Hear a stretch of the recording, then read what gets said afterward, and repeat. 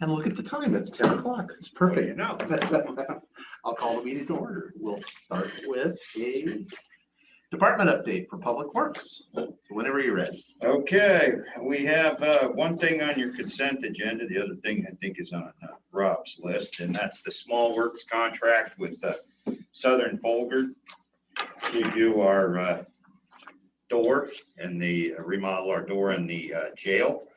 And that is just one door. That is, and that's just the closure. The door stays.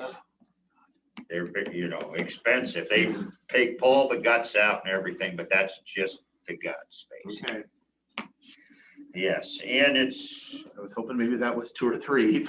No, that's one. And I think we're about 6 months out for them to fabricate all the stuff. You work through that. So they're mining the ore, and I think so. Yes. Okay. Yes. We also have a pay estimate for Kirby Nagelhout, just like we had talked before, essentially right around 2.5. And we have the first pay estimate to Lee Contractors for about 32,492. That's for the project out here, the front steps. On our construction program, the striping contract started last week. They had some trouble with their striper, and but they're going forward now. They got all their stuff. They're ready to go. Old Mountain contractor still planning on schedule on June 1st to start. We had the open house. We had 6 residents there.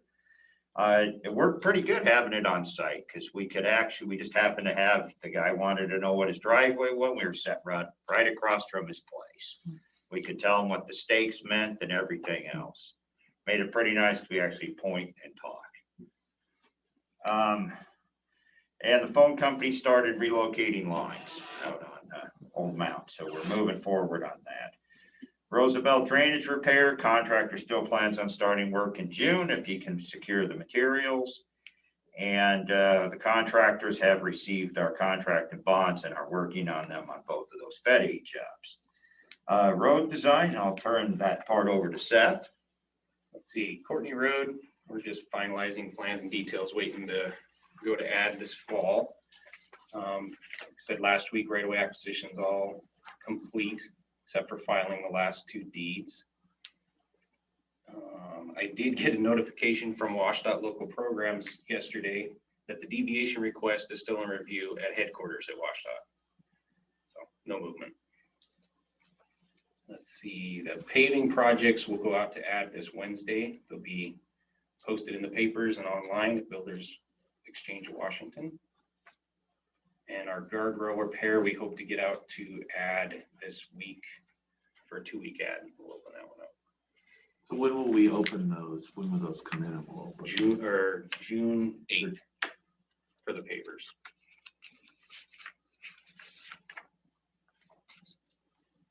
And on a separate piece, we're working on developing a stormwater checklist to give the developers. Working with Skillings Connolly, they're doing some research for us and hopefully make that process a little more streamlined. That's all I got. Okay. Maintenance, east side crews, crack sealing today and cleaning. Once they're done with that, they're also going to try to break some guys free to clean under the guardrail at Roosevelt grade. We accumulate a lot of sandy material on that. That road gets really sanded heavily because of the truck traffic. And so it needs to be cleaned out before our contractor comes to hook up the drainage systems there. West End, the crew is patching on BZ Glenwood and they're doing some grading. The new county's facilities, sheet rockers are working on all 3 floors. Metal siding is complete. The roofing is complete. I kind of updated the list this morning. We're working on electricals, working on all 3 floors. Mechanical is working on the 2nd and 3rd floor. Same with the plumbers. Furniture has been selected, ordered, and we are paying a deposit on it. We talked about the expenditures. The thing is still on schedule. As I left today, they are signing the property for Annex 5 relocation. So that will come to you guys probably next week. The parking lot, we got the temp parking lot is in place for the jury trial. And of course, it'll be open to the public after the jury trial, but it has been done.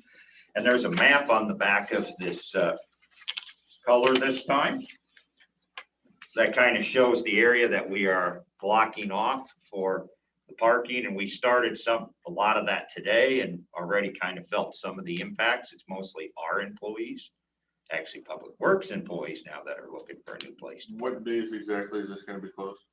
Tomorrow, just tomorrow morning for the part along the road, and then the new parking lots over here will be closed during the jury trial.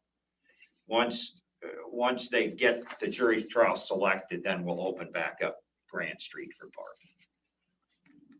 But until that time, so it'll probably be through the morning. I think they said they'll be done by about noon. And then we can open up the roads again for the public. And this is just a one time, this isn't gonna happen every week here, I mean, do we know?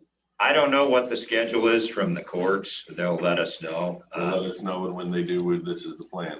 This will be the plan until we change the parking, but this will be the plan, yes. Okay, the only other thing I had on furniture is we're proposing to move Annex Juvenile into our building. The reason being is when we move out, we may move them in temporarily into our building because we'll be leaving most of the furniture there. And that way we can demo Annex 3. We don't have to wait till we get this area here done. It's an extra move for our people, but it's our people. We're paying them and, and nothing, I don't think anything's gonna happen that quick anyway with any daycare. So that was our thought. Then we could get that demoed with, the rest of them, get all the parking lots built as soon as possible. How long would you figure they're gonna be over there before they're over here? Probably 3 to 4 months. That's what we kind of figure. We would move, once you guys move out, we'll start the work in here, but still, that time is gonna be not advantageous to a lot of work because due to be around the holidays. Right. So our thought is we would save. And so I met with Larry last week and he brought up a point because I helped our guys personally when we painted that off or we put new carpet in that office. His furniture is not very good and it won't stand. He goes, well, am I getting new furniture? I go, well, I don't know. Did you talk to somebody about it? I said, I can grease the skids. Well, we'll talk about it. So, okay. Grease the skids for Larry to come in and talk. Yeah. So if you're listening, Larry, get on the schedule. So the skids are greased. You said the furniture is not very good. How is it? It's Quality or old or? It's both. It's that particle board stuff. So basically, when you go to move it, it wants to collapse on you. And some of that stuff is really old. Look at it. Like I told them, we wouldn't move it to our place because a lot of our furniture is staying. They could just move into that. And if they're not, we probably have some extra stuff in one of the 2 annexes we could put there temporarily. If some, the people that are taking their furniture, so. Okay, courthouse entry, they're scheduled to pour today, the retaining, and they were scheduled at 9, so I'm assuming they made it. So they poured the big retaining wall. That's quite a wall and a giant footing. Contract will be backfilling and compacting on off hours because that will make a lot of noise. Handrail is being fabricated off site, so when we're ready though. But they're moving right along. Jail control board, contractor has completed all the stuff. The only thing left is it's for our on-call electrical, is to find out the power source to the gymnasium lights so they can be controlled from the control board. they have a place for it, but they can't find the circuit, so that's our electrician that needs to do that for them. Other than that, everything else is done. Indoor arena, those two north side entrances were also poured this morning. And so we'll be putting those back together. The jail HVAC was installed last week. It is now 65 degrees in there, which is where it should be as opposed to 85 degrees. Radio sites, haven't heard back from Sata's Pass yet. Equipment move is still scheduled on the 24th. We have just about finalized. We have a quick 10-minute conversation Thursday and it will be finalized. Then I'll talk on that. I'm going to go talk to Jeff. Road rally on other follow-up stuff. Road rally is scheduled for the 22nd. And we're doing some last minute, making sure they've contacted everybody. Calls with them today. Building name, I just wanted to make sure before we actually get the sign made, it's going to be called Klickitat County Services Building. That's what we agreed to. Okay. Just for general information, the super load came in Friday night. Saturday morning, it was actually scheduled for the day before, but they had I-90 was going to be, that WashDOT said no, they couldn't go across I-90 at the last minute because they were doing some construction. So it ended up being Friday night, Saturday morning, and the trailer goes out today. It's probably already leaving. Dallasport Community Center, I gave you a copy of, this is a building agreement that we've actually had in place. So all we did was modify it and look at a fee. And we came up with 2 flat rate fees. One for 50, right now it's $25 a day and they deal with it there. We're suggesting $50 a day, does not if they do the cleaning. It cost us right around that to go down to check on the building. And that's an all day fee. We talked about an hourly fee, but that would be, I don't know how we would justify that. I mean, we could, if you guys want to do that, we could look at something, maybe $35 for 2 hours or something like that. If that's what you would prefer, we can put that on there and just do a 2 How hour. many people use it for 2 hours? We don't really know. That's part of the reason. Right. We're not really sure how many people use it. And I will reach out to Don McDermott and let him know that this does not include the community council. They will still get the use of it for free. The lock on the door will be the same lock type as the one we have at the Pioneer Center. So it will be a punch key pad basically with a number that we can do electronically. So we can change it electronically, but we still have to go down to do that. We don't have the only place we have the YK system is at the dispatch because it's an expensive system. We have it it is for future projects, looking at that. But we just haven't done it just because of the cost. It's about, I think for the Pioneer Center, it's about $20,000. For what? Which one? The remote system, like what's that dispatch, where they can do it from a computer desk sitting up here. We don't have that even here. When somebody leaves, we have to go lock the lock with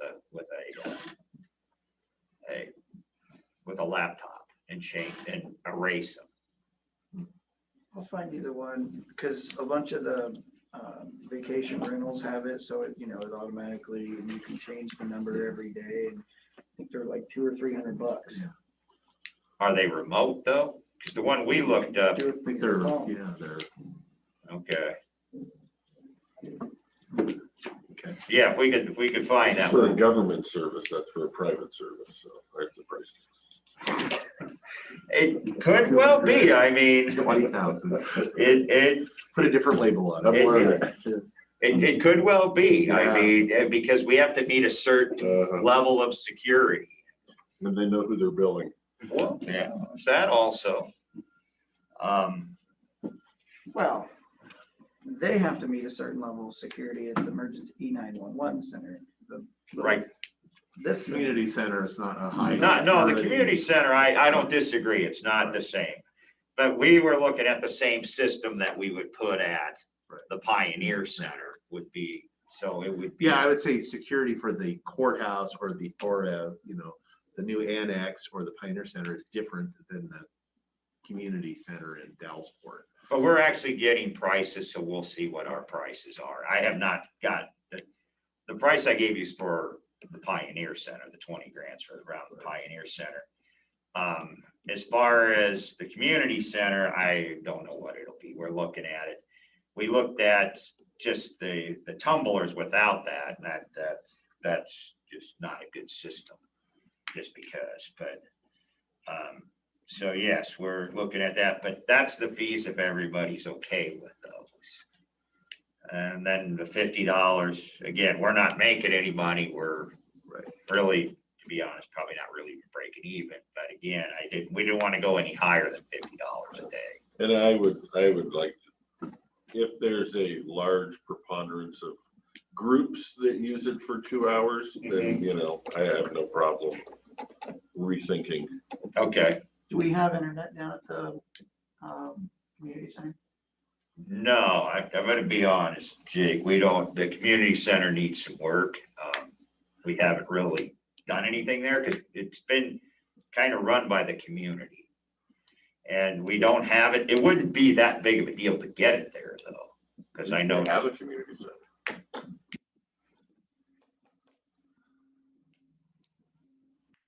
So we can look at getting internet there.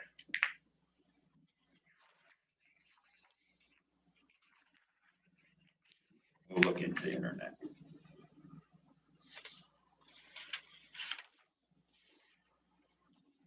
Okay.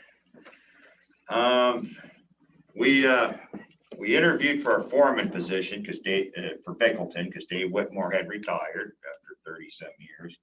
And Greg Wilson, one of our guys internally, was selected. So we would like to be able to backfill his position at Bickleton. Okay. Any issues with that? Nope, go ahead. Okay, thank you. Okay, we have I got a phone call from Bingen, our White Salmon Bingen Community Council, or not council, but I can't remember what they call their group now.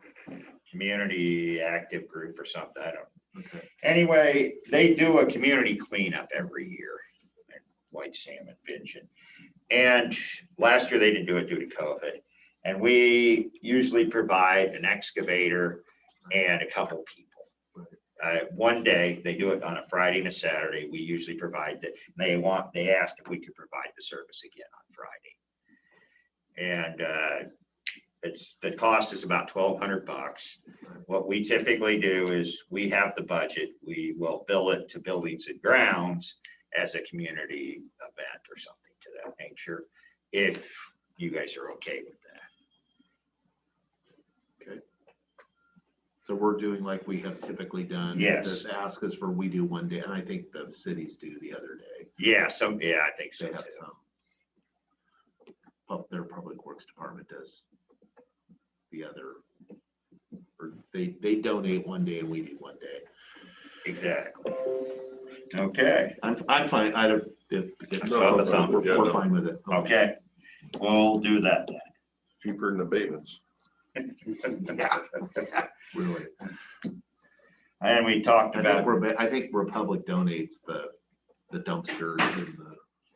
yeah, and in situ does something too. I say it's one of those that I think if we did it twice a year or 3 times, we would actually save money over the long haul. And so we take care of that. And we talked about the jury parking, and I think that's all we have. Question. Yes. Goldendale City Council last night. They're trying to put together community days, far more than just the parade and the car show that was planned.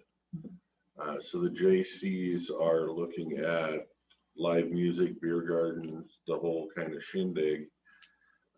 The worry about the courthouse lawn is how do you get from Main Street over here, no sidewalk, construction here. So they're gonna be reaching out for ideas, and as I'm looking at your giant yellow painted, I'm like, well, that's not a bad idea. So anyway, they're in a kind of a rush if they're gonna get anything done, so I figured if we have any input for them, because they're gonna be reaching out to you, we should probably give him that input now, because they're on a time crunch. They have to know where the location is before they can even apply for a beer permit or whatever. You're thinking it would be good to do In it the in parking the lot, parking or? lot? I'm just trying to come up with options. Okay. That we're okay with, so he knows what we're okay with if they want to use a piece of the county facility. So there's, They don't know that you're okay with the grass. That's why we're having I this was thinking discussion. more the walk, and you can walk down the other side of the road and cut across, and you can walk down the other side of the road and cut across, and No, I think the grass is the best place to always put it. Yeah, isn't that where it historically goes? We always have the, It has historically gone there. They usually pull it towards closer to the building. But like Dan said, we have all that construction going on now there, because they actually use the parking lot and the grass. Yeah, the parking lot is usually, I guess I'd say where the bathrooms and the beer garden is. And then all the facility stuff, which a lot of that facility stuff, they're gonna try to put over on Main Street, all the pop-up tents and all that kind of stuff. But, so they're kind of mainly looking for community involvement area that the Main Street people don't want all those beer drinking partiers out in front of their business all the time, so they're looking for a place. They're doing the car show down Grant on both sides and down Main, so I was just thinking wrapping over here, they could get that way without, and I don't care either one, I'm fine with either one personally, but I just kind of wanted your input to them, so he knows if you're okay with this, that, or the other. so how much, as far as the sidewalks, because Community Days is usually the second week in July. It's the 10th, I think.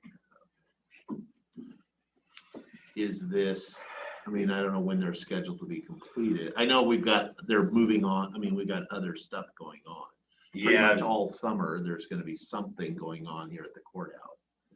yeah, that parking lot by that time should be pretty much demoed. So, and a portion of the front lawn, which will, not a big portion, but the Right, because portion. it's only the, whatever it is, 8 feet. or Yes, it's whatever. about 8 feet extension into it, but that takes place in July. Okay. So right at the end of June is when they're moving in.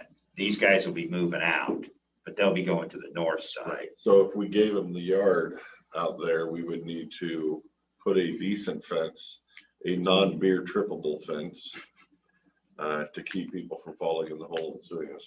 Yeah, we'd have Falling to, and suing us. and we could talk to the contractor about that. We'd put up a chain link fence, basically. to Yeah. keep people out of there. Which gives them the courthouse or court lawn without getting in the way. True, and they could get it from Columbus. Yeah. They could access it from Yeah, Columbus. I mean, I would prefer to keep it where it's been as far as just on the grass is always I nice, think but they I'm would open too. to, I think they would too. They were just afraid. afraid we would say, nope, nothing on the So lawn they were this trying year to get because other we're. plans, which is why I was thinking outside the box as well. Yeah. So, And we have power there also. Right. So that that power's still there. I don't think we're gonna be moving it or cutting it at that point in time, but I'll have to double check. Okay, So I'll tell them the courthouse lawn and we'll, they for can. most of the courthouse. Well, a portion of it, yeah. We can give them a map of what it'll Say, look the like. last little bit up against the part here, yeah, it's Because probably the not, food carts and everything that we're gonna be here are gonna be over there, so that should So be, it that should should be be okay. adequate for music and band. and- Yeah. That's pretty big space. It is. Alright. Okay. Anything else before? Because I do have a little bit of business to do. It is my great honor, again, to present the certificate of good practice. So this has been transmitted to the state treasurer on behalf of Klickitat County. This is for 2020 Okay. from the County Road Administration Board. And the reason that matters for folks that may not know is without our certificate of good practice, we become ineligible for any state dollars. So, Yes. and perhaps federal dollars too. I might. Yeah, we would, Federal dollars. because we have to Well, send it's it hard. through. They wouldn't be very, it would Yeah, if be- we didn't get that, I would imagine that would cause some issues with our federal awards as well. yes. So, so Good. here it is. And Yeah. I got something for you if you're real Oh, quick, Dave. Your certificate? My certificate of I talked bad to- behavior. I talked to Orrin, so Oh. you're aware, because he said you were out there. And when we went, I talked to him before, so what we did, the biggest issue for this water coming here is the water comes down here, and when we did this project, we put a catch basin, and it runs here, runs into here, and then it goes here, and then it crosses the road. So we took care of this, because this ended up plugged right here. So what was happening is the water was passing down through here, coming here, Right. because this is the big drainage area. So it gets down here, goes from here, crosses here, and then gets down to the highway. There's also a system that goes here, and Orrin was telling me that you guys had looked at it. What we found as we looked at it today, I talked to him last night, told him I would give you an update, so you were aware. This culvert is not plugged. The road is cracked, but it's not plugged. Our guys went through, but they're gonna run water through it. Once they fix, right here, we have this pipe, we extended the pipe to provide parking here. If you remember, quite a few years ago, we put this used to be a ditch. We put it all underground into a pipe. And then there's a clean out right about here. Well, somebody decided they didn't really like the clean out, so they built a bridge there to go across the one spot where we still have a ditch where the clean out is. They caved that in, so now our guys can Water go. just plugs up. Yeah, it just plugs out and then it just heads like this. So we're gonna clean that out and then we're gonna run water through the system and make sure. So, And then it's a ditch system. once we get yes, down once it goes there, then it gets. here. That is the state's problem. Exactly. Up to this point, they've been okay with that because it all goes there anyway. Right. It all goes there. It always has gone there because ultimately it wants to go to the river. So Right. I just wanted to give you in Okay. case you got hit up again. Okay. And then do we have some on the, just for my own, in case so I'm checking my facts. Further down, do those catch basins, do we have like, almost like French drains or what? Are they under the road or something? I'm trying to remember. We have catch basins up on, No, on Glenwood, on that project we did, that part, that catch basin goes, or does it go on down the second half? we have a catch basin down there too. And do those go on down and across 14? No, And I have this idea they went into There's a large dry well right at the bottom. Yes. that's what I There's a big thought. manhole cover and there's a big system there. So Okay. all of that, it doesn't get transported underneath 14. Right. Yeah, the new stuff doesn't, except for the stuff that's caught and goes across there and goes down Klickitat and then Right. down Fourth. Right, Then that gets transferred in. right. That's all that water off Keezy and some of it. Right. off of Glenwood, not all the water off Keezy, but. Because the I stuff remember off of- that was when that was, brand spanking new and then the PUD water main blew or something. Yes, The brochures that though we had, a lot of negotiators in that, getting through that little area, both sides, the Hatfield and the McCoys, I'll call them. And, we had, it was like this time of year, there was like a thunderstorm. And so that it was like condensed, it was like, well, there's no way because that water's coming from somewhere else. And it was yes. boiling up out of because I thought, wow, okay. But I think a lot of it did go down into that dry well. And It I don't did. think we had any issue. I think it actually took what it got. It And- did, and it was a lot. It was a lot because it was, yeah, and it took them, because we called the PUD and the nearest person was the operator was in Dalesport Yes, at the wastewater plant. And so they were running down there 30 minutes of a water main. I mean, it was yeah, it was a big water. some I don't know, I don't even remember what happened, like the valve came apart or something, Yeah, something happened. Yeah. And they eventually just shut it off, but it was, I was impressed that it all held together from all that, because that's not like a storm runoff. No, that was a good test. It was a good That test. would have been a, 1,000-year A system. 1,000-year storm, so that's good. That was. Yeah. But that system works. Yeah, no, it works. Okay, anything else for these before we move on? All right, well, thank you, gentlemen. When is Gordy coming back, by the way, another week or? The first. Yeah.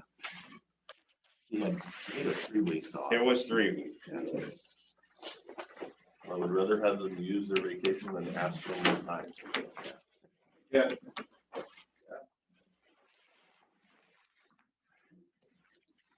Yeah.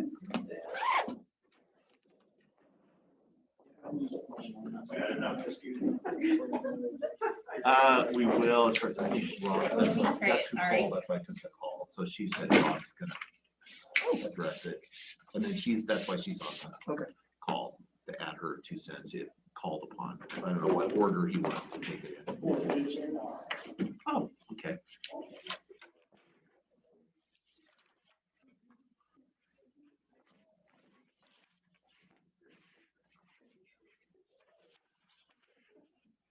Little graphs. Yeah. But other than that one thing that had to was green, that didn't show on my computer very well.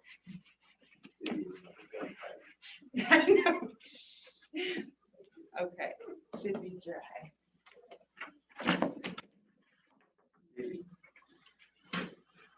Don't look so apprehensive. Are you fighting? Not today. Like you're going, you go first. No, you go first. No, you go first. I'm not first on the list. Not I think today. I think it got I moved. changed it. Yes, oh, see. There we go. Well, whenever you're ready. Good morning, Commissioners. Good morning.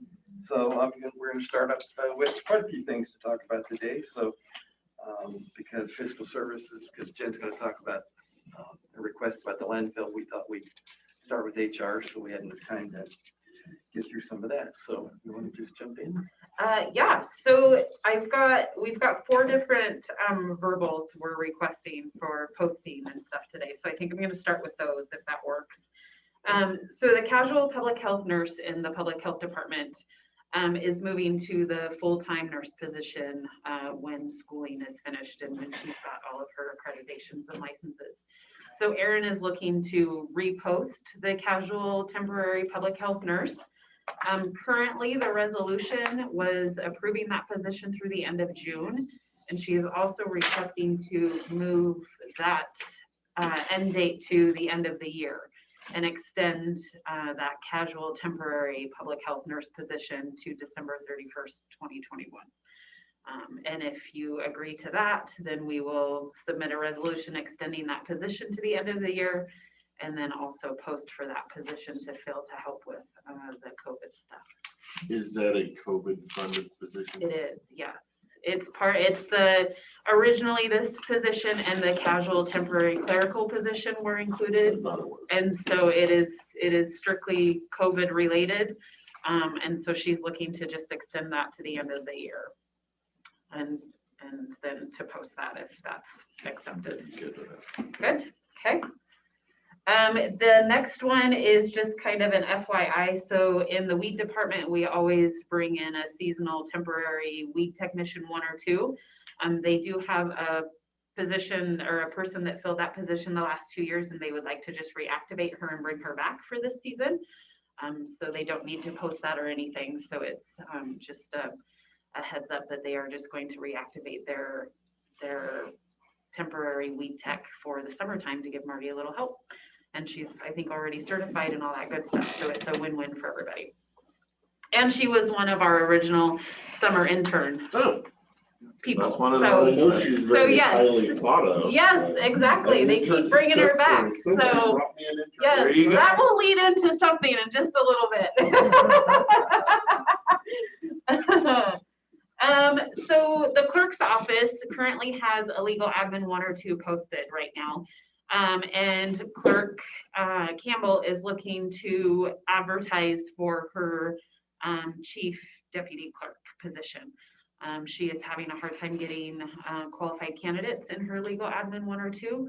And so she is wanting to maybe switch tactics and try and post for that and see if she can get a qualified candidate for that position. So she is looking for the verbal to post for that instead of the legal admin 1 and 2. Okay. And then the last one.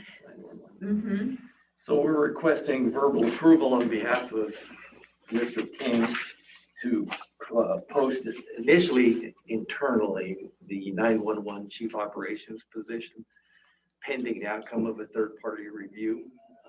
As we know, we're trying to head that direction. We don't want to bring somebody on board and then have the structure change potentially. So Jeff would like to post it internally, and then if no one applies, then we would post it externally as well.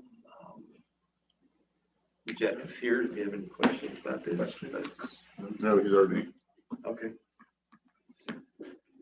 Perfect. Thank you. Okay, so moving on then past the verbals. My first thing is the EAP contract, which is the Employee Assistant Program.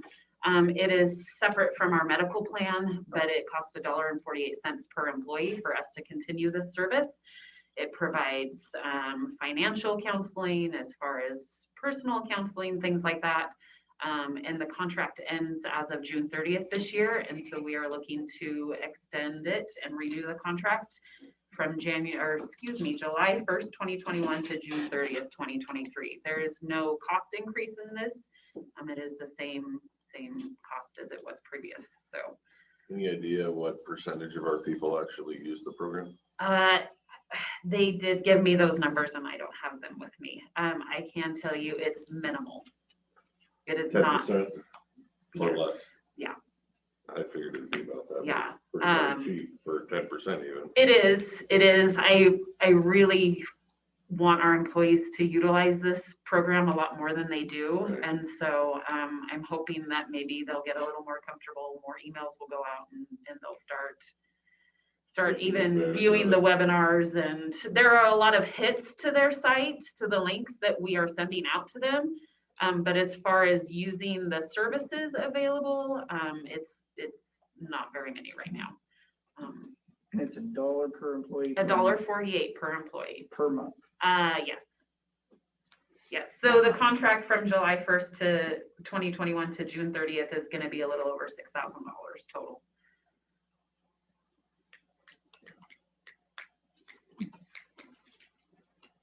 So, Yeah.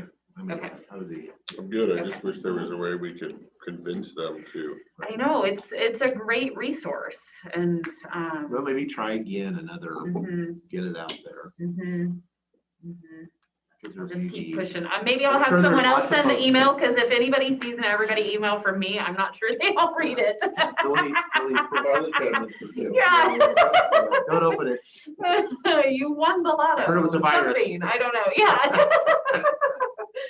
It's The not Casey virus. spam, I Don't promise. open So, okay, so we'll We get that some contract. Training for political correctness for myself and my seatmates on that. Yes, that's outside of the EAP program, so.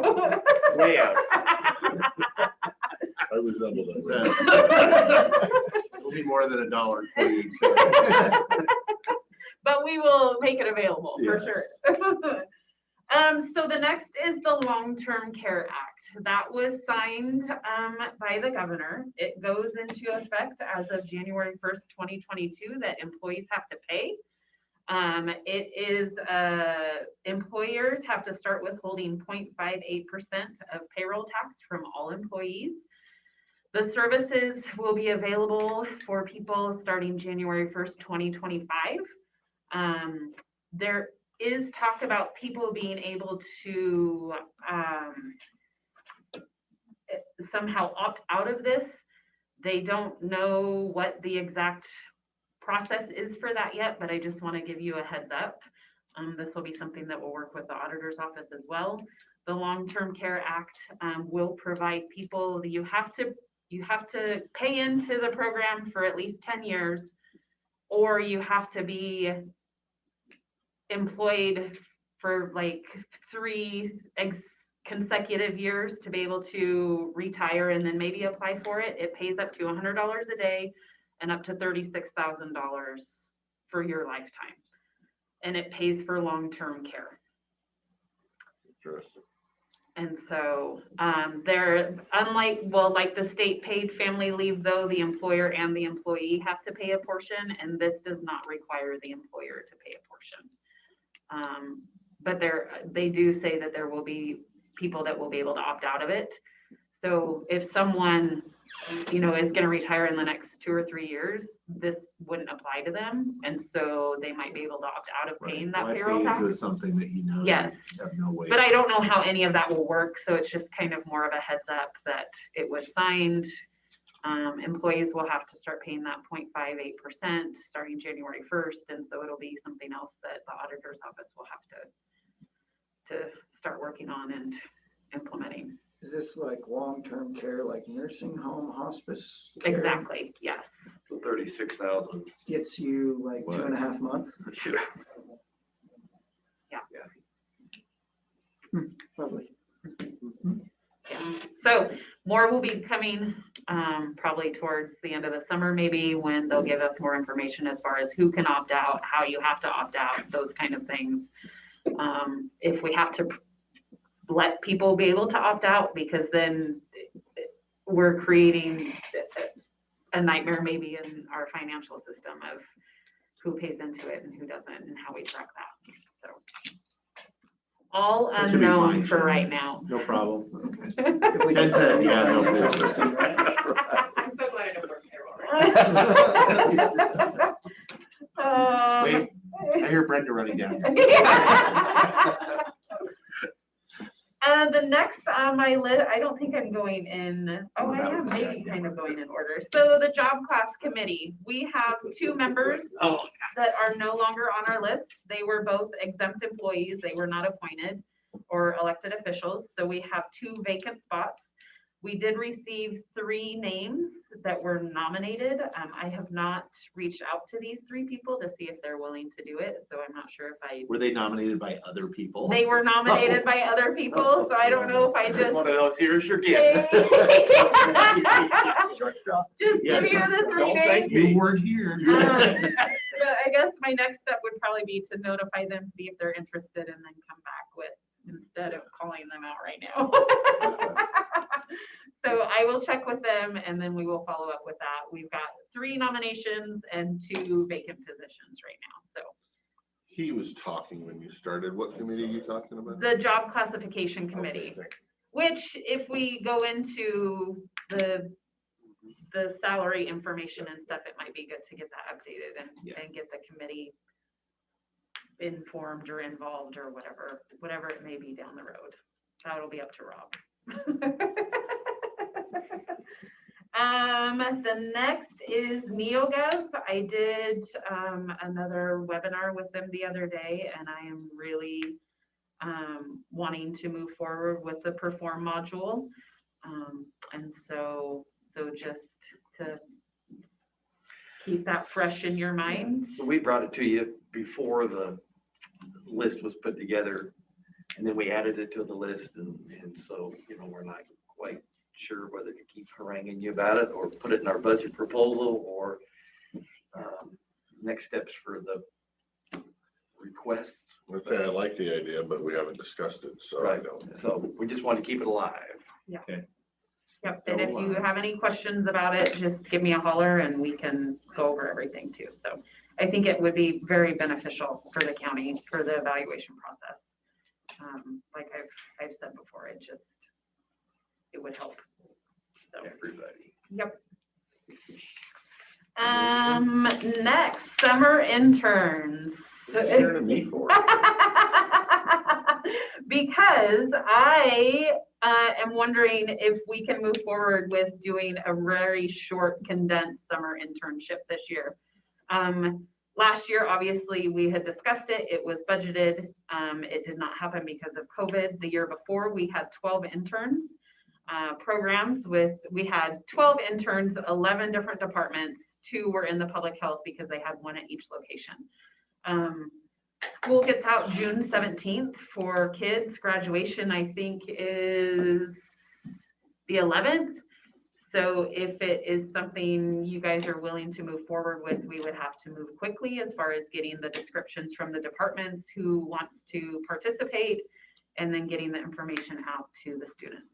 I'm on the CTE committee at the high school, and the instructors talked glowingly about this intern program and how they thought that was beneficial to the students, and we're hoping the county would continue to do that, so. Thoughts? I'm in favor of the intern program. And the money's in your budget, that's another reason Yeah, why. that's something that should be raised. I mean, we did budget for it. Yes, yeah, Tentatively based on if we could do it or not, depending on where Right. we were at from a health perspective. and the budget, I think, was the same amount for last year, which would have included after-school programs as well, and after-school internships, in which we had done some in the spring and some in the fall. And so if we could maybe move forward with just the summer internship right now, see if we can make it work, and then maybe reevaluate it and see if Later in moving into the fall would work.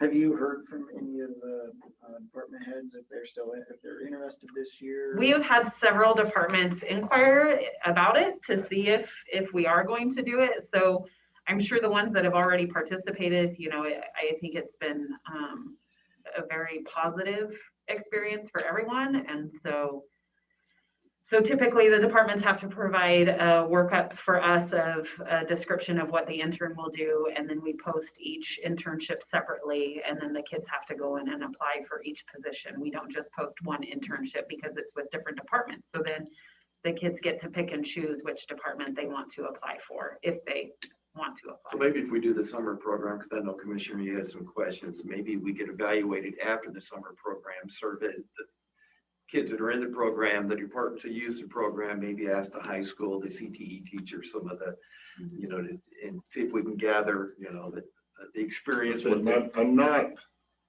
against the program. I have concerns Mhm. that it doesn't necessarily reach out to all the children. I also, I'll just voicemail now.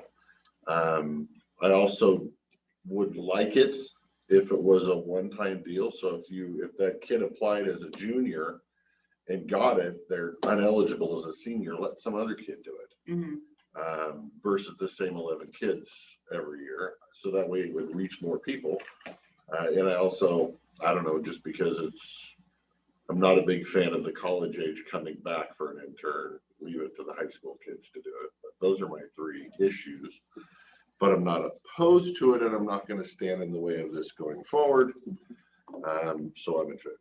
Okay, so to answer some of those questions, we only allow students to come back twice. So if they come in as a junior, they are allowed to come in as a senior. If that's something that we want to reassess and maybe not allow in the future, we can do that.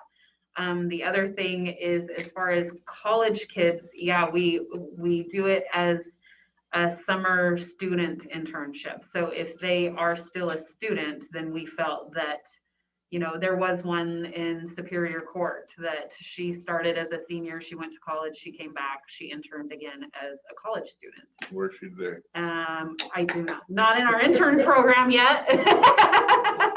My worry about the college is that I think if somebody's going off to get their bachelor's degree, they're probably not coming back to work here. The one that's not going to college is probably the one that's going to work here a long time, which is why I would like to focus on the high school and not the college. That's just my rationale in my head, but as one vote. I kind of go the opposite way on that. What we found in college was the things that you did in the summertime are usually what you went and did for your job. And it's not always in the degree you get. And so if we have people that are working here throughout their college years, they're far more likely to come back after college. And Well, work. that should be easily trackable. By how Not if many you're not employees allowing we them to have do here that were interns 4 years ago or 3 years ago. When did this start for? 4 years ago? 2018. So we've done it 2 years. Okay. I mean, technically, if Not your, there if your yet. goal is to recruit, you'd want to be doing it their junior and senior year, or their sophomore and junior. I get it. all Not summer. enough data yet for that one. Mhm. Not that I agree, but So first off, I support it. I think we should do it. The question of the, multiple years or not, that should be a non-issue this year. I mean, like, we don't really have to even deal with that because we didn't do it last year. Mhm. And it's unlikely, I mean, I guess it could come up if somebody was a junior 2 years ago and are in college and they wanted to do it this summer, it possibly could. like I said, I'm not looking to change anything this year. Yes, I would leave it, and I'm open to the future discussion as far as how it's, but I would be in favor of leaving it alone for now, the way it is. Okay. And then we can, I mean, those are legitimate. Yeah, we can reevaluate. Because the idea of it was not just, at least my support was, the biggest thing we're trying to do is recruitment. Mhm. And as far as long-term recruitment of folks into, county jobs, Mhm. is that we have to grow our own. And so I think I would have to see some data that doesn't support that folks that go to college are not going to work for the county. I think I'd have to see that, that's like we're wasting our efforts. Like I said, that's just in my head. I would have to see data on either side to Yeah. prove that. Mhm. And hopefully, same thing as this goes on, we can collect the data from the ones that were juniors and seniors and where did they go? Did it work or did it not work? And yeah, okay. And I think there's a common thread. I mean, we're trying to get these young folks work experience. In these programs, they work hard. And so whether they come back, that's the golden ticket. But even if they just get solid work experience and go on to do that or not do it, they may say, I don't want to do that for a living. I mean, having that work experience is where the high school comes in, getting these, how to show up to work, Right. How to be ready to work, what's expected of you when you get there. So, if we can get these folks back, that's really great, but providing youth those. Well, even the life experience skills. when we did the new hire orientation, the filling out forms was new to all of them almost. And so I think it's just life lessons too. Right. How you dress to, how you Yes. show up for an interview. Yes, how being held you- accountable for, yes. Time, 9:00 means 9:00. It's not 9:20. It's Mhm. not, and that's a new concept for some. Mhm. No, you can't do your job while you're texting on your phone. Right, yeah. I do have one other concern. Yeah. And that is the pay scale. Yeah. If we're hiring high school kids, I guess I would say minimum wage is enough, and I don't like to see their wages competing with other county employees who are 40 years old. So that is another concern that I forgot to mention. Mhm. Yes, and I think that is a concern that has been discussed previous to. Everybody that comes in is hired as a clerical admin 1, and that is a starting wage of $16.47. It is grade 34. It is our and so I think that has been a concern of some other departments as well. And remind me again what our minimum wage is, 11 or something, 12? It is $13.50 right now, or $13.69. So just. That's a good HR question. I Let me see you go check looking my at Jimmy. poster. It's like, Yeah, she's a little 13. rusty. I think it's We call a $13.69. friend. Yeah. Are I you, meant to use a lifeline. $13.50, and then it goes up to 13. Thank God for Google. Yeah. so Thanks, Amy. are you saying that because we hire them in the box we put them in, we can't pay them $13.50 because at the county, we don't have a box that's $13.50? I'm not saying we can't, but we do not have, we have a grade that is minimum wage scale, and that is tied to our flagger position. And it doesn't have all 10 steps. It has 5 steps. But that's my So that point. would It could be addressed. So you're evaluating a junior in high school that's doing clerical work as getting paid more than a flagger. That's a problem. we can change it going forward or address it with some of these other things.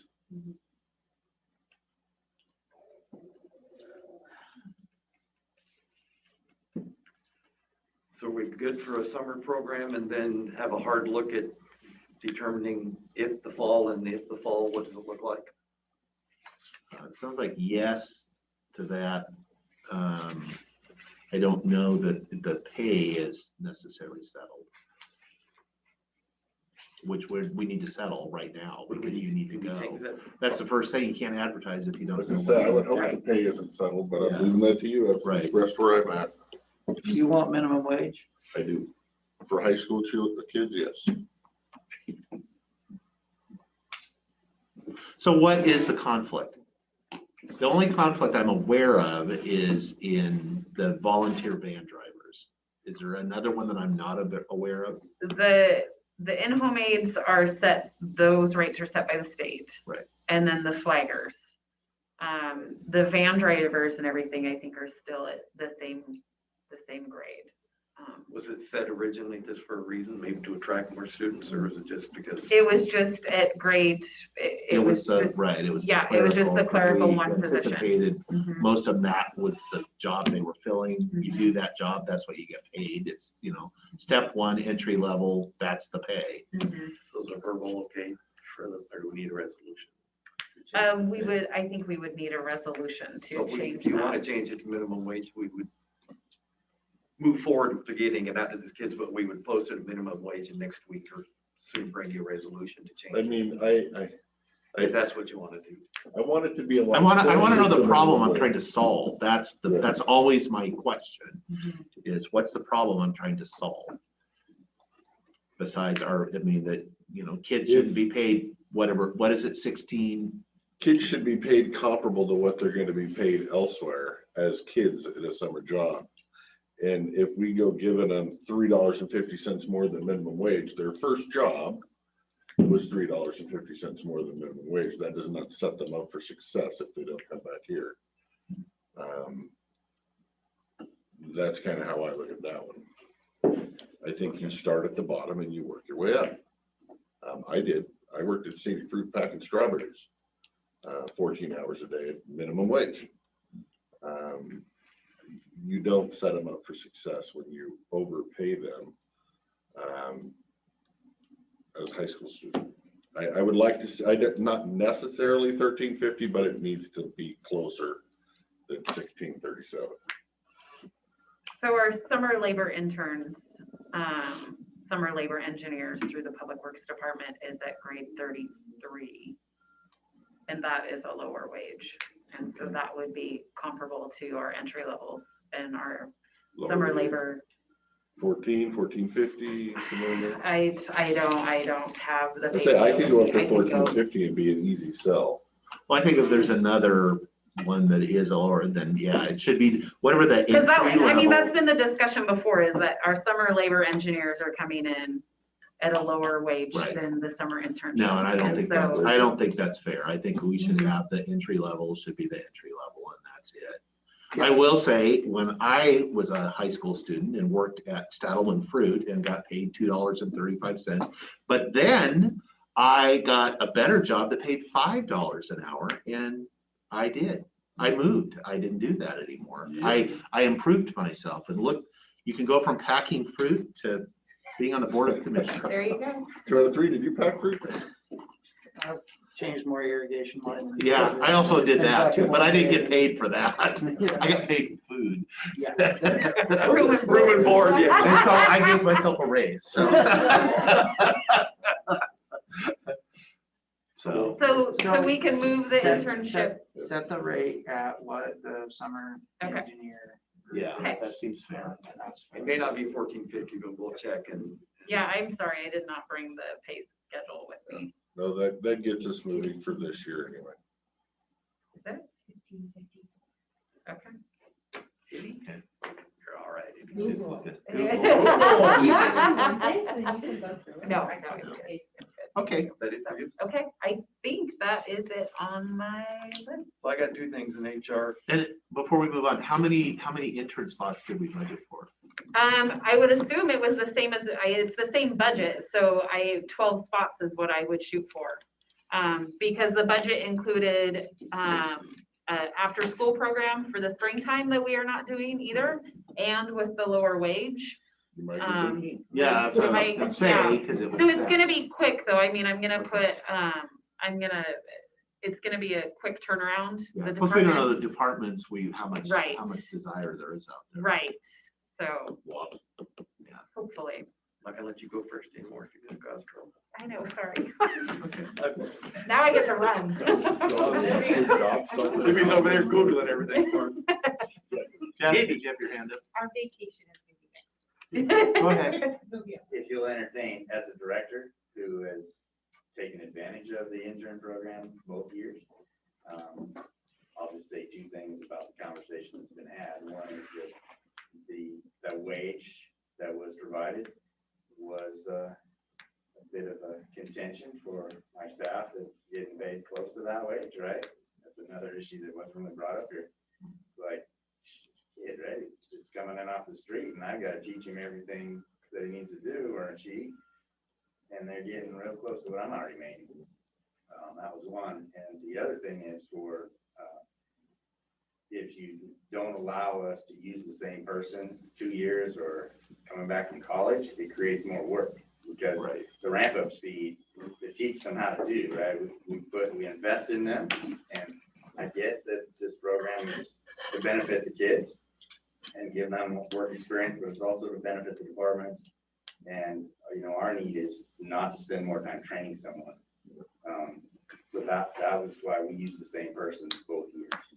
Because when she came back the second time, she walked right in and gave her assignments and off to the show. And we got the maximum benefit while she was still learning good skills in the workplace. good comment.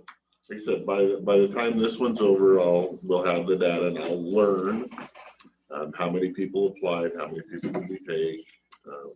It's your decision to make, is my experience. So I guess part of our future discussion, I mean, is it a work experience program? Is it a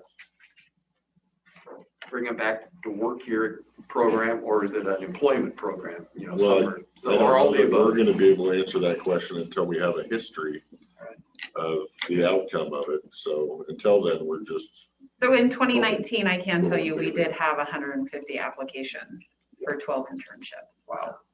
So, that kind of makes it harder for me to take recurring.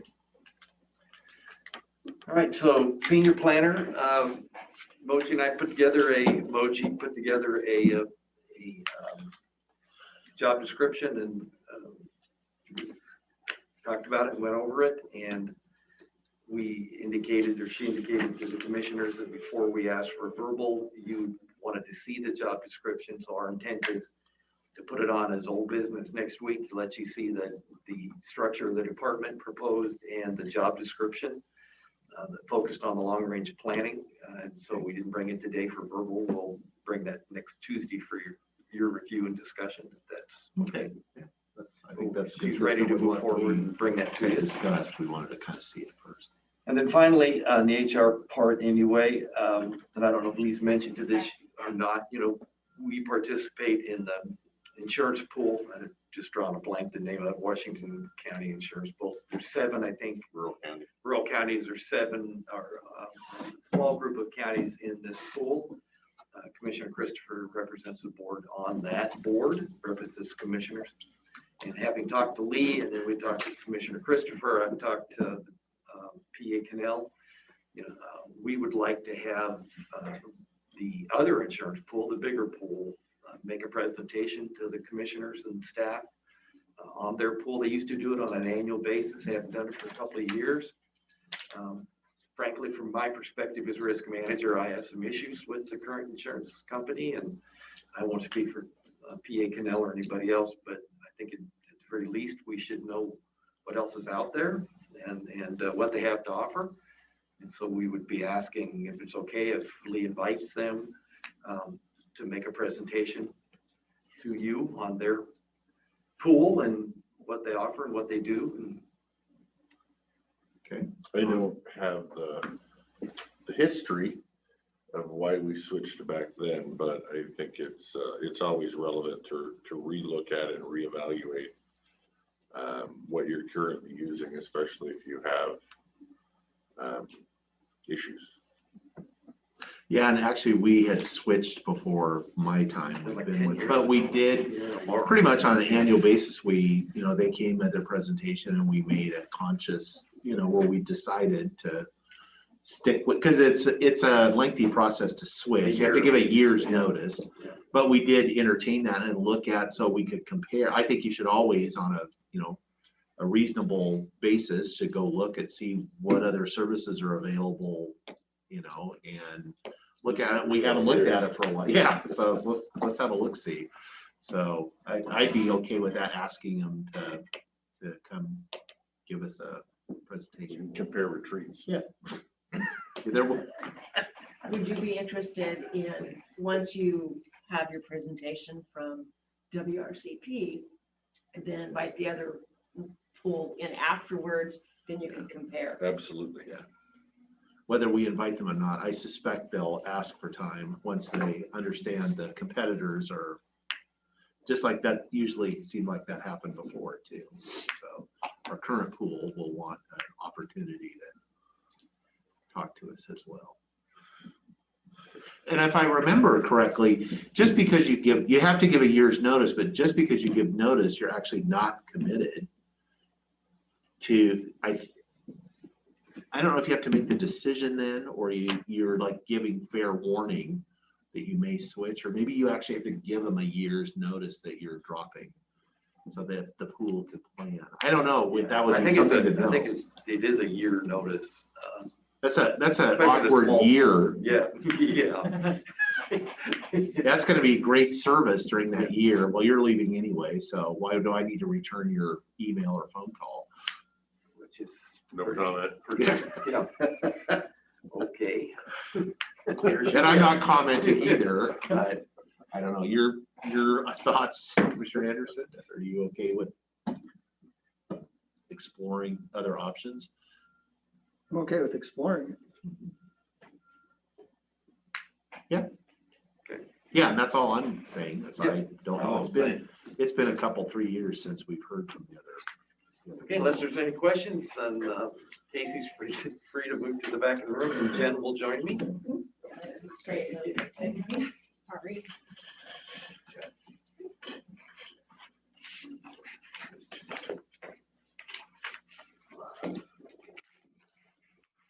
More of a shotgun than a pistol, isn't it?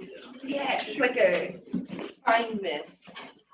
Then I have to, I'm laying on people's clothes.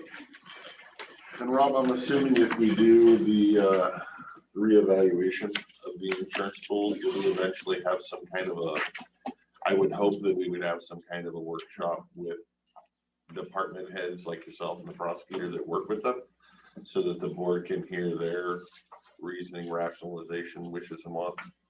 And I don't know how much interaction other departments have with them, because normally it's handled by the PAs, myself and me. And that's it. But we can definitely ask, absolutely.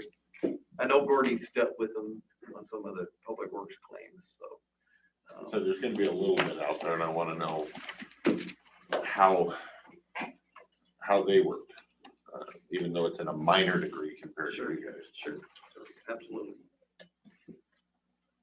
All right, Jen, take it away. All right, this time it's pretty lengthy, so I apologize in advance. American Rescue Plan is where I'll start off. US Treasury has released guidance. They have put out an online portal, as well as an interim ruling document. It's about a 150-page document. They're allowing NACO 60 days to provide feedback and any changes that they would see that needs to be made. So I think that deadline is July 9th to get the final ruling. The portal is open now. That's where we would submit kind of an application. It's where a contract would be signed to receive the first tranche of money. It's also where we would submit the interim reports as well as the quarterly reports going forward. At this point in time, the portal is pretty basic. I just got word this morning from their IT department that when setting up the portal for the submission, we can only have one authorized representative, which has to be somebody who with legal authority to sign a contract for the entity, and then one contact person at this point in time. That person will receive all alerts and notifications if there were any issues, any notifications for any reporting going forward and whatnot. They said that they are working on trying to be able to add more contacts. It's set up to look like more contacts should be able to be in there, but they're just not quite there yet. So I'm assuming that Mr. Chairman would be the authorized representative. So Yeah. Congratulations. Congratulations, $4 million. Later today, I anticipate, once I hit save and submit, you're supposed to be receiving an email with a DocuSign document with the contract. I'm not sure if you have to set up an ID Me portal. I don't know if you've ever done it before, but if you do have to do that, I suggest using a mobile device, because you have to upload either your passport, your driver's license, and your social security number, and then they'll take facial recognition. So pretty much everything but your blood type. Okay. Dealing with the IRS is a little more complicated. Commerce was a little easier than the IRS. No, yeah, it's not Yeah. gonna make it to next You get year. it from your phone, they'll have you scan your driver's license. Yeah, I started on the computer and then they were like, oh, no, take a picture with, you know, I was like, okay, start With my over. laptop. How's that? Yeah. All right. Yeah. Otherwise, it's pretty straightforward. After all that, it's After all that, straightforward. really, It's pretty nothing- straightforward. nothing. It's pretty point and click. You just, giving away everything. So- Always a. This is from Treasury. From Treasury. Oh, yeah, I trust them. I implicitly. Yes. And I never Although heard the of that. reality is they already have all of Yeah, that. I know. Really. That was- And more. And more. And more. Yeah, there was quite a few people, I've never even heard of the ID Me portal before, but so quite a few people Yeah. apparently were in the same shoes and we're like, is this legit? Is this a scam? Yeah. Like, we're not really comfortable with Yeah, that. why is this a Nigerian website? All of a sudden it's. Oh, Washington no, on the corner Treasury's all over contracting with us. again. So, a Your couple service things. is better. Okay. I'm done now. Yeah. Snares You know that earlier trading? Go get it. Hey, We're gonna need your that. sign. Yes, I'll read my sign. Expedite that. Here's your sign. Continue. So, a few things to note with the interim rules. We've talked a lot about using lost revenue with this first tranche. How we anticipated or were hopeful that we could use it using our budget numbers is not going to be how it's going to go. So we may not use pre-pandemic projections as a basis to estimate reduction in revenue, although we can use 3 years prior to the pandemic to determine our local growth rate, or we can use the national average growth rate for 4.1%, whichever is larger. And we're permitted to calculate the extent of the reduction in revenue in 4 points of time, December 31st, 2020, 2021, 2022, and 2023. General revenue, they've defined specifically, so we'll have to do a little work there too. It's not just a simple, quick report. We'll just have to pull out a couple items out of there. I did find that general revenue also includes intergovernmental transfers between state and local governments, but excludes intergovernmental transfers from federal government, including transfers made via state to local governments pursuant to the CRF funds. So that should not count against that. Doing a rough estimate, didn't pull out any of the detailed revenues. It was about $2 million that I came up with quickly, but we'll dive into that later. Some key dates to note would be December 31st, 2024. Funds must be obligated, not incurred. And December 31st, 2026, funds must be spent and all work performance must be completed. So we have a little bit longer than we originally thought.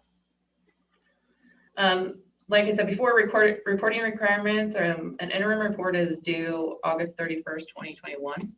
I'm not sure exactly what those requirements will be for that interim report. We should have just got the money by then. Then quarterly project and expenditure reports will be due on a quarterly basis. The first one will be due October 31st. And so that'll include 2 quarters, but then 1 quarter going up after that. And they're claiming that it's going to be the same general data as the CRF funds, which was pretty easy to keep track in a spreadsheet and upload. So I'm not exactly sure how this will work. But they're modifying some expenditure categories and adding some additional data elements for eligible uses. Let's just say it's not getting simpler. No. Getting more complicated. Department of Commerce put out a article regarding broadband, coordinating with ARP and the AJP. So a few things just to note there. Washington State has released their broadband infrastructure goals, being claimed as the most aggressive in the nation. 2024 is their year where they have planned to have universal high-speed internet access. FCC definition of high speed, which is 25 megabytes a second for download and 3 megabits upload. Megabits. Yes. Megabit. It's only 10. 2026, every Washington community has access to 1 gigabyte service at an anchor institution such as library, hospitals, schools, or governmental buildings. 2028, universal access to 150, symmetrical. Lofty goals. You gotta say, is that possible? The upload, especially the upload stuff is not. That's probably more of a Mr. Anderson question, but Switch all that fiber and you're done. You can do it on cable.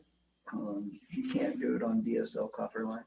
So just be aware. Does satellite do that fast? I had a meeting with Starlink representative, and they're looking, they should be able to, in future iterations, push a gig. Gigabit, not byte. If they get enough chips.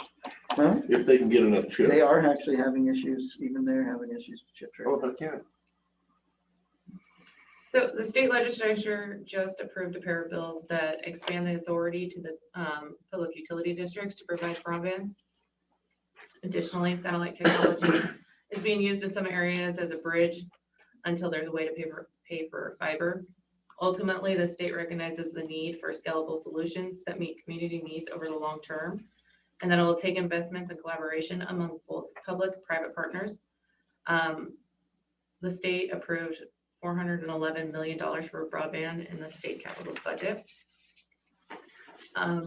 which prior to that, it was 31 million for Public Works Board and Community Economic Revitalization Board for planning and construction projects in rural communities over the last 2 years. Although even with these investments, the Washington State Broadband Office says that federal funds are the only way local and tribal communities can build out high-speed infrastructure. And they estimate it'll take at least $3 billion to achieve their goals. I can't imagine fiber would ever solve everybody's problems, especially in the rural areas. You get close sometimes. They said it'll do the city, but it ain't gonna do. There's always that last. Well, you can do it. It's just really expensive. You know, for probably over $100 million in today's dollars to do fiber to the home here. So unfortunately, the Washington State Broadband Office is running into issues with the FCC and their federal mapping data that they use to show internet access. And that's how they're distributing federal funds. The use of Starlink satellite technology, among other factors, essentially locks communities out of the upcoming federal funding rounds, despite the technology still being in the beta phase. So there's that. How can you explain that better? Yeah, that. So because Starlink is reaching out to communities like us, we may not be eligible For for. federal funding. Because they'll say, you Because can they'll say just use You that. can just get a satellite. No, how it's gonna work is that, remember the CAF dollars that CenturyLink got to expand service? And they got it for a good portion of Klickitat County. A lot of the states didn't, a lot of the areas in the states didn't get anything. We got really lucky and that Starlink was able to bid on this most recent CAF dollars, and all of Klickitat County got included in that. So Starlink will be having to provide service if they want their federal dollars, $600 per person that can hook up. They have to have this entire area blanketed. And so they got the contract out from under CenturyLink this last go around. But since they're saying that they're going to provide service, you're now not eligible for like running fiber to the home because you have somebody else saying we can provide the service. Well, and running fiber to the home would have never been cost effective in this county. That's the problem. I did include a copy of that article. It's the last grouping of that packet for you to read later on if you'd like. Additionally, the FCC launched the Emergency Broadband Benefit Program. It's a temporary program to help families and households who are struggling to afford internet service during the COVID pandemic.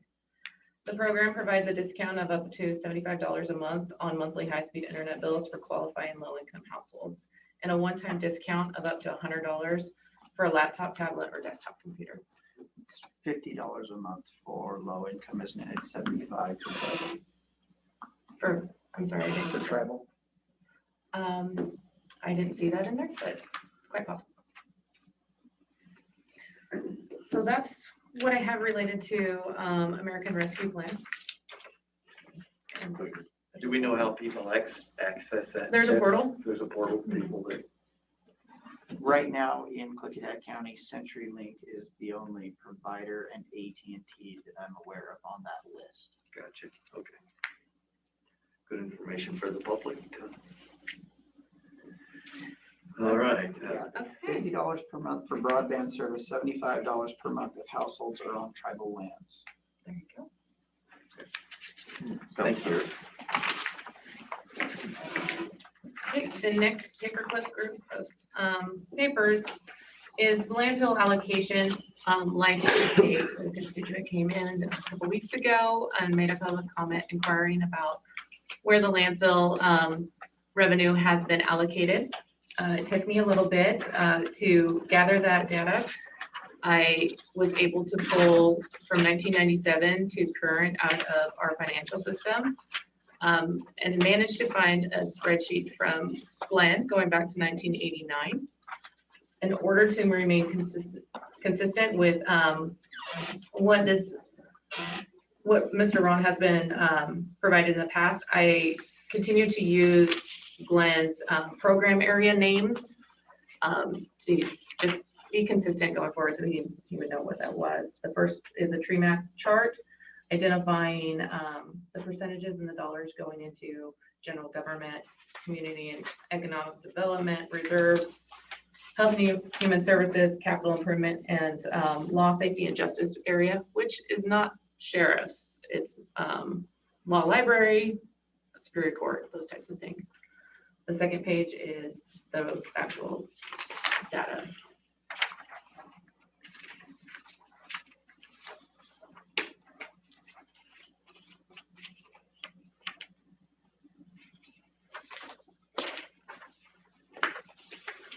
I personally found this very informative. We talked about this Friday. It's a lot of information in here.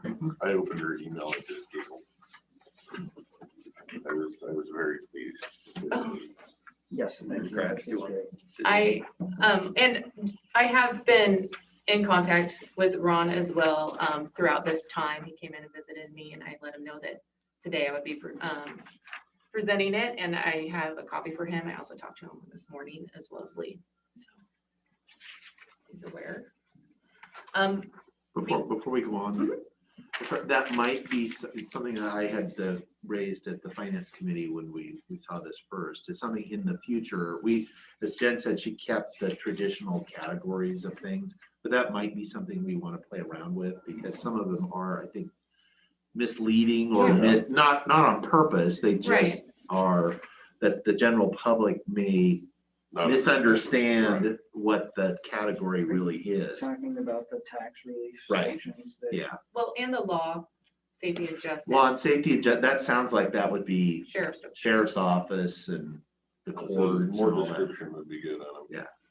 Yeah, so, Or a third. I mean, if you that read just breaks into the, down you what know, where it each does one break is. it down and you Well- can find it. and I found these because, well, one, they were labeled in a spreadsheet and I was like, what do these mean? Like, where are they? And I went and found the definitions in the budget summaries. So every year in the budget summaries, these program areas are talked about and with definitions and what they are. So that's how I ended up coming up with that. Because I had 20 years of information sitting there, and I know Treasurer Gallagher has presented you landfill trends in raw data form, I decided to go ahead and create a visual for you. 20 years with the trend line kind of skews it a little bit. Yeah, I wish that trend line would just Keep on going. going. I know. But we know over the last 8 years, it's starting to flatten out. So I pulled the last 8 years, created a secondary analysis with a trend showing that how that's flattening out with that trend line.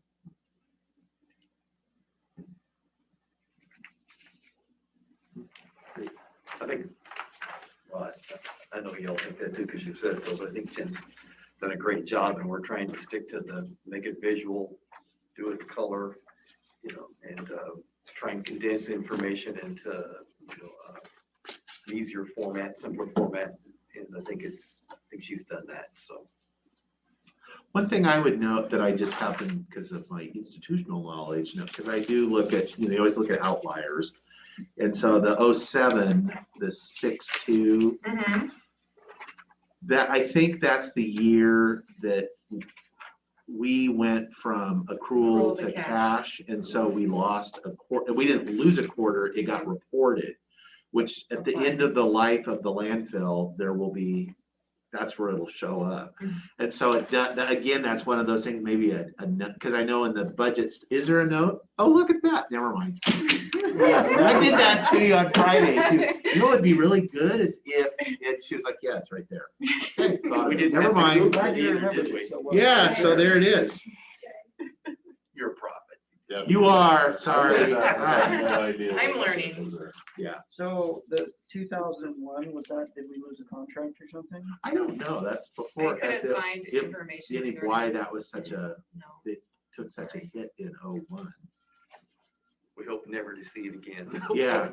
Yeah, but it's always good to know your history because it repeats. Tends to anyway. Yeah.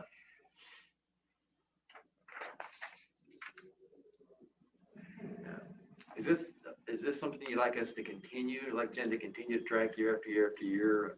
I mean, the data's there. We just continue to show those and bring those. I'm a yes. I'm a yes, and same deal, if there was a way to like put a little note like I just wrote for his update on switching. It's on the bottom. It is on the bottom. That's what they were. Oh. That's what I would be showing my. Oh. Apparently needs to be a bigger asterisk. I guess. Yeah. Or highlighted. Yeah, highlight it, draw it. Let me. Yeah, same deal with the 2001 if we had any. Yeah, I was like, I- well, I I tried came to in find 06. It's the what happened in 07. I never even saw that down there. Yeah. So okay, great. No, that's good. Well, you just have to turn it over, see, much Yeah, better. yeah, there you The go. other way, yeah. Okay, the second packet, paperclip there. The first page should be revenues, budget to actuals. So I will update this at the end of May, when everything gets put through, probably the first week of June, actually. So with this, I just pulled all of the base subs out of Kayenta, which is basically lumps everything into one group and of different types of the revenues. And then added a trend line chart at the bottom for all of the revenues, just to see the flow of the revenue throughout, total revenue throughout the year. If there's specific revenues you would like to see more trend analysis on, some guidance would be great. Doesn't have 2020. Oh, yeah. We did that intentionally. We,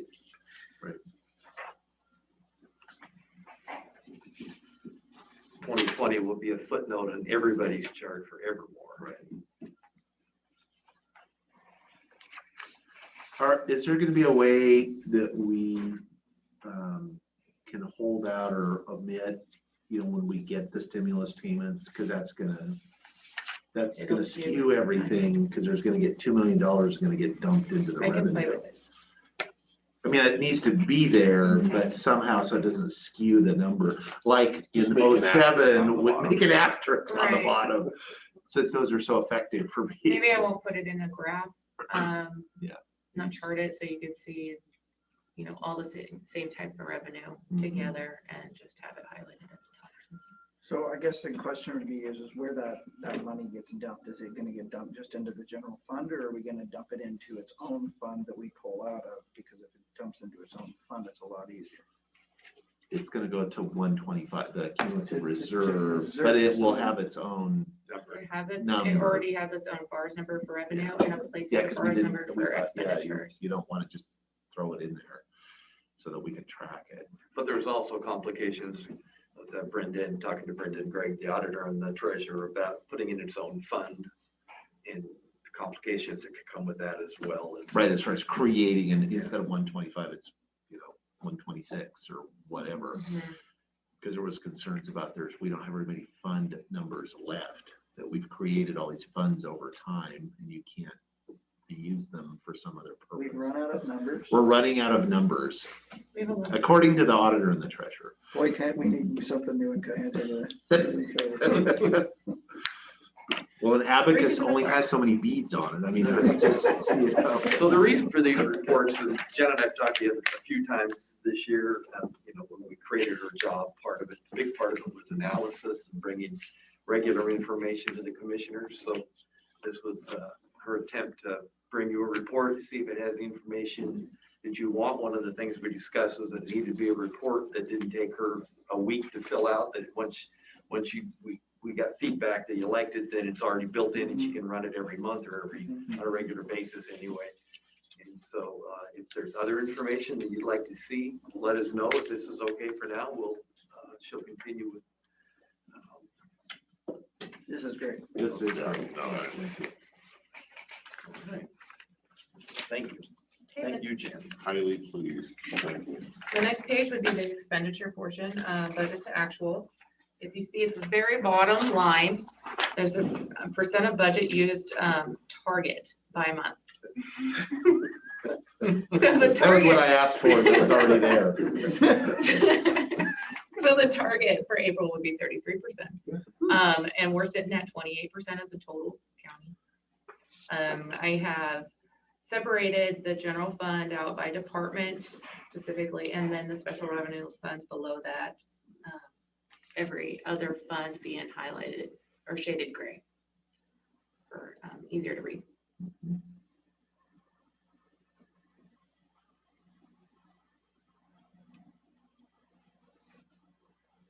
Yeah, I like this. It should be able to help us see if somebody's getting into future issues Yeah, before their payroll doesn't run. that Right. they probably know about, but we don't know about.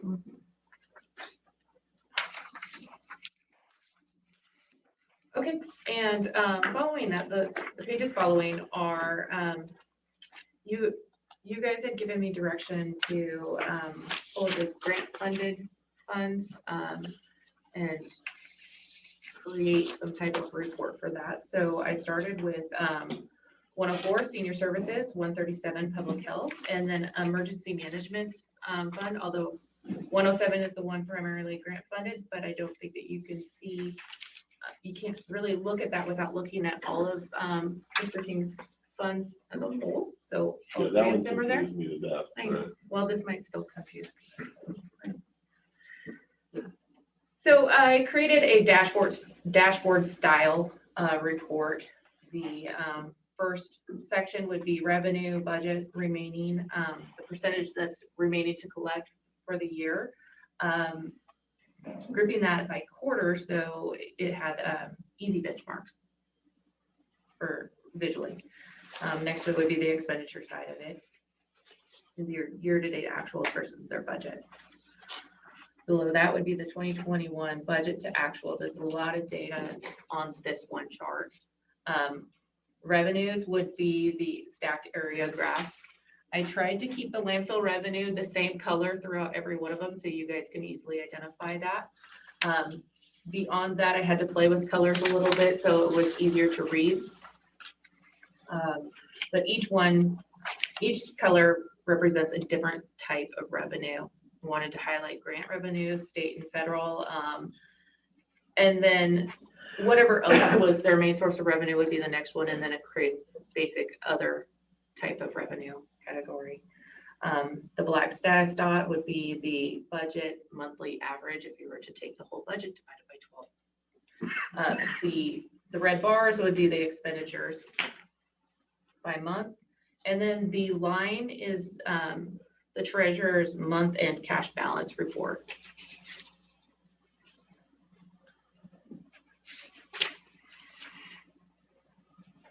Any questions related to that chart specifically? No. So when the ending cash balance is below that, that's a problem. Yes.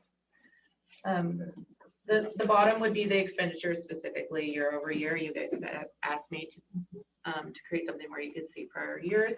For the most part, I left out 2020 as you directed, except for public health.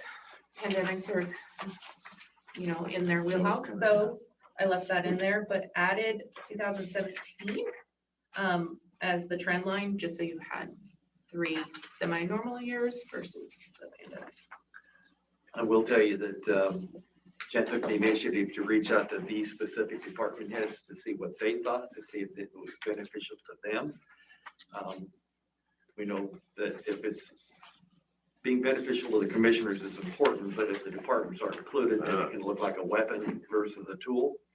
And for instance, Erin out of Jeff's here, Erin called and was thrilled that she's been trying to create this kind of report for her department. And was really excited that Jen had done it, and she found value in the report and receiving the report. So if this is something, and I know Jen's not going through them, that you would want, then departments would get them as you get them. And so we're all using it as a tool. It's great. In fact, Erin, I had a conversation with Erin and she said, yeah, your stuff needs first look like a first grader did it with crayon.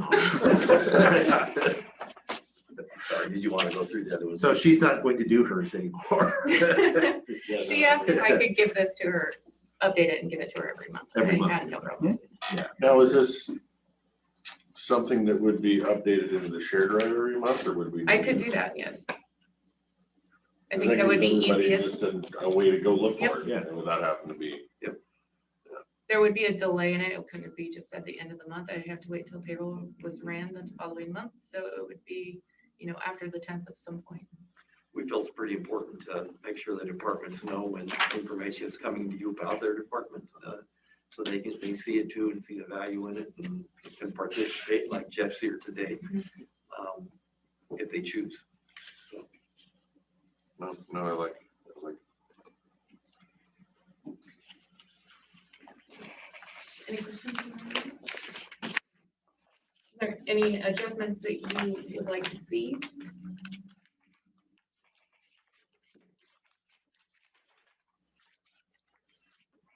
Does it look like? Like I said, I can't think of it. No, it's good. Out of the Except park. maybe when you have one of these, put the asterisk on the tip of it. When I see an asterisk, I know to go look for an asterisk, but if I don't see one, I don't know to look for one. Dumb it down a little. Okay. Had asterisk blindness, so it's. Are there any revenues you would like me to try to analyze? Just keep it this way for now. Yeah, It's good for now. Okay. more than I thought we had. All right. Thank you. And I have just a couple things to wrap this up. I know we're a little over time. You want me to go ahead or you guys? Okay. Commissioner Christopher represents the commissioners on the Child Care Committee, and he had suggested that possibly the county should survey our own employees about their childcare needs. So I put together a survey. I've given it to him to take a look at, and we'll get that out as soon as possible so we get updated information about the specific needs of our employees here. So we'll be doing that. The AV, Commissioner Anderson was involved with the meeting with the vendor, the one vendor that we seem to be interested in. Asking for a few changes to their proposal in terms of microphones and cameras, and they got back to us, and now they've requested, we still have not told them, not brought it to you for to select them yet. They're waiting to get drawings from Public Works. So Gordy's on vacation, so I sent it to Kenny, and hopefully he can provide them those links so they can get back to us. So we're moving forward anyway, and then when we get that information back and they've changed their proposal to modify it a bit, then we'll. The one thing, the big change was is they, in their design, they had 10 boom mics that would come out and sit there. Did what? The boom mics. For the table? or- And you guys Table, too, us, yeah. everything, and we're not so good at sitting there speaking into a mic. These Yeah. seem to work really well, and I was thinking we'd go with something like this. If you guys Yeah. are in agreement. Yeah, with no, this. that I seems didn't, to, yeah, I don't like it like anyway. it seems to pick up well. Or we could hire I really somebody with a like boom that. mic, just to, they can hire one of those gaffers, whatever they Oh, call yeah. it. That's the summer intern. job. Summer intern. So we're moving forward on that too. I just wanted to give you a quick update. And there's a couple things, when we were out there on Thursday at the fairgrounds, all of us, and there's been a lot of discussion about looking for efficiencies. And Jeff and I are going to come back to schedule time to discuss moving forward with a change on this. But I just wanted to show you, this is the long distance bill that we process every month. And it's only $1,600 a month, but so this gets set out to all the departments. It gets spread over 35 or 40 different line items, bar numbers, pardon me. And then the phone Who line, still has that printer? that's the state, that's the code we enter. And this is the phone line charge. It's $5,000 a month. It gets sent to 25 departments, at least 35 different bars and numbers. So if at least 3 people, which is many more than 3, so if Shelby and the auditor's office and a department touches, it's basically over 100 transactions just to process something. What Jeff and I are going to come talk to you about is that we can go to trunks instead of phone lines, and this disappears, and we save $60,000 a year. So we're going to talk more about that in the future. So most like via voice over internet, there is no charges unless you call Europe or, so, but simplicity, trying to find ways to save work. Another one that I'd like to bring to you and talk about later is the Canon lease. So we, $101,000 a year to lease the copiers. We have 48 bars numbers to 24 departments, and it takes hours each month just to process this bill. When in fact, could we centralize it and just have a bill for the county? Looking into this, I've talked to Brendan, the auditor. She said there's no reason we have to spread this out to every department. I've talked to all the major grant departments about whether there's a need. Well, not this one, but in some of these other ones, we would lose the ability for a grant to bill back. But we spend a lot of time, probably more time and staff time than we actually bill back. Like Sharon said, well, we discounted as in kind if the county didn't want to get reimbursed for the newsletter copiers, for instance, the pages, because they print a lot when they do their newsletters. So it's a different concept. It's about, whether we centralize some of these bills, like the phone bill and the copier bill, as a county expense, or whether we want to push it out to all the departments. But I can tell you, it takes a lot of time for everybody to process these bills. And I don't know if the benefit's there to do it. So Jeff and I'll talk more about this one, because this one's easier to do, but we also want to talk about the phone system. This one, the Canon lease is probably up fairly soon. So we'd like to talk to you about that. But these are, I think, ways that working with Brenda and the departments, we can simplify some things. We met, Roe and I met with Jeff King to talk about providing IT support for EMD, and we agree that it'd be a good thing to do, but it would take a body to do it. We'd have to hire somebody. IT does not have the capacity. This is a position that has to be available 24/7, but the reality is they're not working 24/7. So it wouldn't take a full FTE potentially, but we'd have to have one hired and trained, and that they'd be the What primary. exactly would they be doing?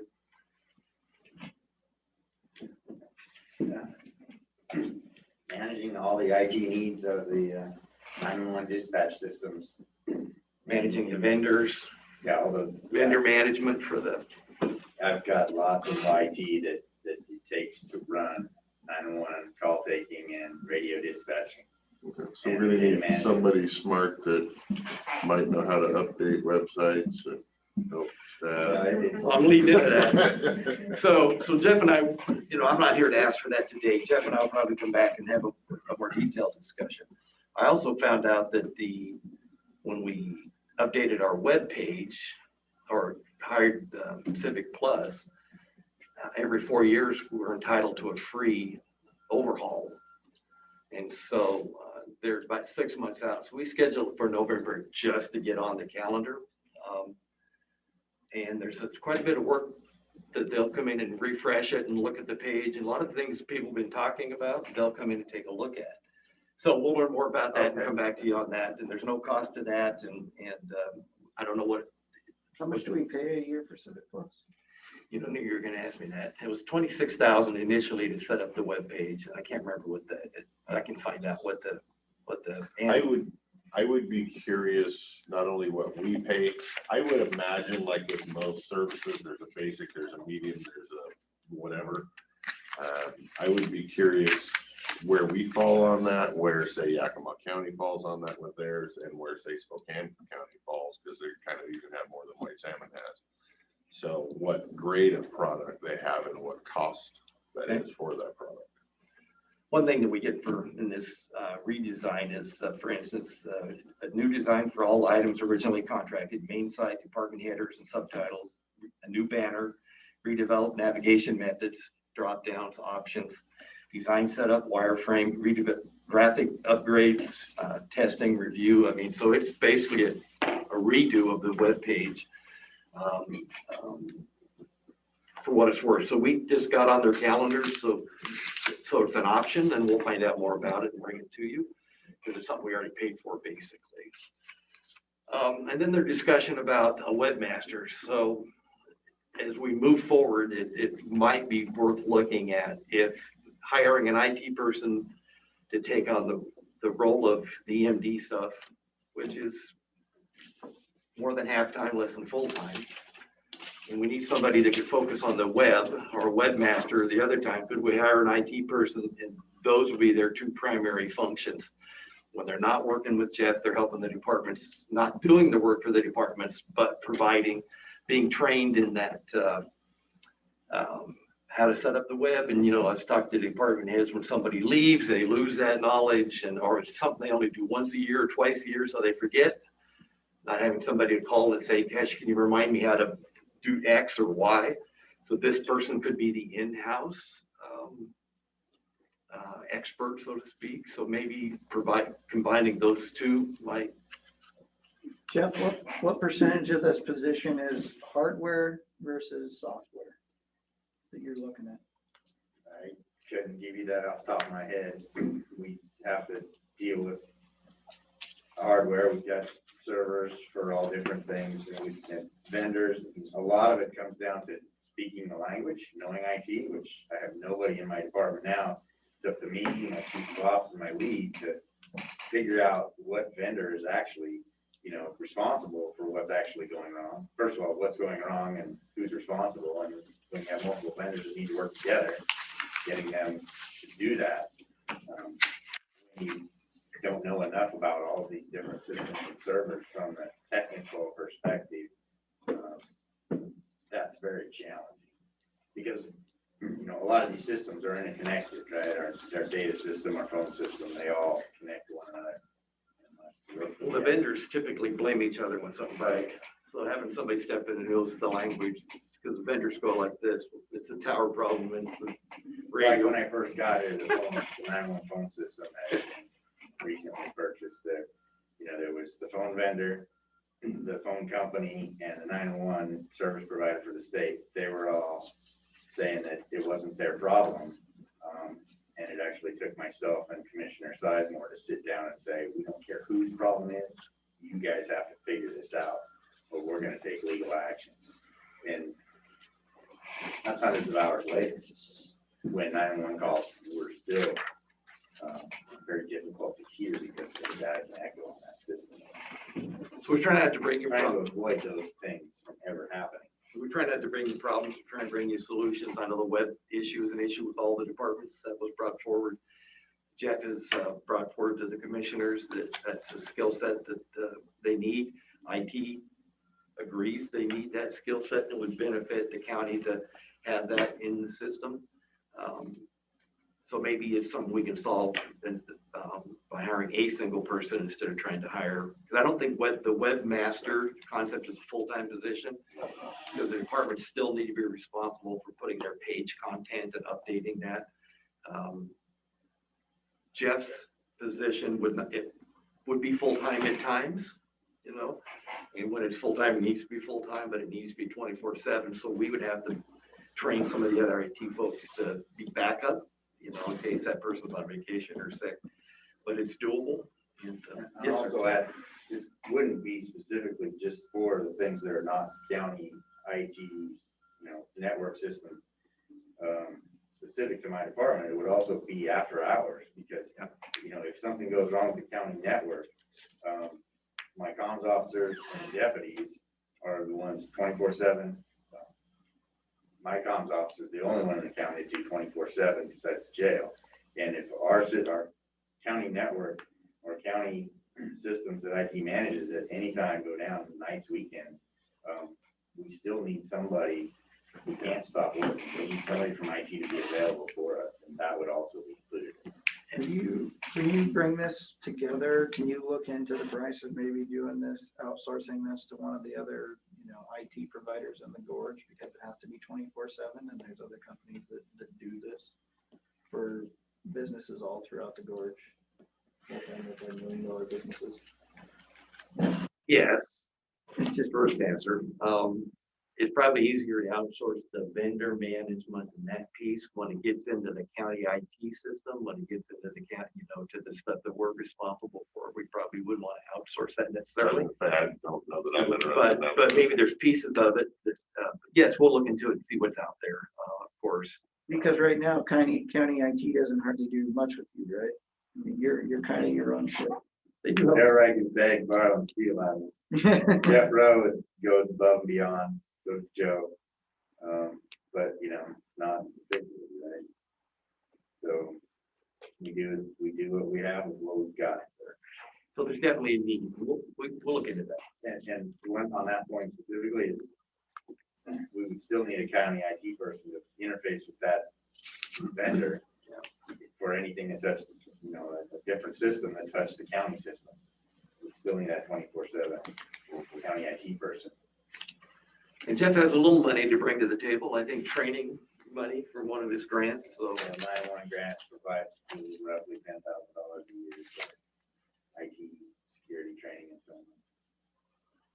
on. That's it, commissioners. Thank you very No. much. It's not. Oh, actually. We got a couple minutes left. Topic. Yeah, I thought you were gonna Scooby on out of here. yeah, it was. From a L&I risk management, whatever perspective, and I do see we have Director Quinn is on the call too, so she can chime in if she wishes. Obviously, there was a press release press conference last week, last Thursday, that the governor did that had announced new changes as far as in requirements, masking requirements and all that stuff. And I know I have asked, I had inquired on Friday about, and of course it was all too new as far as we're still sorting through the actual requirements.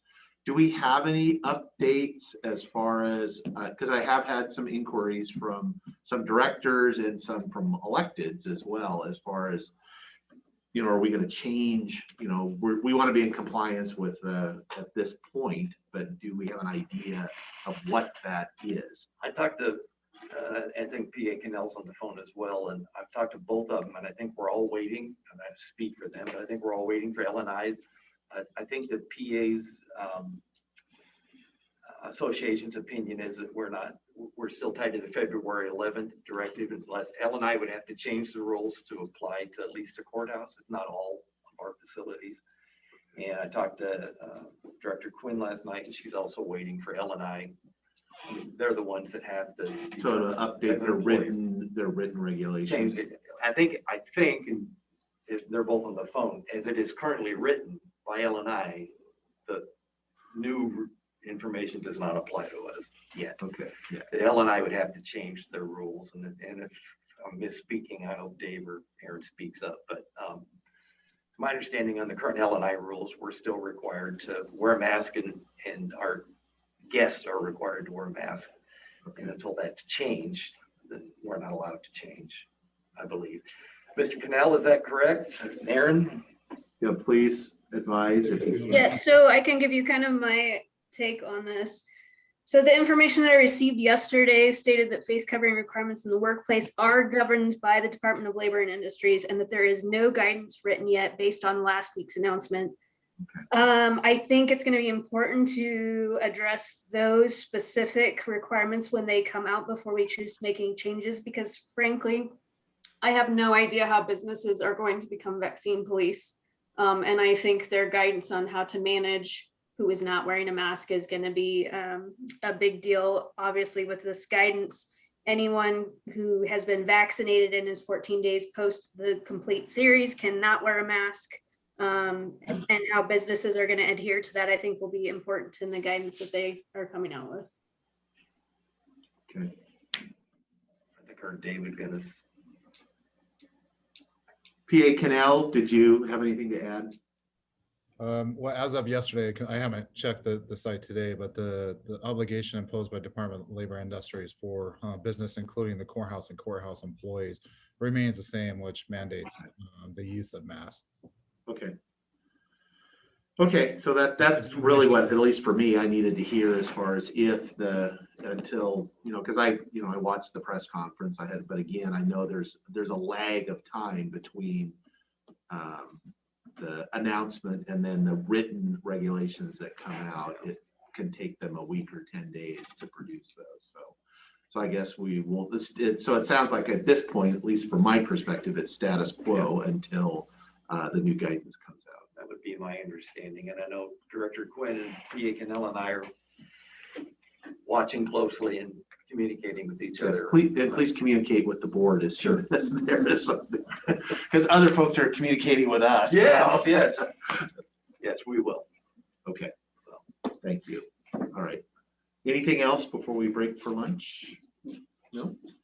Okay, with that, we will adjourn or recess, I should say, for lunch. We will be back at 1 o'clock for our regular meeting. Sorry we went long. Thanks for the extra time.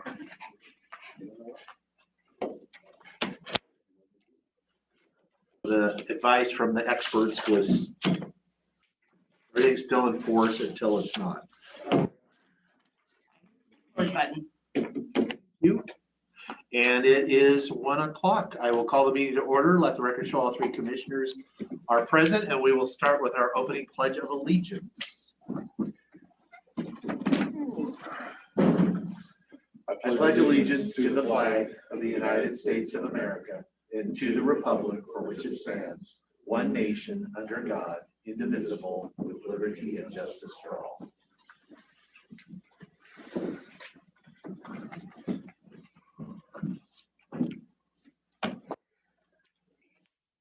Mr. Chairman, I make a motion we approve the business agenda with one add-on under new business, which is a proclamation declaring May 16th through 22nd of 2021 as National Emergency Medical Services Week throughout Klickitat County. Okay. A second. I have a motion and a second on the business agenda with the With the one add-on, any discussion? Hearing none, all those in favor say aye. Aye. Aye, motion passes. Mr. Chairman, I make a motion that we approve the commissioners' meeting minutes from April 27th, 2021 as presented. Second. Okay, motion is second on the April 27th minutes. Any discussion on those? Thank you. Good job, Eddie. All those in favor say aye. Aye. Aye, motion passed. Which now brings us to citizen comment. This opportunity for folks to share their comments with the Board of Commissioners. Please limit your comments to 7 minutes or less per individual. I do have one person in chambers. I will inquire if they're interested in citizen comment. Not at this time. Not at this time. Is there anybody online or on the phone that wishes to make citizen comments? Please unmute yourself or raise your hand. It's *6 if you're on the phone. 7211. 7211. Go ahead, please. Yes, this is Debbie Wagner, 303 Fish Hatchery Road. Good afternoon. Good afternoon. Commissioner Sauter and Anderson, one thing I do agree with that, what Anderson boasted at last week's solar meeting, that we really do not know what we are doing. If you read your own ordinances, number 0033021, number 1.3, 1.4, and 1.5, you will find your answers as to what you should be doing today. This does involve the whole county. Our petition should not be denied. You are wrong. Peace always strives to include all people that are in our county. So therefore, we stand for the whole county, as you should do without a doubt in your positions. If you do not want to do your job, step down and let someone else do it. If you zone in on 2 issues today and making your decision, you will find your answer. One is public safety. This includes the farmers leasing their properties and their families also. The other one is proper land use. We need substantial rules against these corporations trying to come in here and annihilate our property and our happy lives. If you continue not to listen to Dan Christopher and your constituents, you are headed for more headaches than you can imagine. For me, Lund Hill is the biggest unregulated mess and certainly does not protect any citizens, including yourself. Step up to the plate and hit a home run for all of us today. The CUP is not the answer, and that is quite clear by reading what has happened at the Under Canvas project. You have lost my trust, both of you. I would like to publicly thank Dan Christopher for everything you have done, including coming to our rally and listening to the citizens. Thank you very much. God help us all with you in charge, Mr. Anderson and Mr. Sauter. Good day. Thank you, Ms. Wagner. Other citizens that wish to make comments? This is your opportunity. Please unmute yourself or raise your hand. Give us your name and what community you're from. I'd like to make a comment. Go ahead. Rochelle Dimmick, 55 Tucker Hill Road. It's been 14 days since the public hearing where testimonies were heard. We were just hoping to find out from you folks, or you gentlemen, the times or when those testimonies will be available, either online or the Zoom meeting. How the public can get that information or those testimonies available to them. And then we also would like to know when the county is going to start using a countywide email list that notifies the residents who are on it about new energy projects. We'd like to know why that's not being utilized. It seems that there's new energy projects that have entered the county, and we haven't been notified about that. And we'd also like to know, or make a statement that we really feel that the entire county should be under the moratorium, not just those who are connected to the Knight Road substation, because as it was admitted throughout several testimonies, and one of the creators of the ESZ that solar ordinances are not appropriately addressed in the AOZ as well. So that's just my comment today. If you could possibly email me that answer as far as when those testimonies will be available to the public, as it was a public hearing. We feel that the public should have access to those testimonies. Thank you. We have the clerk has a response. Pardon? Meetings are usually posted online the very next meeting, the next morning. And it does take 6 to 8 hours for it to upload to the site. When we complete a commissioner's meeting, staff has multiple duties. And usually we don't even get to that. It takes it a while to even save on the computer. And so the morning after is the first time we really have time to get that uploaded. And I would be happy to email you the comments received. They're not posted online. We don't have a mechanism for that. They're available upon request, and I would be happy to get them out to you. So let me just clarify though, that the public meeting was uploaded the next day it was available. So the reference to 14 days, is it not available now? It should be there. Okay. Okay. We were unable to find a link to that, so we were just hoping to. And we did receive a 250 page testimonies with repeats on it. However, is that all of the testimonies that has been received from the county and all three commissioners? Because it seemed like there were repetitious ones, and Commissioner Christopher had mentioned in a previous email that he had, I think, 170 testimonies. So we were just wanting clarification on where those testimonies were and how they'd be available to us. The testimonies for the public hearing, I believe that time frame was the day that the ordinance was signed, which I believe was 3/30 of 21. And comments were accepted through May, I believe it was 7th, that Friday. That is the time frame. There were others that were included, but when you do a public hearing, it has a time frame when the issue or the public hearing is asking for comments. That is the time frame. So just for the record, any comments received between March 30th of 21, if that's the correct date, because I think 30th or the 31st. No, whatever the day the ordinance was signed for the moratorium, from then until May 7th, when at 5 p.m., those would be included in the Only the comments. comments sent to the BOCC. What's that? Only the comments sent to the BOCC, not as each individual. I tried to go through and pick out anything that was specific to an individual and add them. And add them to the. And if you have any that you guys have seen, please forward them to me. Okay, we are still in citizen comment. Are there other citizens that wish to make comment? This is your opportunity. Sounds like somebody. Sherry Bousquet. Okay, Sherry Bousquet, go ahead. Good afternoon, commissioners. I would like to address the SEPA environmental checklist process that I continue to hear the commissioners talk about during your discussions.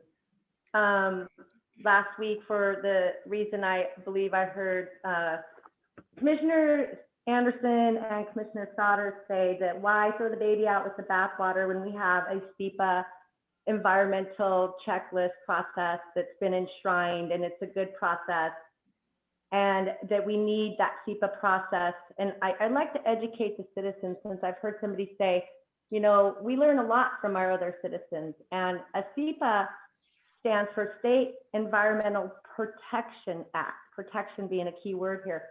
And a SEPA has 16 components of. Ma'am, I just to make sure, since we're clarifying, SEPA stands for State Environmental Policy Act, not protection. Okay, well, it Let's is. be accurate when we're giving information. Okay, good, because I hope you guys have a lot of information to offer our citizens on this process. So as the citizens know, a conditional use permit is asked for when a development is not regulated or zoned, or there's something that this development is not doing in ordinance, it's special. It's a special thing, and they're asking for a special permit to do something that's not zoned. And I'm going to go back to under canvas because the citizens should be aware of how the process works when our commissioners tell us it's a good process. Because I have jumped in deep to try to understand how a SEPA environmental checklist process ran by our county acting as lead agent, making the SEPA determination on whether it has environmental impact or not. How is this working? Well, as we know, well, not everybody, as I found out, you know, under canvas needs a conditional use permit. And I do have a question regarding, does a conditional use permit require a SEPA of non-determination or non-significant, or does it require an EIS if you can't give a determination of non-significance?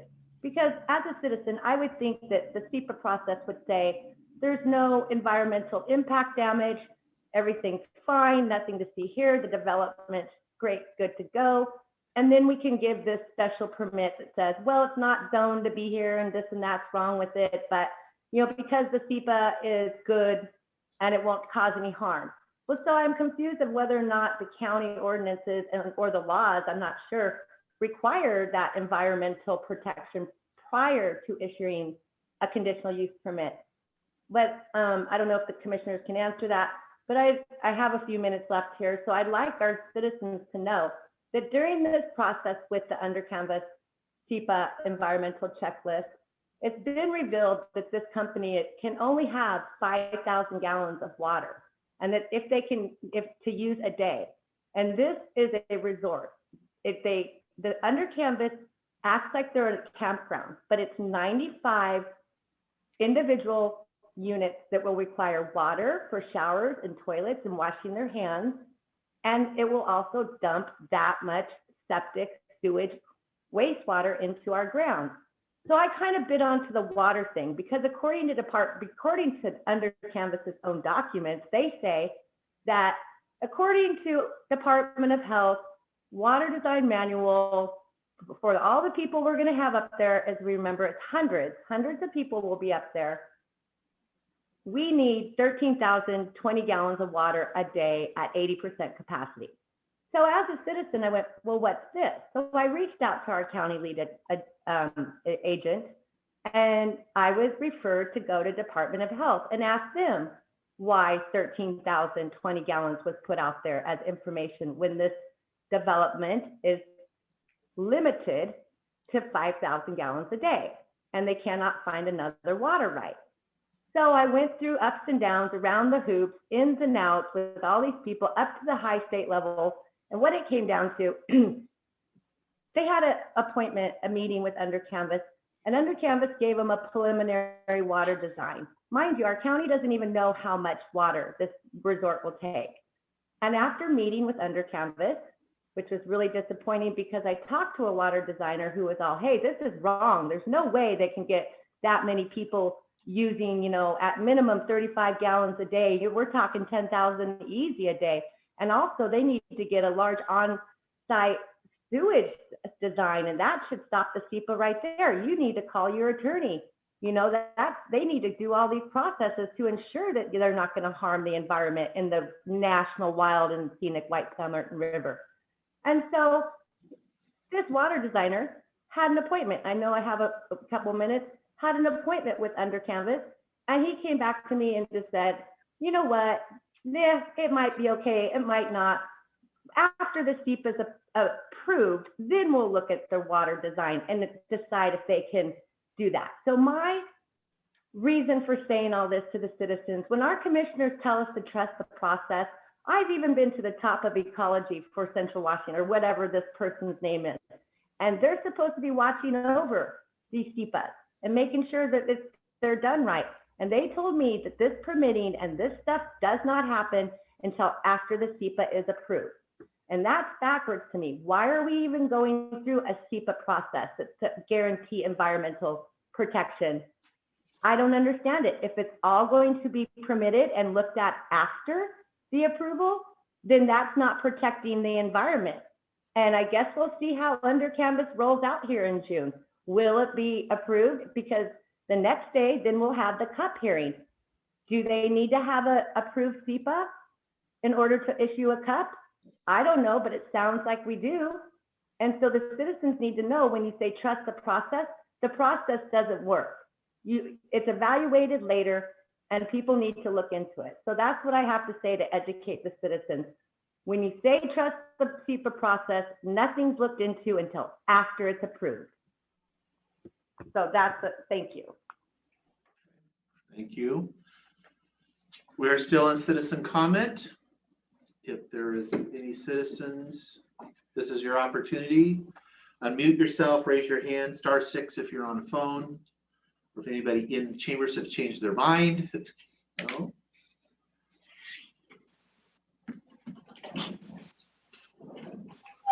Seven two one one is it again, and you got a hand up in the audience. Yes, hand up in the audience. Oh, yeah, all right. The chairman recognizes you. Yes, I do. Please give your name and your community, not your address. Thank you, Commissioners. Dave Barta, Goldendale, Washington. In the original ordinance for the moratorium, was the ordinance passed, or was the resolution passed stating all projects hooking to the Knight Road substation will go through the conditional use process? Jake's typing, so I'm assuming. You're gonna check? Okay, I'll go on to my other point. My only question is because I've heard since then it only applies to things outside the EOZ, and if the resolution said CUP for anything hooking to Knight Road substation, some of it's inside the EOZ, just for a point of clarification.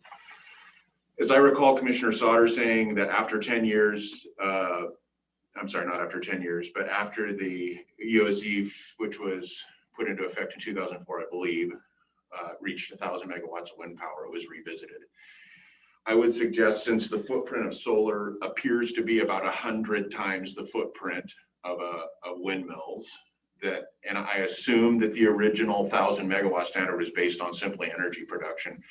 But because even though the electricity, a megawatt of wind electricity and a megawatt of solar are the same down the line, they are not the same on the ground where they're created. And I'm saying that based on that. I gave you my comments earlier, which if you want to, you can review my oral comments during the testimony. I would just respectfully request that solar be looked at differently than just a simple megawatt standard when we talk about revisiting the EOZ in the future. I read an email, and I don't know what the status of it is, but I read a response to an email that said that the petition, the signatures gathered by the petition, I think there were 345. I mean, this is a different point, thank you. The 345 people who signed the petition would not count because it was for a county-wide ordinance and not for the one relative to the Knight Road substation hookup solar moratorium. I would just like to request that, in fact, because there was no guidance on a petition given, and I think at the time, even the commissioner, I recall a Zoom meeting where the commissioners were kind of scratching their heads saying, I wonder what people want and think. I would respectfully request that the petition, even if it was originally worded for a moratorium for the county, be accepted into the testimony as something relevant to the testimony. And I guess the last point I would like to make is, last night, as you know, the City of Goldendale was considering solar energy and so on and so forth. Sort of knowing, you know, you all do too, knowing who owns which piece of land everywhere, the potential for the City of Goldendale's growth boundary to be hemmed in by solar while the ground is still in the county is significant. I think immediately south of town, there's an energy company that owns a piece of ground immediately south of town. Maybe hooked to the industrial park, but I can't remember, you know that, I don't. But then there's another piece south of it that I think becomes in play. And I would say, thinking down the road, I expect by the year 2050, when I am long gone, the City of Goldendale's boundaries will have increased significantly outward. And so I guess I would just request that as you think about solar siting, making that sensible and sensitively and sensibly citing solar, that you consider the ramifications it may have even on the City of Goldendale, that municipal area in the future. Okay, it looks like you guys are reading. Sorry, I was No, listening. right here. We were Are you looking okay? for your, We were trying to answer your your question. comments for hooking to Knight Road, and I don't see anywhere in here where it says Knight Road or the substation. Everything pertains to energy projects using the CUP process. So I would, in my mind, the earlier resolution said that projects that would connect to Knight Road, that substation would go through a conditional use permit Yeah, process. the original that he came up. But with this was did Knight not Road. supersede that. This had to do with the moratorium on, So moratorium it's- is a pause on anything that uses a CUP process. So that includes areas hooking to Night Road. That's what I Thank would. you, thank you for, appreciate your Right, so clarification. that's what, that at least is how I would interpret that. Thank you. Thank you. I have no further comments. And Appreciate I only it. answered your thing because you still had time left. And So- for That's the, okay. Thank you. the little added clarity, the. I didn't touch the table. Goldendale was talking about ground mounted solar arrays. They were talking about them in a commercial sense, but also in a private residential sense. So they'll be looking at it more, but that's what he was referring to there. Dave, in answer, the 340 signatures or whatever it is, has been entered into the record, and Lee sent an email to. Sorry, I gotta come closer. Say it again. Though the testimony, or the 340 signatures Petitions, yeah. was entered into the record, Okay. and an email was sent to Greg with Cease about that earlier today or yesterday, correct? This morning. This one. Thank you. You're welcome. Okay, we are still in citizen comment. If there's anyone that wishes to comment, this is your opportunity. That sounds like someone wishes to make a comment. Please give your name and your community for the record, please. Greg Wagner, 303 Fish Hatchery, Goldendale, a member of C, Citizens Educated About Solar Energy. Mr. Anderson, you state, trust the process. That is the conditional use process. The CUP has never been used for a solar project. So how do you know it's going to work? It hasn't worked for the small under canvas project. You said if we have solar ordinances, they will just go through FSEC. To date, FSEC has only permitted one project, solar project. You say the CUP makes the solar companies do more studies and have more public comment. If that is the case, then the CUP is just like ordinances and will just force the solar companies to go through FSEC. So your CUP will not keep the process local as you claim. Even if the solar company goes through FSEC, they are required to adhere to local ordinances. This is why we need a solar EOZ and ordinances. Mr. Souter, on November 24th, 2020, I commented at a Tuesday public meeting. I brought to your attention that the EOZ was written for wind and had very limited ordinances in it pertaining to solar and needed updating. You said, this is a timely call. You are correct. I was on that committee for the EOZ, and it was written for wind. And we thought solar would never get here, and it does need to be updated. Last week, you said the EOZ has everything we need for solar. So which statement is true? When you visited Cease at the Hanson's home, you talked for 7 minutes telling us how honest, truthful, and fair you are. Honest, truthful, and fair people do not need to make that statement. Now you will not post all the emails from the solar moratorium public hearings. Cease gathered 354 signatures on our petition, and now you won't allow them into public record. They are relevant to the moratorium. All you need to do is read your own moratorium, as it's been stated previously, 1.3, 1.4, 1.5. It all states it's about the county, not just the projects connecting to the Knight Road substation. You want to control the process and the outcome as you favor solar and work for them, not the citizens. You have said, let me make this clear. I am in favor of wind and solar.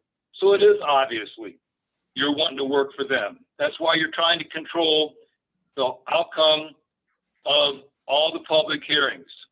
You have spread misinformation by your statements also. You live in the Columbia Gorge Scenic Protected Area. A solar farm will never be built next to your home. That's why you don't care about the thousands of citizens whose lives will be ruined from you allowing solar to be built around their homes. More proof, you just don't care about the citizens in Klickitat County, and you care about solar and the tax money that it'll bring in so you can spend it on yourself. You are a disappointment, Mr. Souter. All right, thank you for your comments. We still have citizen comment. This is your opportunity to comment to the Board of Commissioners as you see fit for the next 4 more minutes. Anybody else?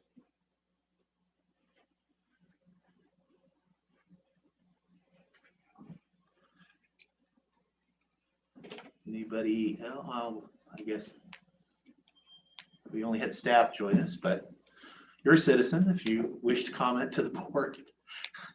No, not availing yourself. All right.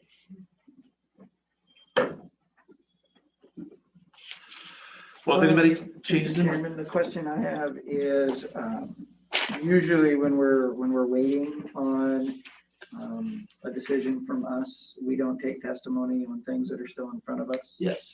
So I want to say thank you for letting everybody give their comments, whether it's still in front of us or not.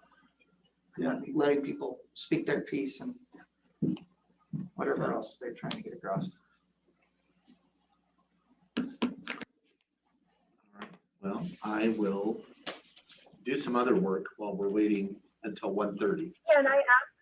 Can I ask a quick question, since nobody else is chiming in for the last 2 minutes? I was wondering if the citizens can find out legally what is needed to approve a conditional use permit in the lines of SEPA environmental checklist. Does it need to be approved with a determination of non-significance, or does an EIS need to be in place? What are the SEPA conditions and approvals that are needed for the county to issue a conditional use permit? And I don't know if that's a legal question or if you can tell me right off the bat, but there's something. Okay, Sherry, I'm going to stop you just a second. We'll get back to that. We did have another citizen. We're still on citizen comment. We got about 2 minutes left if you want to use it. Mr. Dell? If you wanted the to. 2 minutes? No, okay. So we'll go back to the earlier, as far as and again, SEPA process, and we have staff here that can guide us, at least guide me a little bit, as far as it is not the CUP that necessarily generates the need for a SEPA. Almost most projects, if they meet the threshold, have to go through a SEPA. In fact, I have one right here in front of me right now from a potential project that is not, it's for a short plat. And there was a SEPA that was required to be done. The checklist has to be filled out. As to the question, I'm not sure as far as the order. Generally, I would imagine the SEPA is at the beginning of the process. Yes, so this is motion. So SEPA is not a permit. Right. Does not approve or deny a project. Right. It is a review, so it helps to guide the decision making. So it's a part of the process, but it's not entirely rely upon SEPA to determine whether the underlying zoning or the land use compatibility align with the proposal. That's why we have to go through the public process. Oh, sorry, you're out of time. Okay. All right. Oh, you can't. No, my phone has spoken, so it is. So I think the other thing is that whether it's a conditional use permit, there's lots of different conditional use permits. Right. And it is up to the SEPA responsible official to determine if it is if it needs mitigation, if it needs a full environmental impact statement, or it needs nothing. And that is up to the SEPA responsible official. Based on the information, Okay, the applicant fills out the checklist. That is not a permit. It is to provide, at the very least, a base level of information for the SEPA official to determine what is necessary. What, you know, if you can look at the SEPA checklist, it has broad categories covering, you know, water and air and traffic and noise and all those things. And the applicant signs it that these are accurate pieces of information based on that information, but not only that information. And the SEPA checklist is also all the various state agencies, any stakeholder, it's sent out to them for them to comment. The earlier comment about the 5,000 gallons versus the more, that would come out as far as in the,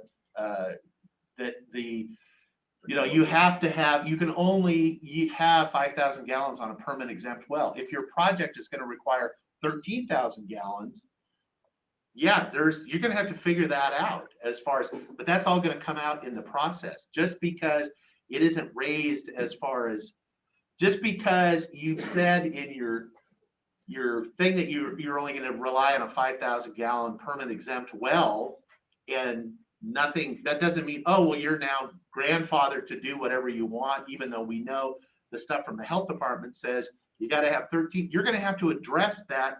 Where's that other water coming from, if that's in fact true? If you can't come up with some legal way to have access to that water, your project's not going to get approved at that scale because I only have 5,000. That's just one item. Every single one of those items, all of those questions will have to be answered. We are out of time, and I for one am going to get, excuse me, I'm going to have the last word for a change, and we are past our time. It is time now for our next public meeting, which is a public hearing, a public meeting to consider approval of short plat SPL 2020-20, which is a plat alteration located in the White Salmon vicinity. The applicant is Claire Howe, and we will start with a brief staff review. This is Denise Lee in the Planning Department. Good afternoon, Commissioners. Short plat alteration number SPL 2021-04 is a proposal to remove the 60-foot easement for future access from Lot 4 of short plat 91-18 on parcel 03-10-2447-0004/00. It's located in the White Salmon vicinity. The administrative review of this short plat alteration has been completed. Signatures have been obtained from the Road, Health, and Planning Departments and the Treasurer's Office. All conditions of preliminary approval have been met. If the board finds that it's in the public's interest to approve the short plat alteration, a motion needs to be granted, be made granting final approval of SPL 2020-20, applicant Claire Howe. Okay, thank you. Any questions? So you're removing the 60-foot access. Where's the access coming from? It was created in a previous plat, and it was contingent upon the owner of the previous plat was going to obtain the property to the south, and they were thinking of future development and creating an easement for that future development, but they ended up not buying that land, and therefore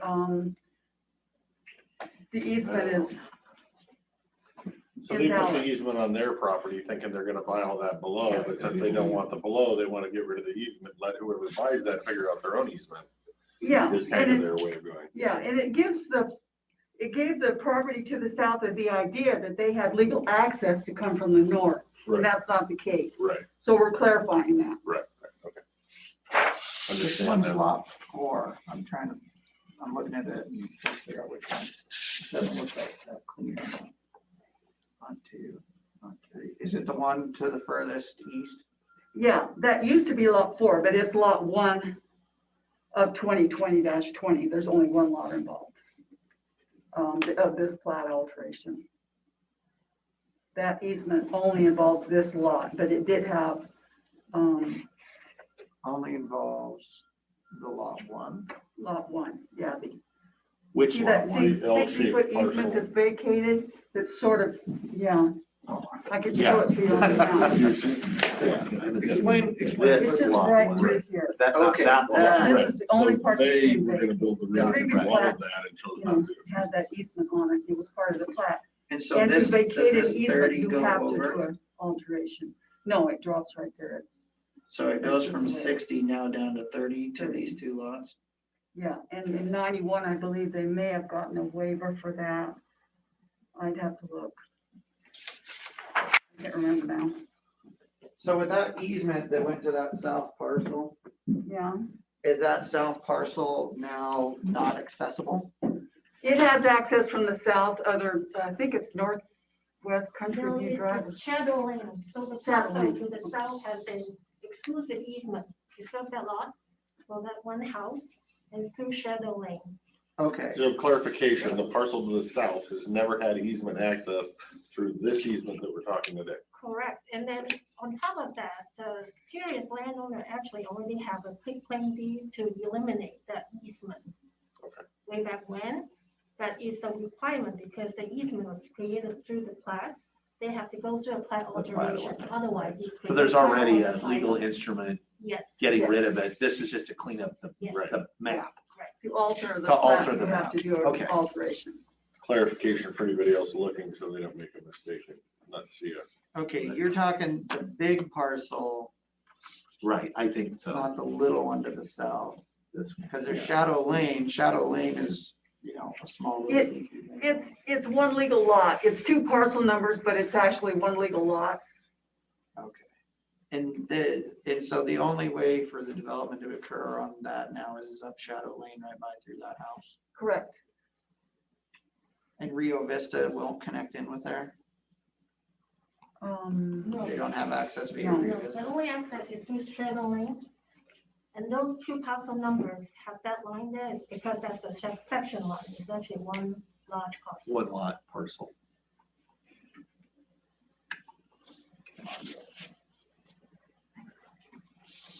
Yeah, see, the funny part is on the computer model, it doesn't show the lines on that 60 feet going down, so it was really difficult. I read the thing, it says 60 foot even vacated, but there's no lines on mine. Oh, on the county website or on the, Yeah, no, oh, on here, that. There's no On lines. your Oh, yeah, no. Yeah, so if you go look at her, that you could see where the line is. Oh, I see. Really? It just said here, it actually is running through here to get to this lot. Like that? No. Are you talking about the vicinity Oh, map? got it. So bring the map up here so like we can explain to what's actually going on, because what we got over the weekend is not what. Interesting.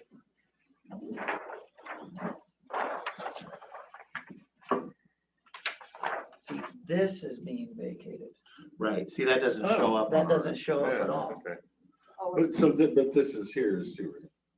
No. It's no, just this just this piece here. 'Cause this is on- goes to this. To this, plat, Oh, and this. this was to go down here that, but there's no Got it. is reason the for only that. piece that they're vacating. yeah, that's not, Okay. okay, show over here, so. No, see ours, That makes, it just doesn't show up. and this meets the Oh, okay, hammerhead it's two requirement? lots. It says it's there. It's, it has an arrow to something that doesn't I exist. believe they did a waiver on that. Okay, because that's, That, there was looking 30 it's not- by, no, we're not establishing that at all. right. This was already. Pre-existing, so it must have met the Fine. standard at the time, or they Or had it a had a waiver, waiver. or it had a waiver. But right now, Okay. all we're dealing with altering. You can leave that up here. Right. We're either gonna approve it or we're just gonna tear it up, so anyway, either way, it has. We'll draw the lines on it. Or, ourselves. yeah, here, let me, no, this one has the lines. That's a good thing to know in the future when we scan those and send them. If there's super light on there, Yeah. they don't show up. The text was, so it was referring to it in the text, but yeah, there was no visual representation of the. of I'll the keep an eye easement. on that. We do this Yeah. again. I'll make sure that they have like a dashed line or something a little bit more Yeah. identifiable. Okay, so now that we all understand, I feel much better. Exactly. I feel better knowing that I understand, because I thought I understood. Yeah. Yeah, I actually felt better before, but apparently I was mistaken. I have no further questions. Mr. Chairman, I would make a motion to approve short plat SPL 2020-20, the plat alteration located in the White Sand vicinity with the applicant of Claire Howe. I will second that motion. Okay, I have a motion to second on SPL 2020-20, the plat alteration. Any further discussion? Hearing none, all those in favor say aye. Aye. Aye, motion passed. And this really does say examined and approved this day. So it was examined before it was approved.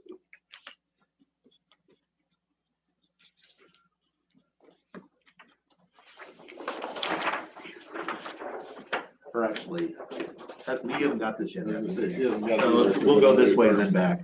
We'll finish over there. It's backwards day. Yeah, backwards day.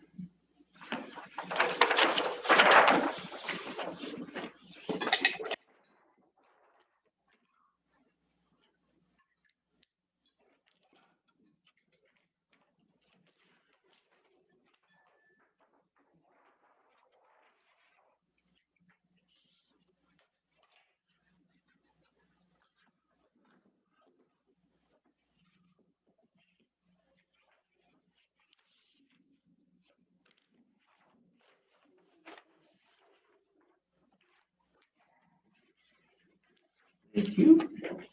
Okay, that brings us to our next agenda item, which is unfinished business. This is our public hearing continued, closed to further public comment.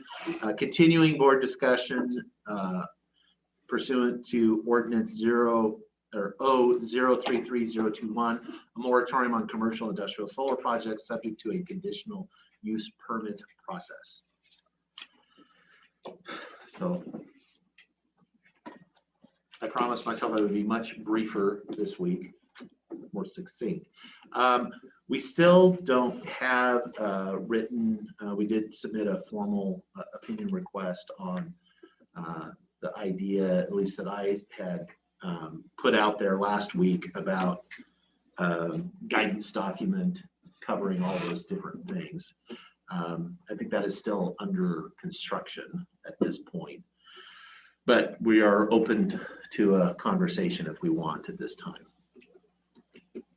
So I will give my seatmates an opportunity if they wish it, or we can continue it until we get, or we have staff here as well if we have questions that they may or may not be able to answer. Nothing to Your baby, not mine. No, it's all our babies. You got had any ideas over the last week? No, I don't want to invest too much effort into an approach if it's not, legally possible. As far as I will stand by my earlier that I think we have tools in our arsenal that we are not necessarily formally implementing in a way that people understand. And I still stand by that. I want to explore the idea of a guidance document, a resolution that covers those things that we can do. And then until I really get an understanding of that, I'm fine with us sitting here for another week. Have you spoken with Q to ask him when he might have that? He did. I think I did speak with the prosecuting attorney as far as for clarification after he received the notice, so that he kind of understood what we were looking for exactly. I mean, it should be noted as well, there's, trials have restarted. The department is busy. This is an unusual circumstance as far as this isn't boilerplate stuff that happens every week. And so I guess I would ask for another week to see if we get, and we may in the end, this is kind of a gray area, or that we may not get a whole lot of guidance as far as from the prosecutor, and that's what it'll be. As far as ultimately we're the decision makers, and it's us that have to decide what we're gonna do.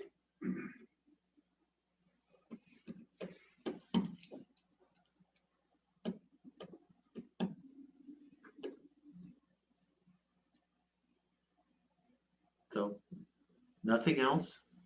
If you want another week, I don't care.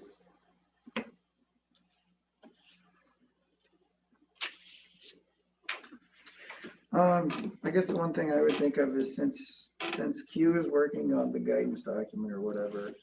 Well, he's not actually working on a guidance. Or he's working on the legality of the. Could we accomplish what we want through that mechanism? I guess the other thing that Mr. Barta brought up was a difference in the megawatts or the size Yeah. before you have a look-see. And I think when we did the wind power stuff, didn't we have like a cumulative size impacts analysis or something? Dave, you talked to me about it a long time ago. Come on up so people can hear you. Are you talking about the 1,000 megawatts? 1,000 megawatts. Review of the EOZ ordinance? You can both come up. Yeah. But wasn't there something else that had you look at it? Besides just the sizing or looking at the cumulative impact? Right, so the county's been doing a cumulative impact assessment on wind projects all along. Okay. When we started in maybe 2008, I think the last edition was 2011. The issue with wind projects is the bird fatalities, so wind projects have a technical advisory committee following guidance, if you will, a guidance document from the Department of Fish and Wildlife to have a technical advisory committee that monitors, there's a year of fatality monitoring that they oversee, and that's their function, is to look at the study design and hear the data and reports and make sure that's done correctly. But this cumulative impact assessment, and we did it at the eco-region scale because we're looking at population level impacts of turbine fatalities. So, as well as impacts to habitat. So that was quantified in those as well. And it was a pretty good document. It was the reference for that used in both Oregon and Washington for years. I don't know if somebody's updated it since then. There was, like here, there was a hiatus in wind project development, started in 2011. So it may still be the most current thing that's available on the region. But And have you heard about anything that would be kind of the same for solar around for its impacts? no, I have not. Solar's a different thing. Wind has that vertical dimension in the spinning blades. So you don't have the impacts that you're really looking at in solar. Bird and bat fatalities aren't going to be there. It's just going to be it'll be a matter of impact to habitats.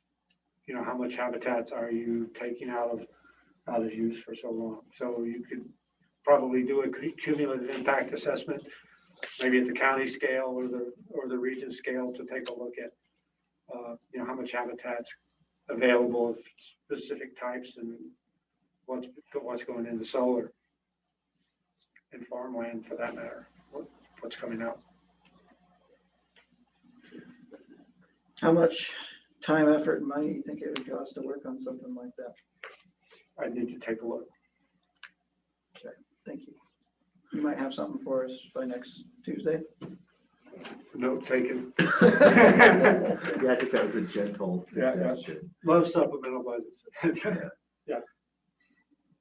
And I believe the county did pay for that. That was an independent work product. So Yeah, that sounds right.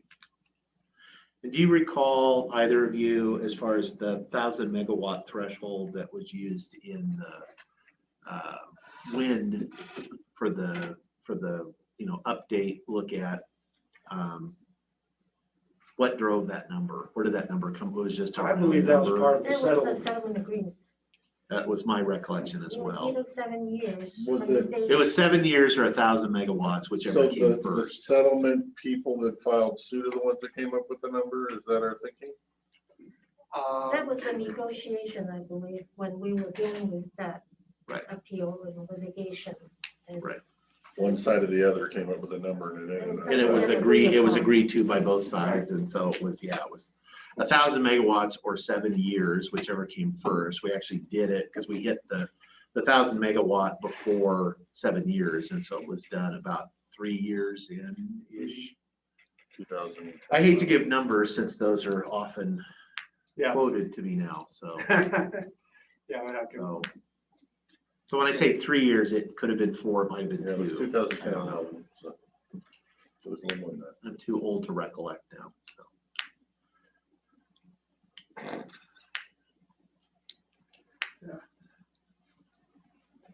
Okay. I guess, moving on to that next part of the discussion of, I mean, this is a moratorium on the things that touch Night Road, which is a small percentage of where solar or other energy projects are gonna go in this county. And if we were to do a programmatic EIS for solar,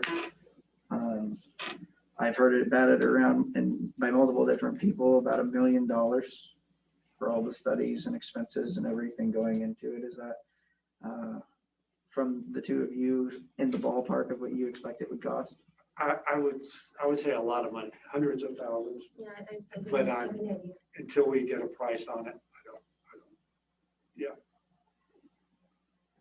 Yeah, I want to say from, the EOZ, and that was a lot of years ago, the county invested, close to that then, as far as not just in one study, but in all the environmental. I seem to recall in some of my old budget books where it was about $1.2 million was invested in the development of the EOZ between the various studies and Right. and stuff. So, and again, that's 15-year-old money. So it would be, if we were contemplating a tune-up, with a focus on solar, that's not a complete, like starting from scratch, but it would be significant. I think that's accurate. So I'm doing an EIS now for Switzerland, and we're north of $1 million. Right. Well, that's that's a one project specific. Yeah. Clarification, you're saying even if you just add an amendment to the EOZ, it's gonna cost a million.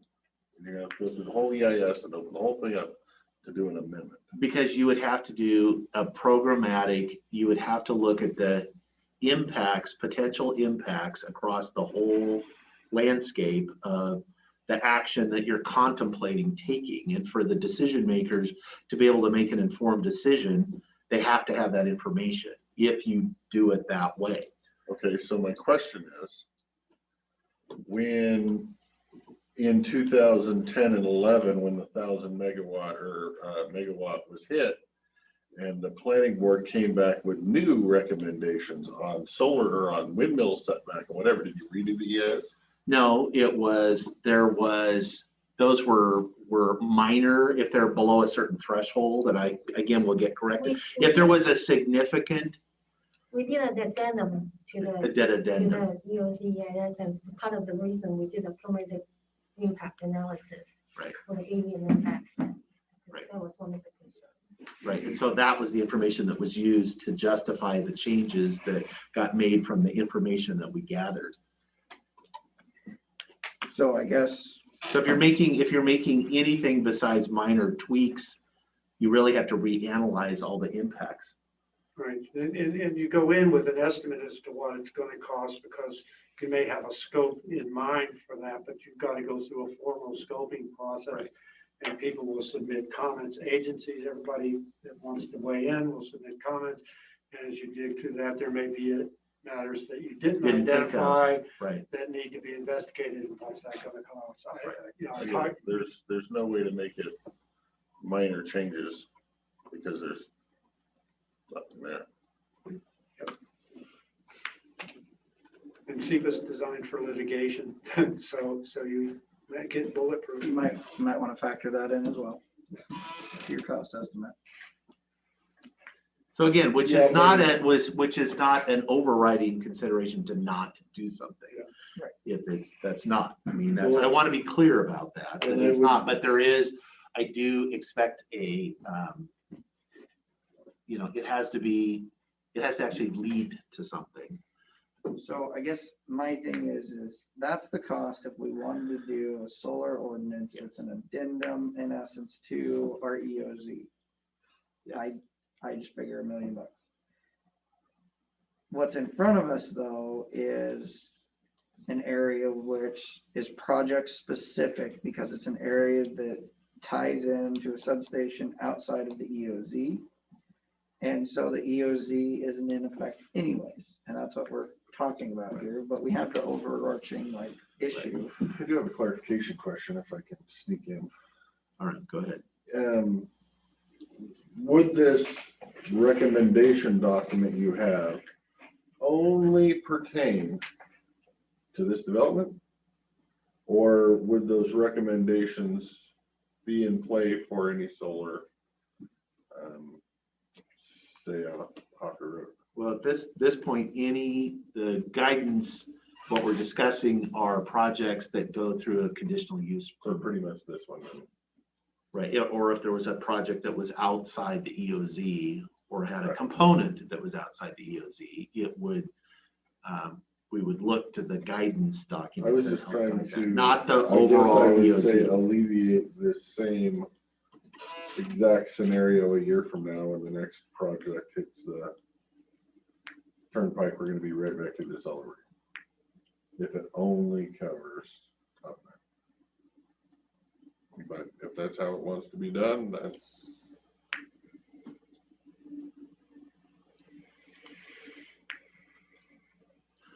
So would that mean that you are advocating for a full-blown solar ordinance addendum for the whole EOZ? Well, I guess it would be EOZ and basically any project in the county. Because that's what it would take to cover all of that. Because right now we are focused on conditional use permit projects, which at this to date is there is just the one.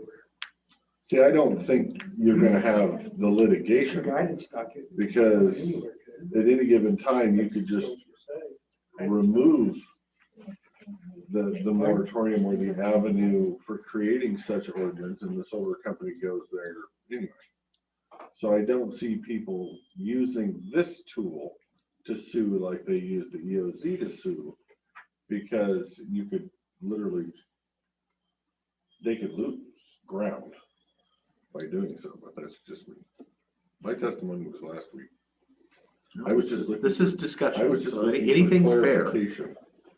I'm trying to understand what you said. right Yeah. there. Like I'm really trying to piece that one through.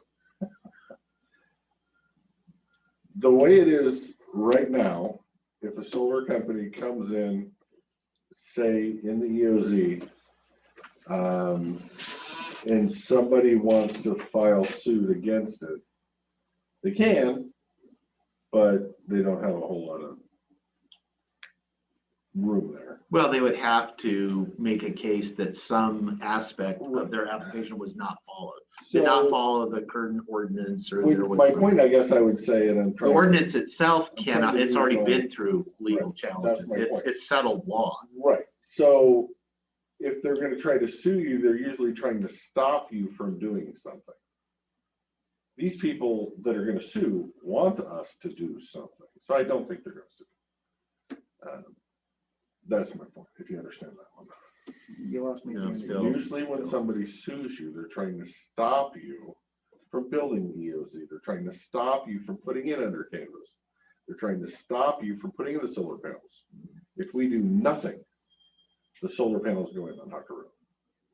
They're not going to sue you because you doing something is actually what they want you to do. And that's create those ordinances. So But you need to either way, understand, there I are don't think the multiple sides to legal questions. Right. You can be sued from The other solar sides. company on the $1 million Exactly. that they've already invested. Exactly. So, and I've used that argument as well. That's why, that was my thinking anyway. So if you're gonna get sued building an ordinance, I don't think it's gonna be from the Greenpeace side. I think it's gonna be from the solar company side that's already invested the money. But anyway, continue. How long do you think it would take to build a solar ordinance and get through the process? Multi-years. Multi-years. We go through the SEPA process and then go through the planning commission process and then the ultimate decision from the board. So you're thinking 2-3 years? That's my guess. Okay. I'm using this for this discussion because this discussion is, you know, not just here, it's further than this. And so if we want to amend the solar or the EOZ to include an addendum for solar that will of course only cover the area within the EOZ, not the area which wouldn't even do this. It would be a multi-year process and $1 million or so. Now, we also have this area that's attaching to Knight Road that's going to go through the CUP process.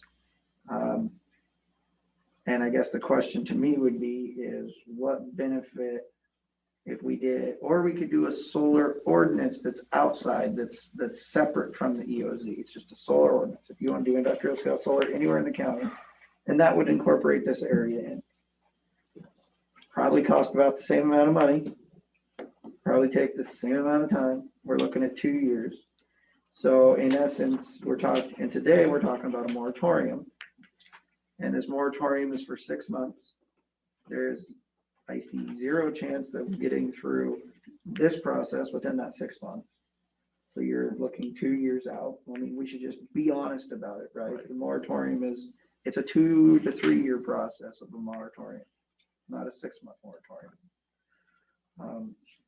And I guess the question I have is going through this process, what are we going to get out of it that an EIS isn't going to already, a project specific EIS won't give us the same answers.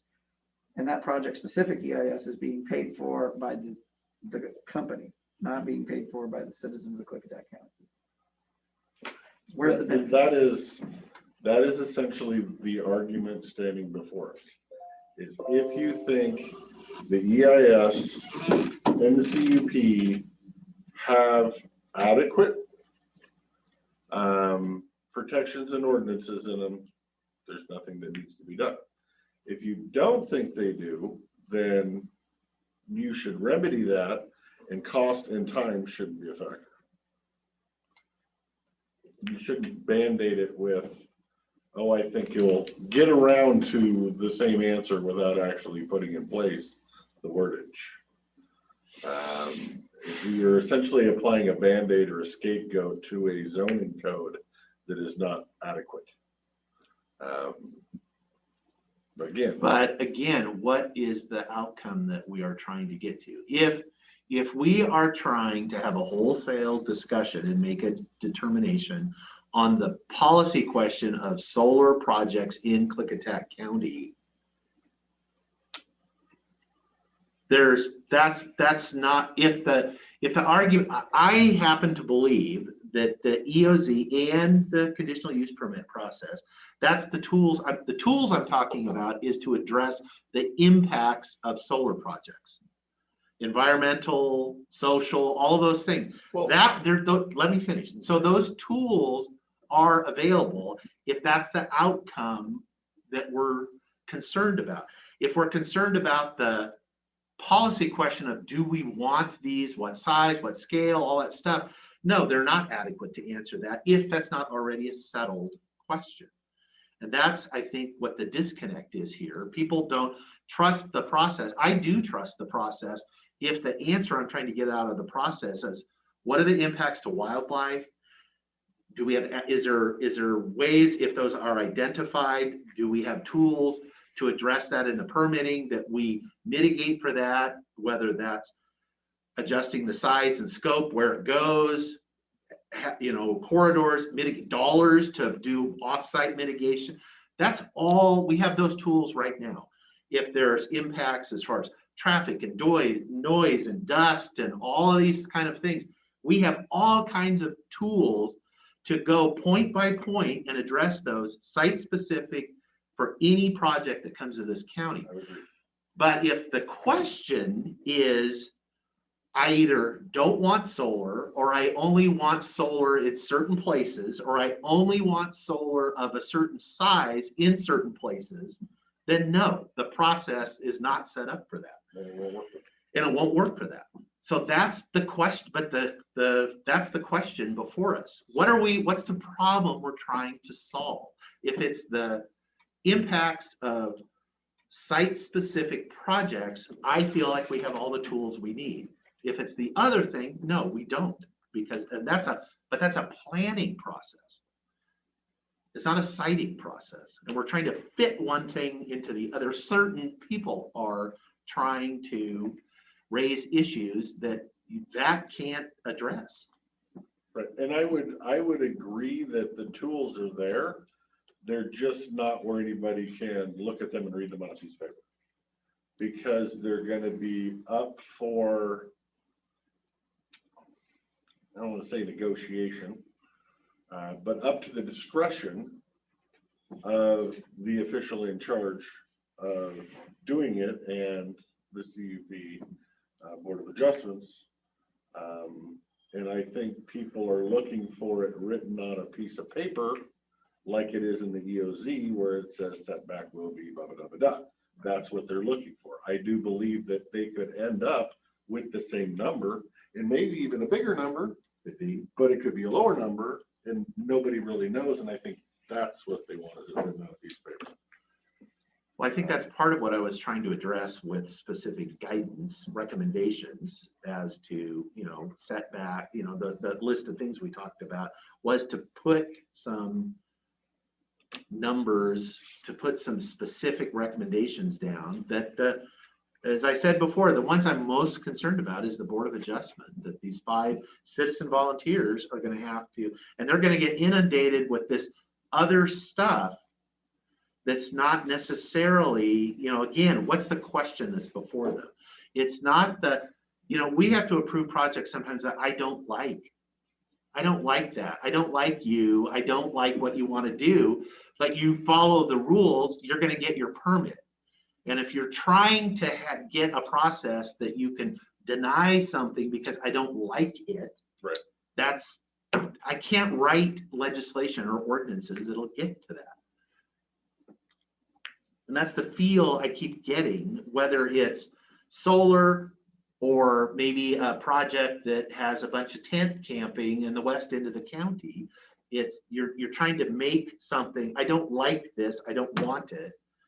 What can I do to use the process to accomplish that end? To accomplish your goal. Right, to accomplish the goal of I don't like that. I don't want that. And that is not what these processes are not set up for that. What we like and don't like is an earlier planning process. And right now we have a policy which we can change if we wish to. I just remind people when I talk about, it's not my personal opinion, it's the adopted policy through a process as to what we want in this county.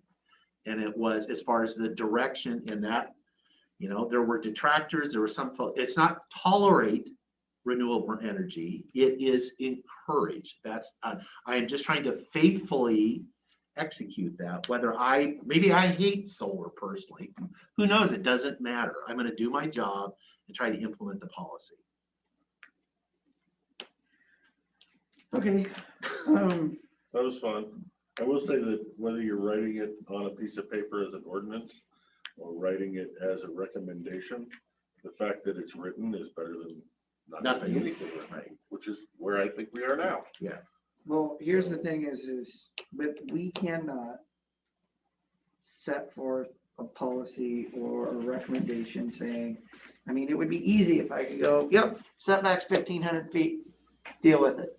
But I can't do that. Right. Because I'm in essence taking away someone's rights to do something with their property. And there's a due process for that, right? Right. You have to have a hearing on that. You have to prove that. And I'm sure Q will step in and tell me I'm wrong if I'm wrong. But you can't do that. And like with the wind turbines, the setback was about safety. Right. Okay. That's where you find your setbacks, whether it's fire, you know, and why you need 5 foot side. It's about safety. Okay. So you have to, in order like to set those setbacks for solar, you have to be able to tie that into something that you have teeth into. And I think going through the EIS process for a solar project where people comment at the scoping phase, you're going to give your comments, just like people gave all their comments on the moratorium. And then the solar company, it's on their dime to respond to those comments. That then goes in front of the CUP or the Board of Adjustment, and then the Board of Adjustment, bless their souls, have to make the decision. Where is that based on safety, site, security, and all that? And you know what? Because of the process, I have to trust that those people are going to make that decision. And that they're going to weigh, because we're talking site specific in this instance. With this project out here, this is site specific in an area that has more likely more homes than elsewhere in the county. If we're, you know, where most solar likely will go out there. So it has, all I see it truly doing is it adds a little bit, it adds more in terms of the social aspect, which will definitely be a comment, I'm sure, in the EIS process. And they'll have to do a whole bunch more studies in order to address that. And I think the solar company said, you know, they can do modeling, they can do the visual, they have a program that does all that will answer those questions. And if, you know, the Board of Adjustment says, well, here's the view, we don't think this looks right. This gets to the harm stage. This isn't the right, this is the harm stage. Well, then they're going to have to revamp that project. But I have an issue is when people are saying, I don't trust the process. But we haven't even done the process. Started the process. We haven't even started the process. What we're trying, and what people are trying to do currently is front run the process. Kind of like the under canvas. People are saying if the process doesn't work. Well, the process isn't through. How can you say it doesn't work if you haven't went through the process? Because the process usually doesn't work for that. Well, the process doesn't work if you have a predetermined outcome that you. No, or yes. It doesn't, there is no problem. It's gonna be, right, that's when we say trust the process, that's what it is. You are supposed to, if you have already decided based on on incomplete information that something's no, then yeah, there is no guarantee that the process is gonna deliver that outcome. That doesn't mean the process is broken and it doesn't work. The idea on this, that at least there will be something in writing, but that doesn't help us once we scooch back inside the EOZ. But you know, this is kind of, we're beating this horse. He's bleeding pretty severely at this point. I guess the answer on the table is, are we postponing this until we hear from Q? That was the answer a half hour ago, but I think it's still, or the question. Right, the question. It's still the question. I don't see what other avenue this board is going at this point, other than wait for Q and go with a recommendation document. So there's no sense beating the horse. But again, if we can't set the numbers without going through its own public process, we as commissioners can say we would like to see this, but we can't set anything down as law without going through the full process. And it would need a SEPA, correct, Mochi? Yes. That's just where we're at. Even we have to follow SEPA. That's correct, gentlemen. I think a lot of the conversations got lost here on the notion of guidelines. You can set out, you know, the priorities and policies, but if you're looking for a document that sets setbacks and actually gets into the gritty details, That's not going to work. You have to do that through the amendment, through the ordinance and the few environmental process. A guidance document that's used to set out some broad brushstrokes of ideas that could be incorporated without the force of law and without any creating any vested rights or expectations. You can always do that. You have guidebooks, you have guidelines for new residents when they move into a country setting that's available on the website. There's different things like that. You lay out different expectations people have, but it would not have the force of law. We would have to strenuously point out it does not create any vested rights or expectations. If you want to go down the path of concrete proposal to basically bypass the discretion of the responsible official to apply the Environmental Policy Act on a case-by-case basis, depending on the permit application or the agency action before them, you got to do it through ordinance, and you have to have good reasons. The setbacks in the EOZ that apply to the wind, there was documentation as to the legitimate safety concerns. These things are tall. When they fall over, you don't want them falling on the neighbor's property or hitting a road. You have to have relatively compelling reasons to deprive people of the ability to use the property as they see fit to withstand judicial scrutiny. The middle ground that I'm sure many members of the board, if not all the board, would love to have, it really is a cake and eat it too situation, and you know what they say about that. So it really is trust the implementation of the State Environmental Policy Act through the training experience of the local responsible official. If we are the lead agency in making that SEPA determination, that's how it works. We have some of the most restrictive environmental laws in the entire state, if not the world. And so that's how this is set up, to be a case-by-case analysis based on the specific agency action that's before the responsible official. To bypass that, I just, it's not going to hold up. I mean, I can, weak is optimistic for anything in writing, but at the same time, it might be very short. I don't think so. And I can formalize that in a writing if you please. But, again, a short analysis gets the results that you might be hearing. But nonetheless, there really isn't much middle ground here. If you want to make specific regulations that apply to solar, you need to consider opening up the EOZ and doing the documentations, the years-long process and reviews, and coming up with supportable, justifiable reasons for implementation of those conditions that deprive people from the use of their property. Okay, thank you, Mr. Prosecutor. I think you just made your recommendation, at least to me, what I heard. So I'm always trying to find a middle ground, and it's just not possible. It's one or the other. I was gonna say, it sounds like the broad brushstrokes. I mean, what would that even really accomplish? Nothing. So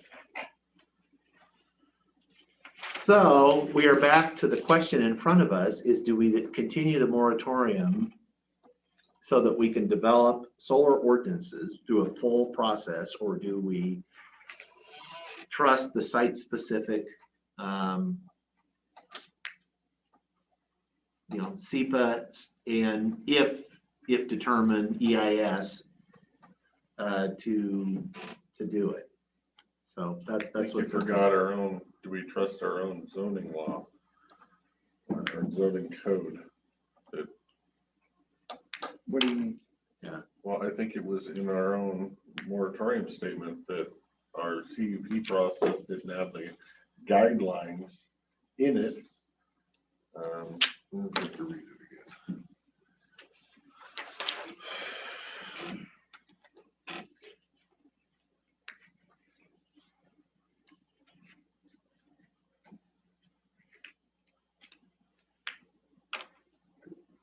Yes. No, you also said project specific. I just wanted to note that they do need to do a cumulative impact assessment as part of the project. So it'd be all known projects they'd have to look at other solar projects and then explain the cumulative impacts of it, and then the other. And that's part of the EIS. That's part of it. I was wrong. My statement wasn't concerning the moratorium. It stated in the EOZ that the CUP process does not have existing zoning ordinances to specifically address energy development. So it wasn't in that, it was in that. So it doesn't pertain to that.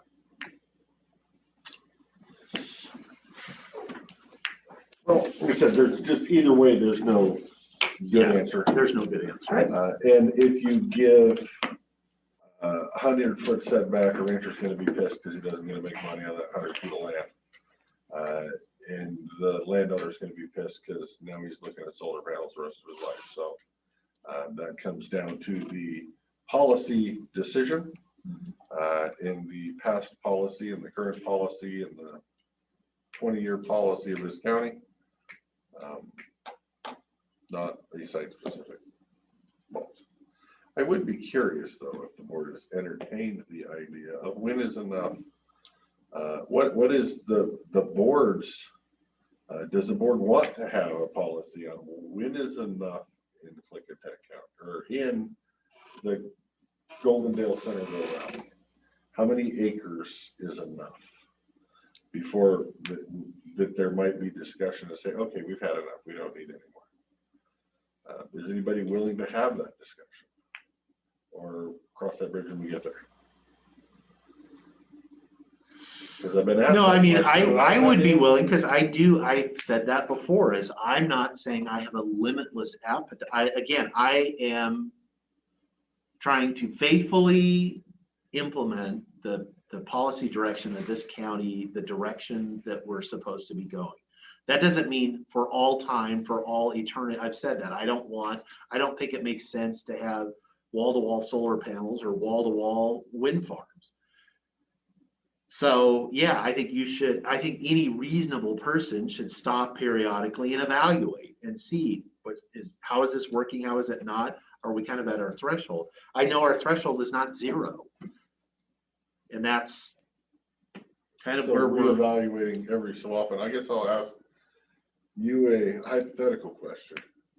Do you know of any projects in the valley that don't pertain to up there or over in Hoctor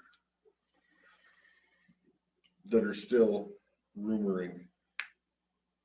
No. That are credible. Well, that's what I'm saying. We might want to reevaluate after those two. Yeah, I think that. See what they look like, see what the taste of the community is, because I can tell you what the taste of the community is now. Years ago, someone was asking about the line that runs from the southwest corner of town down over toward the Dalles. There's a power line, there's a little power substation. Someone was looking at that earlier on, but Are you talking Hernandez down on Centerville Highway, that property that I he think was it's called running? a Chenoweth line. No, it's the transmission The line that transmission goes line. from here to the Dalles, runs out across the Centerville Valley. Yeah. Well, really more further south and further west. And It crosses at like on west of Warwick, clear down there. I'm not sure So where. is this a big transformer or is this just? No, it's a pole line, but Okay, so it's. that's over by my house. Yeah. But it's, yeah. That's literally running through the switchbacks next to the other DNR property that they sent Yeah. for a CPO deal. And subsequent to that, DNR did put some property out within the area that those folks were looking at. Nobody bid on it. Oh, that must be that. whole road area? Yeah, so if It's there a was horrible someone place actively for looking, solar, they would have gotten something, I would. That's probably where the BPA right of way is that they should have put that. Yes, it is. It is. That was our preferred alternative. Okay. It said beating a dead horse. I don't know that we're going to be unanimous, but we do need to move on.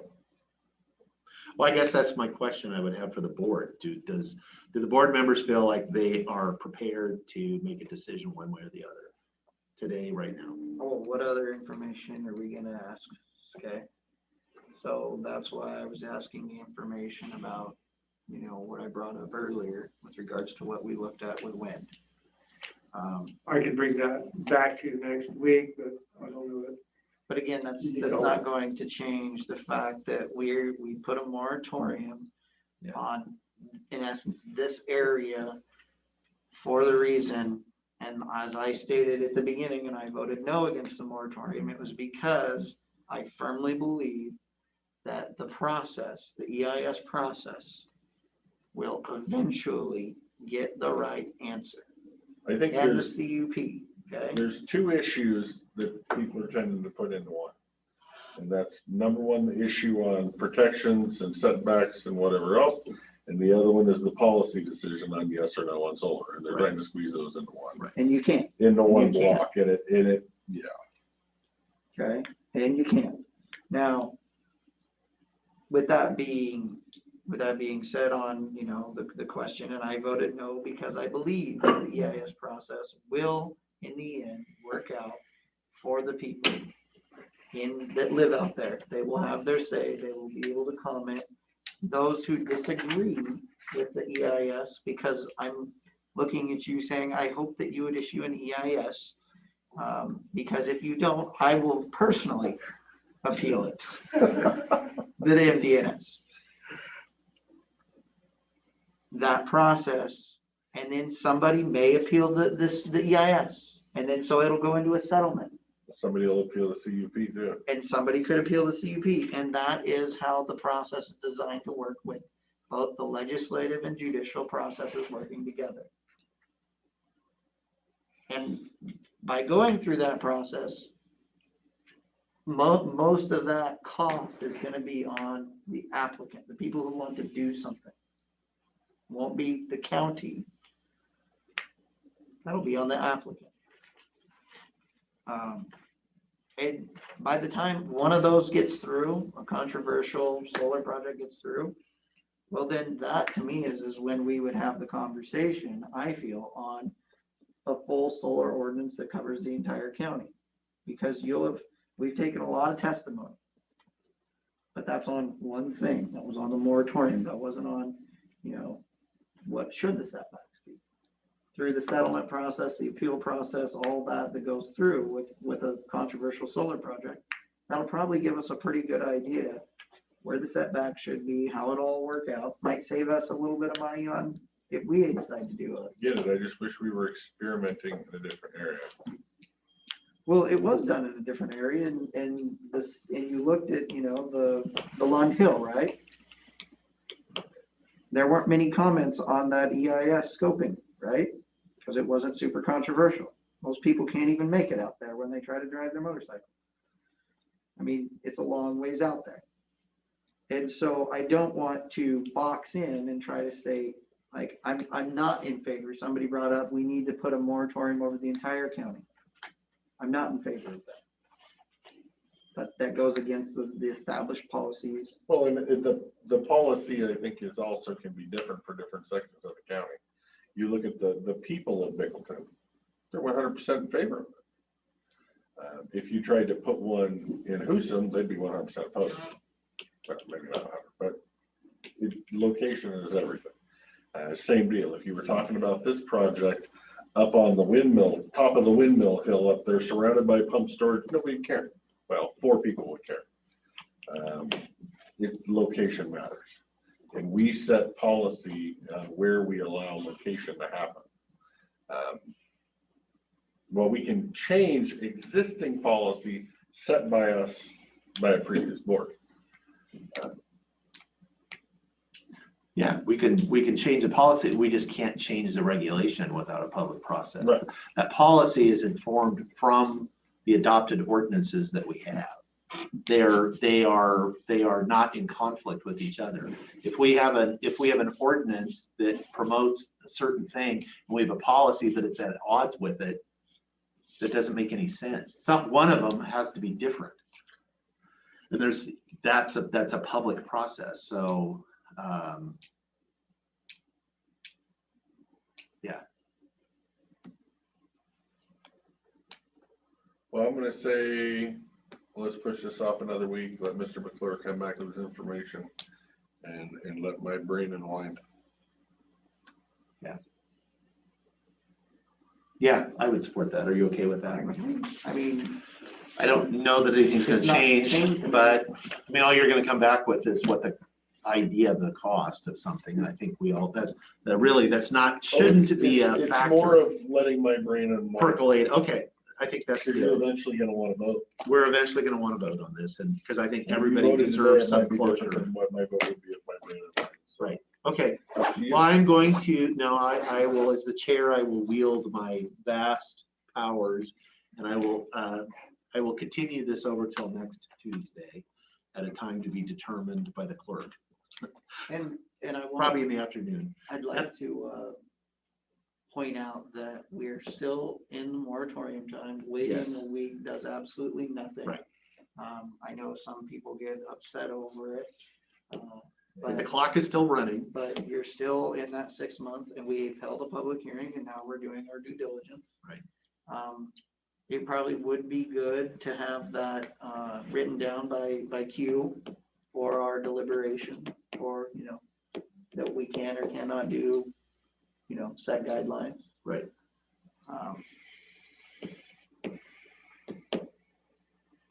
Okay, well, this matter is continued over. We will move on to our next agenda item. Thank you all. Thanks, guys. And thank you for Hey, coming, Dave. One Both thing, days. Both days. All three, in fact. before I forget, I made a note as I watched our spectator villages. Yeah. Mr. Technology in the new building, can we look into like they do in the court chambers where they have hearing impaired headphones We will have hearing impaired here. for people that are like this? That will, so in the audio visual, Package comes with a set of 6 headphones or something. yeah, it could, there will be those, and then, it's the last thing I hate, because I hate hearing myself, but there'll also be speakers. Ugh. That's it. No, I was gonna bring that up. I have no problem talking loud if I really need to. Yeah, if I need to, would rather I usually not can project speak with if I need speakers, to. All right, but Good enough. all right. that's We're there. putting this on the shelf. Consent. Anybody have any issues? I don't, Mr. Chairman? Yeah, I'm just a sorry, minute. did you have any questions about the memo to the treasurer and the assessor regarding that waiver of that 3-year deadline? No, I mean, it seemed like it made sense to me as far as that, we made a mistake, it seems like, and now we're fixing it. So that's what you do. That letter for the city of White Salmon, that's not on the consent, we're bringing that up under board pending, or? That, it's usually just noted, you're welcome to bring it up during board I pending. think it's in. Yeah, we need to talk about it. Okay, well, let's do consent first then. Mr. Chairman, I would make a motion to approve the consent with 10 items. I would second that motion. I have a motion and a second on the consent agenda. Any discussion? Hearing none, all those in favor, say aye. Aye. Aye. Motion passed. Now, Mr. yes, go ahead. Chairman, I would make a motion to approve pay estimate number 13 to Kirby Nagelhouse Construction Company in the amount of $2,447,491.98, excluding retainage in the amount of $122,374.60, and including 7.5% sales tax in the amount of $183,561.90, for a payment amount of $2,508,679.28 for the county services building project contract number C03120. Okay with paying the bill? Oh, I didn't hear it. Can you repeat that? I would second that motion. The motion is second on the pay estimate to Kirby Nagelhout. All those in favor, say aye. Aye. Aye. Because I Motion was passed. joking, I'll do the next one. Mr. Chairman, I make a motion that we accept pay estimate number 1 to Lee Contractors LLC in the amount of $31,700, excluding retainage in the amount of $1,585 and including 7.5% sales tax in the amount of $2,377.50 for the payment amount of $32,492.50 for the Klickitat County Courthouse Entrance Improvement Project contract number C06821. Yeah, motion and a second on the pay estimate to lead construction. Any discussion? Hearing none, all those in favor say aye. Aye. Aye, motion passed.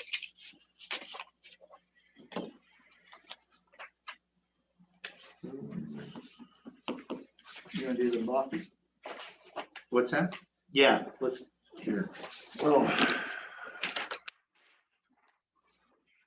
Mr. Chairman, I make a motion that we approve the accounts payable warrants in the amount of $0 and the payroll benefit warrants in the amount of $3,009,228.27 for the date ending May 17th, 2021.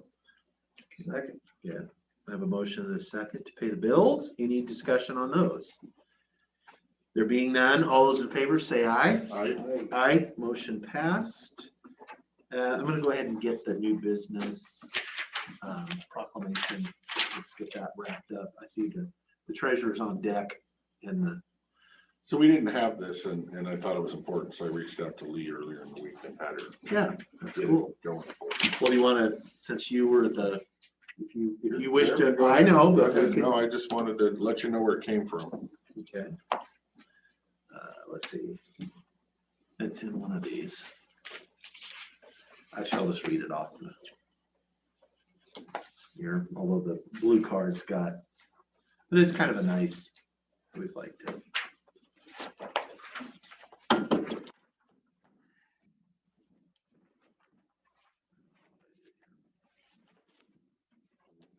Should have been prepared and just had it. Yeah.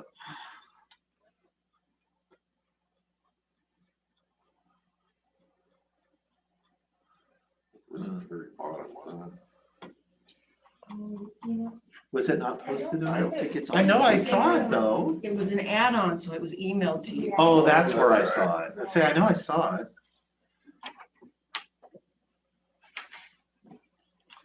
I don't read your emails. Well, I'll go back to I'm posting them on, No, you're fine. you're good about reading emails. Dated Friday, May the 14th at 2:32. It was that far back. Oh, yeah, there it is. Well, because I sent it to her on Thursday. Okay. Because I wasn't sure she needed to stick it in the packet by Thursday, so. Okay.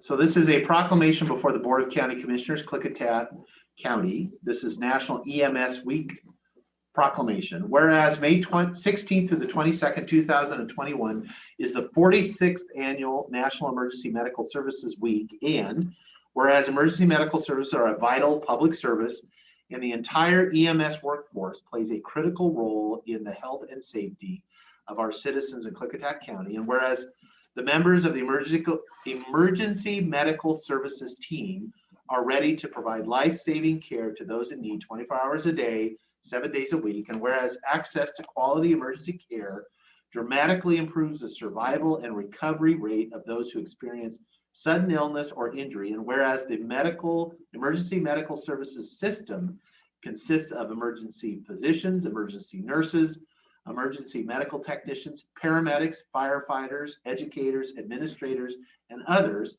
and whereas the members of the emergency medical services teams, whether career or volunteer, engage in thousands of hours of specialized training and continuing education to enhance their life-saving skills, and whereas it is appropriate to recognize the value and the accomplishments of emergency medical services providers by designating Emergency Medical Services Week.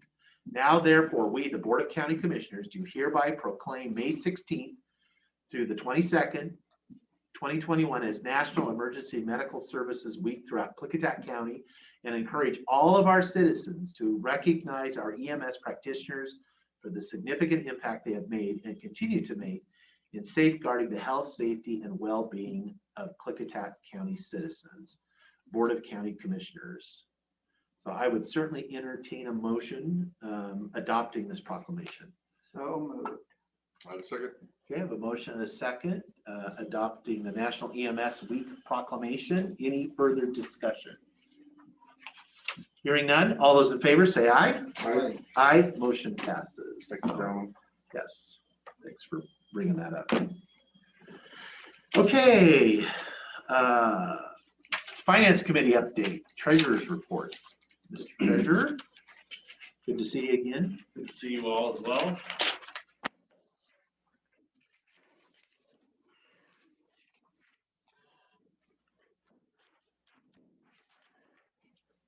Okay.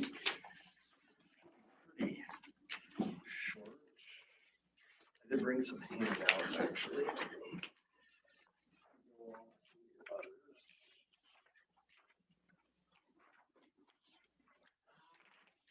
Thank you. Yep.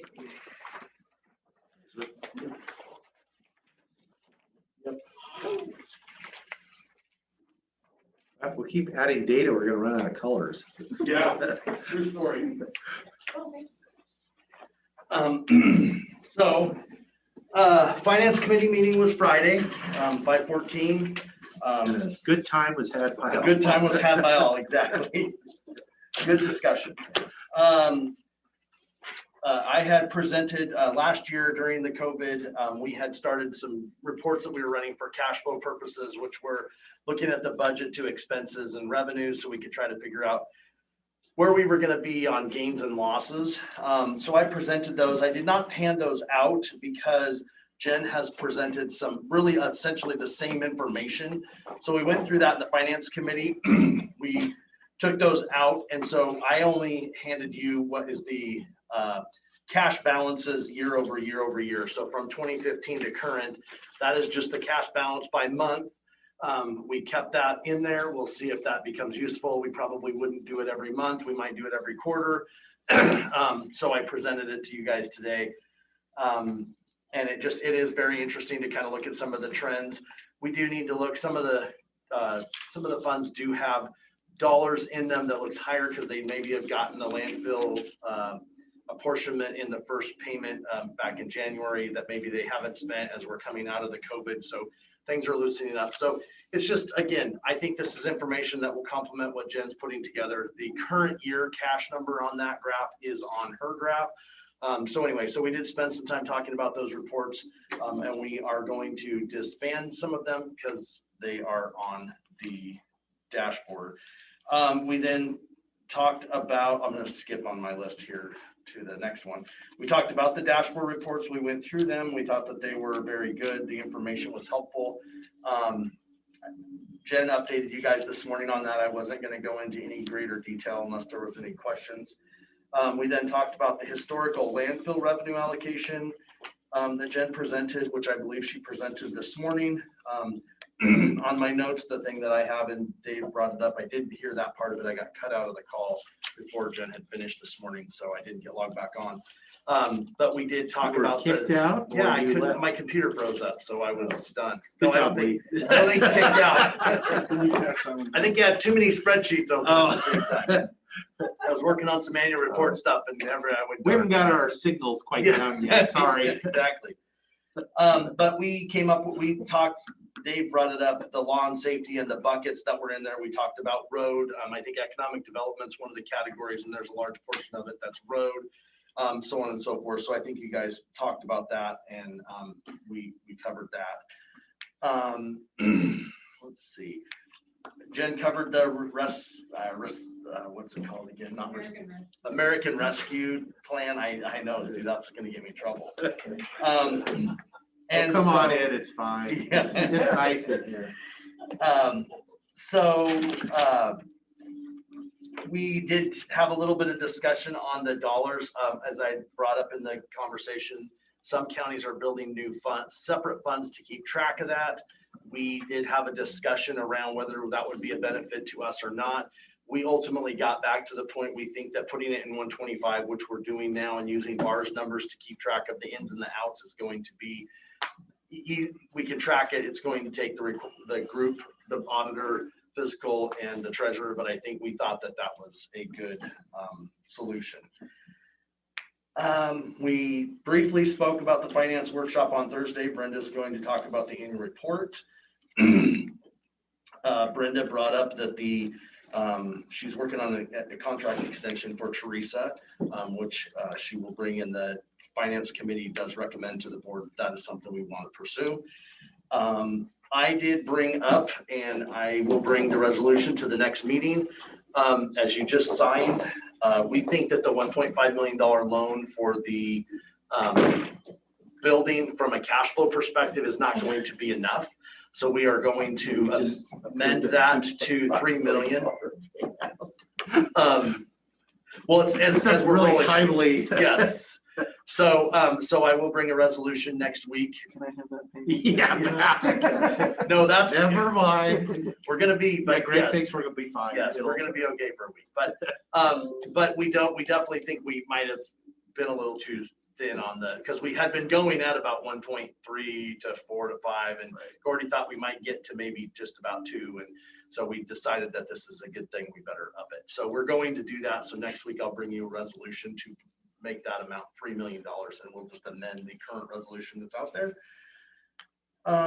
And then the next Just for the finance- record, it's our own, we're loaning ourselves. You know. It's at the LGIP, so we would pay the 11 basis points average. To ourselves. To ourselves. To ourselves, yeah. It sounds like too much. You want to negotiate a better I think rate? we should negotiate. You can't, well, you'd have to negotiate with the state auditor probably, so. And then, I don't know which side he's negotiating. I don't either. You want to? Sure, we could double it. I don't care. We're getting it. the next finance committee meeting is obviously the fourth Tuesday or fourth Friday in May. I don't have it written down, I guess. Then in the treasurer's office, we have a couple of things coming up that I wanted to just make you guys aware of. Tomorrow we will have the surplus auction will start for the sheriff's sale or the sheriff's house that is in Lyle. That is tomorrow. We currently have, I want to say 13 or 14 listed bidders, and we've had almost 1,000 to 1,200 hits on the website, I think, as they look at, but that could be the same people over and over, but it is definitely 3 of those getting are mine, activity. so. That's fine. You can't be a registered Oh, bidder. no, he's not a registered bidder. He can look at it as I can much as he look wants. at it. So anyway, so hopefully, and again, we're hoping we've lowered the amount, and we've put the title report is out there on the website as well. And I had talked to Brandy at the PUD, and we've, there's the things that people were not bidding for before, we've ferreted out. They're not existent. And so, I mean, we're comfortable. So I'm hopeful that it's going to go for above the first price, but we'll see how that goes. The other thing that we have is I have reached out to Pat at the city of White Salmon. So he and I are working on trying to get the term sheet and the resolution put together to deal with that other tax title piece of property. At that point in time, once we get that resolved, and we're trying to do that, we're kind of thinking by the end of June, we'll try to get all that stuff put together. We think before that, but that was a time we kind of thought we could do it. And so that will be, we'll have 0 tax title property other than what we now believe is a new tax title piece, which is the mill site, which is a whole other discussion in that, but we will have eliminated all of that. As of Friday, tax collections, because, the 30th, and by the time mail gets here and everything, I'm just giving you an updated number. We are at about 57.9% for the year, which is about normal. We're usually at 55 or better. So we're seeing our collection rate to be where it has been. And so that's good for our cash flows and for our junior districts because they're getting their tax dollars. And then the last piece, I am working as well as Brenda is on the annual report, working on the new Schedule 6 and the reconciliation and the investment note. So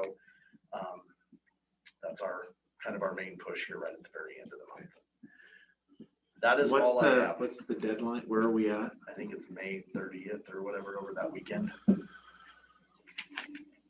We're gonna make it. We'll make it. Yeah, that's the only option. Well, Do the we- other option is get a finding. Well, no, I think we better make it. We'll make Yeah. We'll make it. Yeah. Do we have plans of doing a county surplus auction this year? So that's a good question. Somebody else had asked me that. So we did have plans of doing that. That's our next step. I really didn't have plans of spending this much time trying to get rid of this other sheriff's property that we have, to be perfectly honest with you. So we have reached out to a company called Public Surplus, which is it's the entity that, or the outfit that the PUD uses for their auctions. So we're hoping to possibly do something over that to try to work on getting rid of some things. When I got here, we hadn't had one for a long time, and we were trying to get to a schedule of having them, and they're kind of such a cumbersome process. And so yes, we have I went to Pig Pre-Show the other day and showed up and looked out there. I hate driving to the fairgrounds because you see all the cars out there. You're like, oh, we need to have a public surplus auction.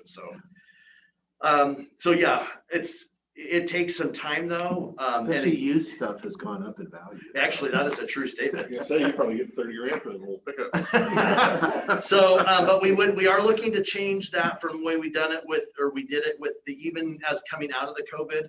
We really would like to try the public surplus online auction to where people would be actively bidding against themselves and you would be able to see it. And for no themselves, that's not. Well, not against themselves, but against each other, I guess. I guess they could bid against themselves if they would like. I mean, that would be great. I think I've raised my own bid. Call that a donation, I guess.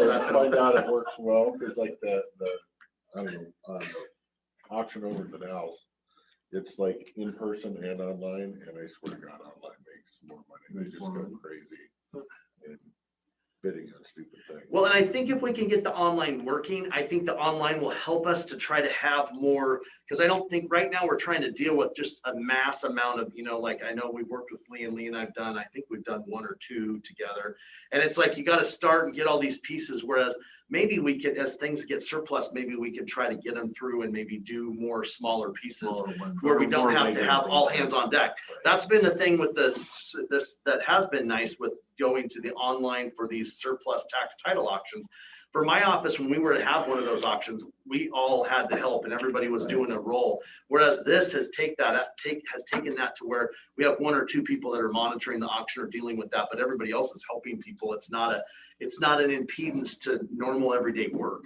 So I'm hoping that if we look at that, but yes, we have reached out to Public Surplus and we have talked to them and we just haven't gotten a contract, but we would need to get a contract, bring it down here, and then we would need to start the process. But yes. We're talking for everything from vehicles to old computers, old furniture. Computers, we've gotten down. Brass from the gun range.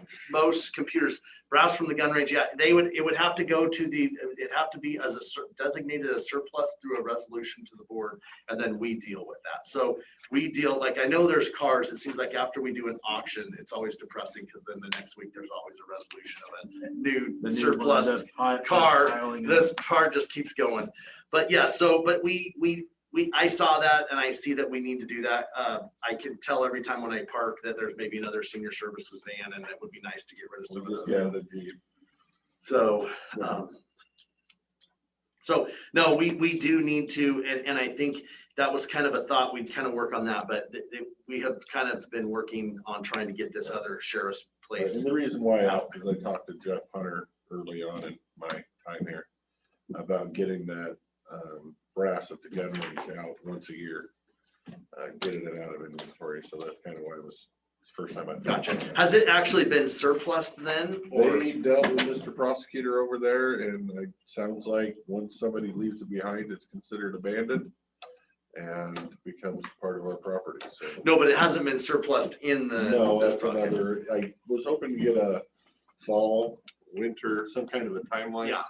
And then I would bring it up to Jeff. I forgot to bring it up this morning. No, that's fine. Yes, seniors, Carter, Sharon sent me a message about it the other day and I haven't responded back to her, but I haven't really talked to my staff about kind of trying to squeeze one in. It would be maybe nice to work over the summer on it, but it takes several months to try to get all the work done. So I mean, at this point in time, I would say it would have to be early winter, but I would like to try to do something online this next time.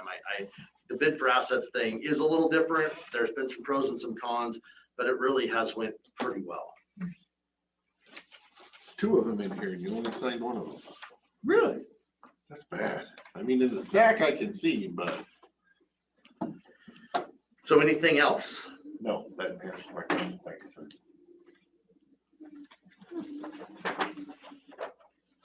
You think? That's all you're done. All right. Perfect. Good deal. It's been a long day. More oxygen. Okay. Thanks, Mr. Treasurer. Yep, you bet. Thanks, commissioners. Thank you for getting on that with the city. Yeah, no, we're working on trying to get that, and Pat and I had a good combo, so we'll get that going. When is the sheriff's auction? Tomorrow. Starts tomorrow.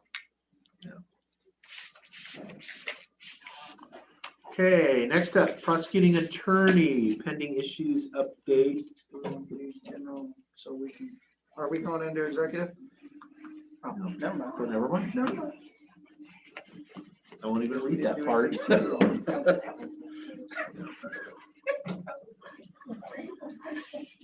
A couple things here. We, trials are starting up again this week. We were scheduled for the trial down in West District Court this morning, White Salmon. The defendant ultimately chose to plead guilty at the last minute. So pled guilty to this, I don't know, talk anyone out of plead guilty. But as charged this morning, took domestic violence charge. We do have felony trials on for tomorrow. I would say 99% likelihood of that going forward. So parking is obviously going to be an issue. I know they're bringing in 30, 40 jurors. Whole new parking lot. Yeah, I saw that stripes from my window. We'll see how that works out. Are you guys going to put concrete over there so that minimize the dust for the little lady in a trailer, by the way? Just as an aside. Eventually it will be paved. Okay. So a couple of things. I think there was a house on it last Friday. Yes. I know, I watched it. I've heard it. Nothing's good enough. Not fast enough. Not fast enough. So a couple of things on public records issue requests. We're getting an increasing frequency of some somewhat complicated public records requests coming in multiple departments. Planning is getting quite a few lately. Sheriff's office, my office, we're getting quite a few. Looking at the calendar for next year, it's a county-wide election year with most positions on. I am anticipating, hopefully more like 2018 and 2014. 2014 was a very busy year for public records requests and so forth. The current system we have is at this point, I would say radically decentralized compared, I think, to most of our compatriots in the state. We need to start thinking about moving towards some sort of coordinator or facilitator position. This was funded the last two, actually I take that back. This was a position created in organizational chart at that time through personnel department, has been relabeled as human resources. In fact, there was funding made available for that. There was interviews done. If I recall correctly, I think they graded out at 67, 68, something around that, pretty close to attorney's wages. It was only a few $1,000s difference. And the applications that came in didn't meet the qualifications, and there was a bypass. But there was a lot of discussions at that time about how centralized it should be, given it would be, a truly centralized coordinator position would have the ability to go in the files and conduct searches and conduct audits and so forth. And I think there was, especially some of the electeds objected to the non-department office employee having that kind of discretion and power. But it's pretty clear at this point, we need to make some further improvements in our public records process. We instituted a public records ordinance about 6 years ago that has been largely effective in, I think, dealing on some of the day-to-day stuff. But there's been large turnover of personnel, and then recent training that was put on by my office. We're just not seeing the impact. We're just seeing repeated issues that are just if left really to the we don't know individual departments or electeds not following through in implementing trainings and policies that they're receiving. But we're some of the easy stuff that we're still having widespread use of instant messaging services. We're still having reply all to numerous emails, which create innumerable public records issues. the goal is, of course, transparency. There's nothing to hide, but when you unnecessarily create 100 copies of the same document, that's 100 times that someone has to go through and identify and possible create exemption logs and so forth. For example, a public records request on me or one of my attorneys, I get these reply all messages that have little relevance to me, but now I have to have a staff person that has to go through and index each and every one. It's getting increasingly frustrating. There's lots of software potentials that can facilitate some of the public records issues, but you can't really go down that path without dealing with the personnel issue first. So at that time, there was sustained conversations about suitable placement, whether putting aside the whole discussion whether this is truly a full FTE or not, dedicated solely to public records. If there's a combination of public records and retention specialists guiding departments and offices through the implementation of the Secretary of State's retention schedules, and then it could be easily become full-time. This was a project that's been going on for 2 years. It's frankly been ignored by countless departments that are now asking for additional resources to go through records, anticipating a move that was forecasted years ago. So this is costing taxpayers a lot of money. And so some of that may, I don't know if it's a real solution or not, but it might be moving towards that direction as a point person that can kind of, I think, run roughshod. It's not quite where what's the analogy for dealing with cattle and all that, the riding herd or whatever, shows my experience with that. So it's something equivalent to a position like that. And at the time, there's a lot of discussion. The closer analogy would have to do with cats. Herding cats? Cows are easy Yeah, compared to this problem. Cows are delicious. Although I heard cats not bad, but I don't know. Makes good chapstick. Well, it can be like dogs, actually quite good. And so there was a lot of discussion at the time. What you looking at it? So a lot of discussion on whether it should be placed in HR or commissioners through the board or through the PA's office. And there was a lot of discussion at that time, and I was pretty adamant about I don't want any more staff. And discussing with HR, discussing with different, especially different electeds. There's, I think, and my chief civil deputy that would be largely dealing with this and not me personally.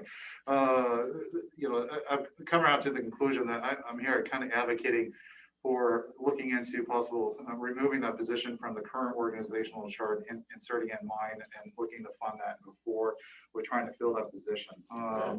Since He's changed his mind. well, since we're going to be responsible for the training, we want it doesn't make sense for us to spend all this time on the training and oversight, not actually have control. I like the fact that you'd have oversight. So I'm sorry, what's that? I like the fact that you'd have oversight control. Well, I don't. So yeah, because it invites a lot of consternation. So it's something that I think we need to seriously look at. My understanding is this year's budget has not funded that position under anybody's organizational chart. So to move forward this year, I think we do need somebody in place by next year.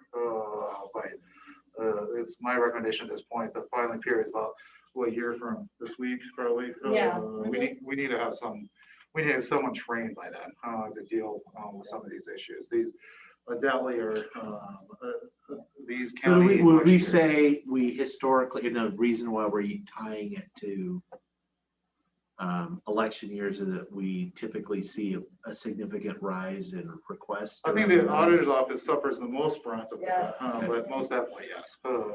And I think Just in elections, it's overall. just back to gathering data to make decisions that are. it's quite common. I mean, I did it. I sat in the auditor's office for a week, looking through documents at one point when I was a candidate. We enjoyed your company. Thank you. I enjoy the results of it. Well, I can say for the record, I never made one public records request as a candidate ever. No, I really didn't. No, we've not. I just went and got it. I didn't have to. Just ask them and they'll give it to you. And so something, some conversations we had on that. The other, there's no specific ask right now, but I think we need to probably get HR involved and get the board involved and start thinking about how to move forward on this. Whenever you're talking about the addition of staff, this is it's a six-figure situation when you factor in the benefits and the wage and resources necessary for the training and computers and all that good stuff. Yeah, but the cost to not do it can easily outweigh that cost of staff. If there's a potential, there's always the potential there. I think we've done relatively well compared to a lot of jurisdictions, but we, obviously have not escaped attention from, Washington still has a very unusual system that provides a financial incentive for private requesters who could care less about the information.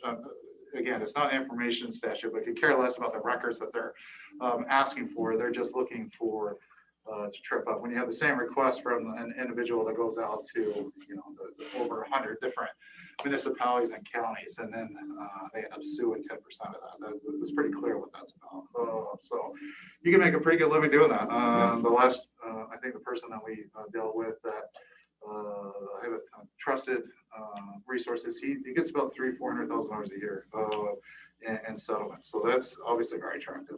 It's attractive to me. Attractive to you'd be a fool not to find some attractiveness in that. But it's an expense cost on taxpayers. But the hope had been the legislature would possibly rectify some of the excesses when the judiciary applied the regulations of them, but they quickly exempted themselves from the most onerous. And some of the safe grounds of, we don't have time to do that. We don't have the resources to do that. We need to protect people's confidentiality, the exact same factors that play on all levels of government. But so, that didn't happen. So we have the system we have now. The second area I want to talk about is the continue to thank the county for funding through my office $12,000 a year to what is now called the Safe Space Children's Advocacy Center. It was the Columbia Gorge Advocacy Center based on Hood River. They changed the name to Safe Space, which is a much better way of, I think, saying that. So I think it's the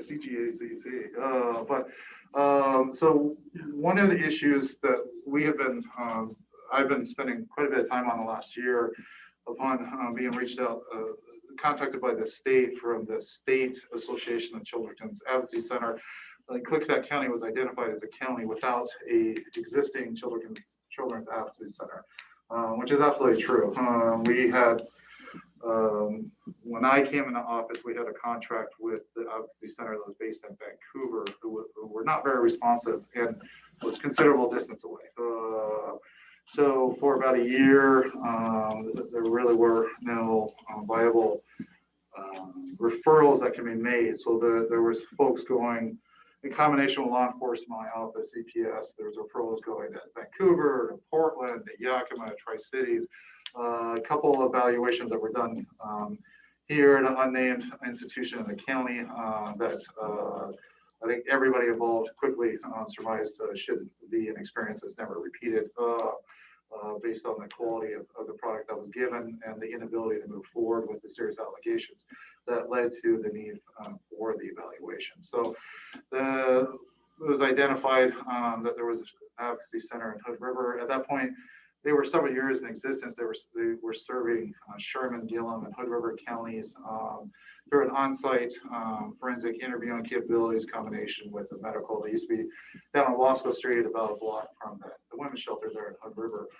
They're now moved up onto the Heights. They've expanded services. They also include the incorporation through us through the $12,000 a year, which only buys 6 guaranteed slots for forensic interviews. The attractiveness of that facility in particular is the on-site medical examination with 2 on-call doctors that donate their time to conduct sexual assault examinations.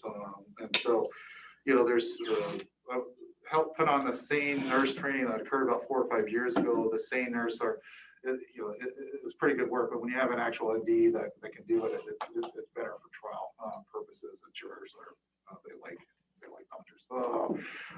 And so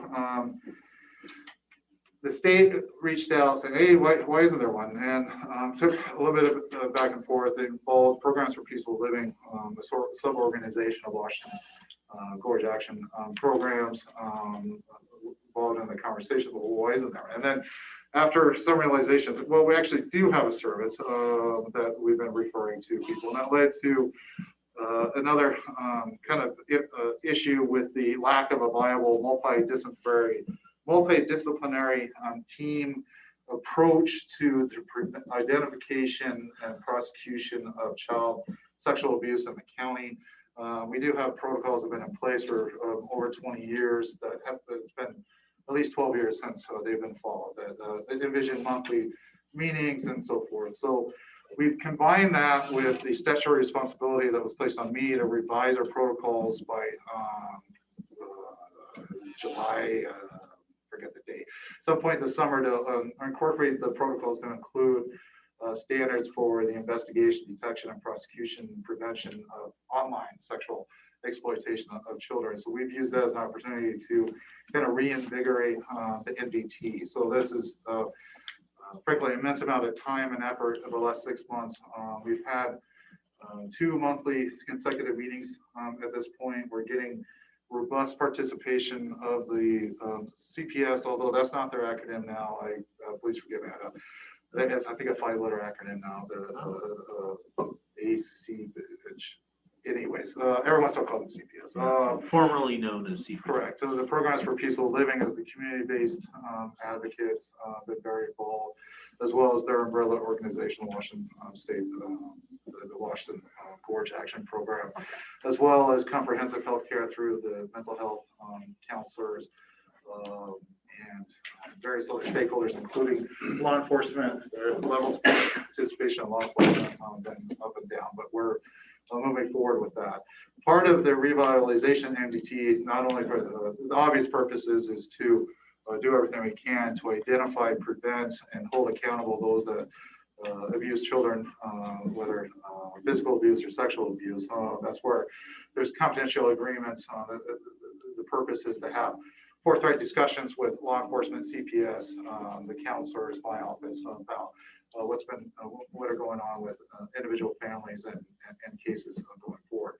But the reason I'm bringing that to the table, and there's no specific ask at this point, the safe space is able at this point to take on more business. We Programs for Peaceful Living at this point, because I don't want to deal with the paperwork, is taking the lead on securing some additional grant funding through the state with basically the assistance of the state CAC, the Children's Advocacy Center based in Olympia, about $12,000 to $20,000 additional revenue source. Roughly it's about $2,000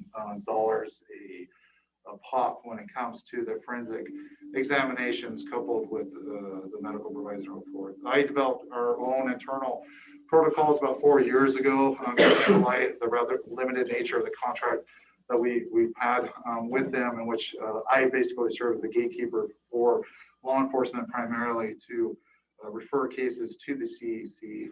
So we look to specifically younger children.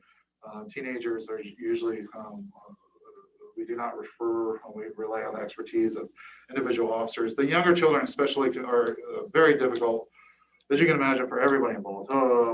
We luckily do not have the frequency of these cases for any local law enforcement to be extremely conversant or comfortable with this kind of work. And so, when you only do it once or twice a year, then it's very difficult, especially, usually older gentleman that's been doing law enforcement a while and sitting with a typically young girl to go through some of the most sensitive and difficult aspects of life in general, but especially the life of that particular child. Can I ask a question? I think I understand. Again, there's not an ask right now, right, but our current funding allows basically for 6 of right, these a year. Yeah. And just so I understand, even though it's disturbing to me, Correct. You're saying that is not an adequate number, that the need is greater than, you could have more than If we 6 loosen the criteria for the referrals. evaluation, we would definitely have more than that. Correct. What age are that's you normally We're cutting pretty- them off? I'm sorry, what's that? What age are you normally cutting off? You said you don't normally send teens over to that. 10 or 10 or 11. 11. 12 or over are usually not over. So you're referring up to 6 under 10-year-olds or? So the referrals, we've actually had one year in which we rolled over some. So, you know, this is not something that happens every day by any means. So right now, the part of reinvigorating and making a viable MTT to serve the statutory purpose of protection of children in the community is that we need to figure out ways to increase the access to the CEC. The original context from the state came with the intention of, well, we can get you $200,000 to get a CEC started in Klickitat County. I think they were using the $150,000 to $200,000 range. And initially programs were pretty enthusiastic about following that path. As Kristen Poole for Programs Peaceful Living and Leslie Norman were for Washington Gorge Actions, which I do appreciate. Sought my counsel, both in my role as the prosecutor and being on the board of directors of the Washington Gorge Action Program, as to my thoughts on proceeding with that. It might not initially, where 200,000 is not even close to what it will take to get a fully fledged functioning CEC in place with the combination of forensic examination and medical examination. It's really the medical examination is pivotal, because instead of conducting a forensic interview wherever space can be found, and then you're sending them to a hospital in Tri-Cities or Vancouver, and then transportation's always an issue with that. The family, the more obstacles you place, unfortunately, a lot of these crimes that get reported often involve interplay with social welfare agencies like the CPS and so forth, that these not highly resourced individuals. And so the more obstacles that are placed, the lower the probability that they follow through. And so there's a desire to increase that access. The Safe Space is taking the position is that we can accommodate the full load from Klickitat County if we can get the additional resources to support an FTE. So we're slowly trying to work towards that goal. We have the $12,000, which they estimate total cost about $70,000, which sounds a little optimistic to me. I'm not privy to their finances. They actually invited me to join their board of directors, but I've declined because I knew we were attempting to negotiate increased access for the time being. But and so the state through programs, they're looking at possibly 12 right now, with maybe an additional 10 available in the next budget cycle. But those are grants that are administered or a reimbursement process that, programs that's they have a lot more expertise and familiarity with. That's pretty much their entire budget is dealing with those kind of grants. For my office, it's a tiny sliver of our birthday witness, and it's a huge pain in the arse. But so to be avoided, the grant administration to me is it's got to be a heck of a grant to justify the administration costs. But so one of the ideas was to start looking at available revenue sources in the consultations with law enforcement. It seems like going to the county and municipalities and approaching about the opportunity to invest in the protection of children in the county would be something that I would find irresistible, and I would hope that everyone else would find irresistible. I hate to be a cynical approach, but at least I'm being honest about it. That's not a specific ask, but I'm kind of greasing the wheels. I talked to a couple of you individually, actually one of you in the past, just based on the years of knowledge about that. So it's something that like that hopefully seriously considered in the next budget preparation, even consideration of how we can find a way to contribute to the full utilization of the CAC, which the combination of law enforcement CPS numbers that we pay would be between about, if the last 10 years are a decent guide, between 28 and 38 individual referrals a year, which they think that can be accomplished upon about the 71,000 dollars. So we're already about $12,000 in. We're looking for, hopefully my belief is the cities, we heavily subsidize criminal justice aspects of the cities already, especially Goldendale that pays nothing for the probation services that we provide, a great exposure for ourselves for liability, but also I think $10,000 a year for the utilization of the East District Court and municipal court, which is a tiny fraction of what the cost would be for them to run their own court. So it seems only fair. So we're trying to find out a decent way to apportion and do that. Of course, the city are, there's law enforcement are headed by appointed positions that might not be as comfortable begging for money. So unless it is directly related to their budget, and especially the Goldendale budgets, budgetary constraints with law enforcement, I think are well known at this point. I think Benjamin shares some of those concerns, but and then White Salmon says they're already always constrained.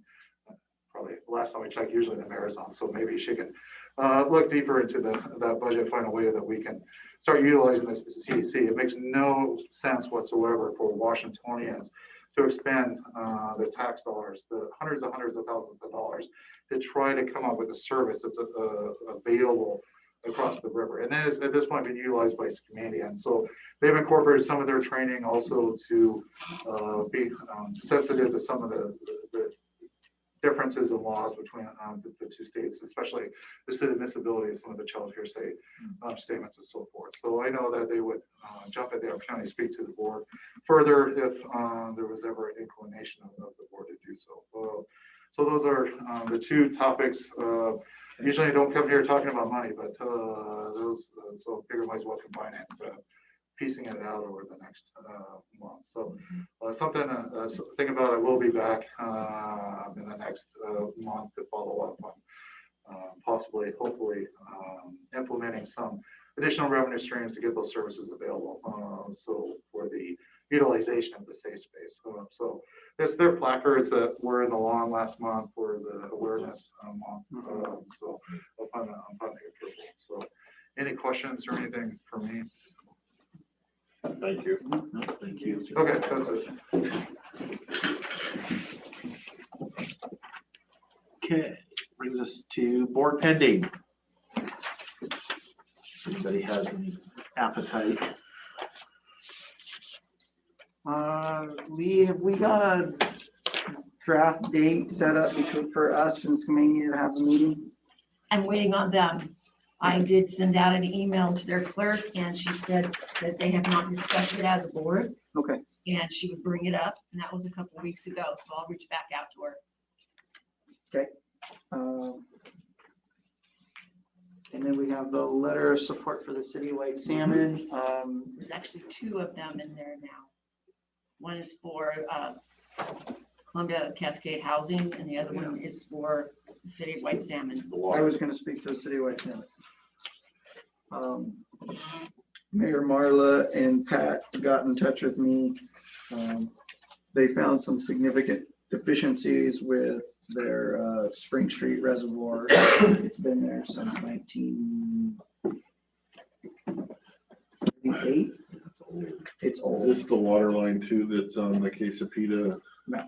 No, so this is, so the idea, and it currently This gravity. is a new problem. Yeah, this is a new problem. It currently gravity feeds from Buck Creek all the way down to Bailey. And it needs replaced, and if they're gonna have any growth in their system, they need more. It's a 500,000 gallon, and they're gonna need about 1 million gallon tank. They wanna put up on top of Strawberry Mountain. Tank water. But they'll have to pump it, you know. But usually when they call, I'm like, so what are you asking from me? Right, what's the ask? And what they really want is they're trying to get a direct appropriation out of county.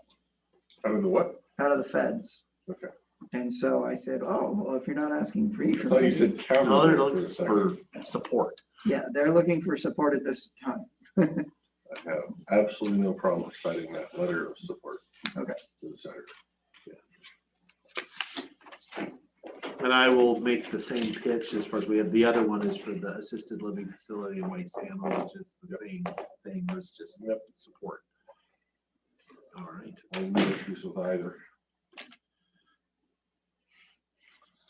I did read your letter, your homework you gave us last week on the cougar thing. I don't know where you want to go with that, but homework read. What'd you think? Recommendation? I don't know where you're trying to go, so I don't want to think.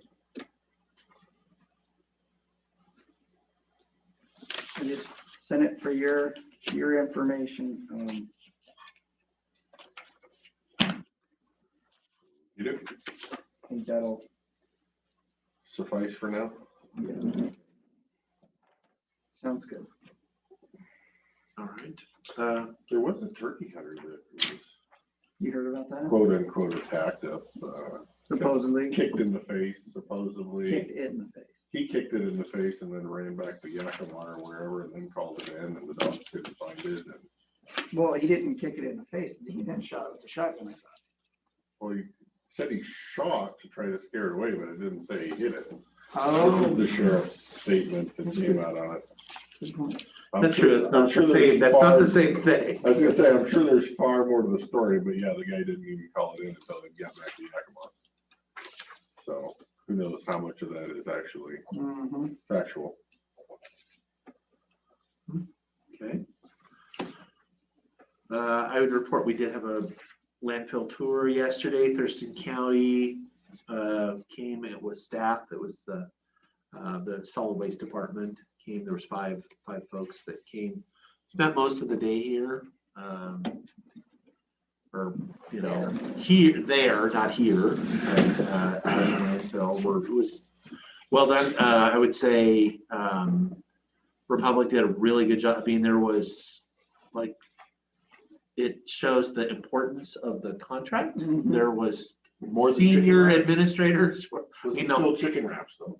it was still chicken wraps. So, which They were didn't get caviar? No, it was chicken wraps, chips, and of course the chocolate chip cookies that they always get from the local provider there in Roosevelt. So no, I thought they did an excellent job.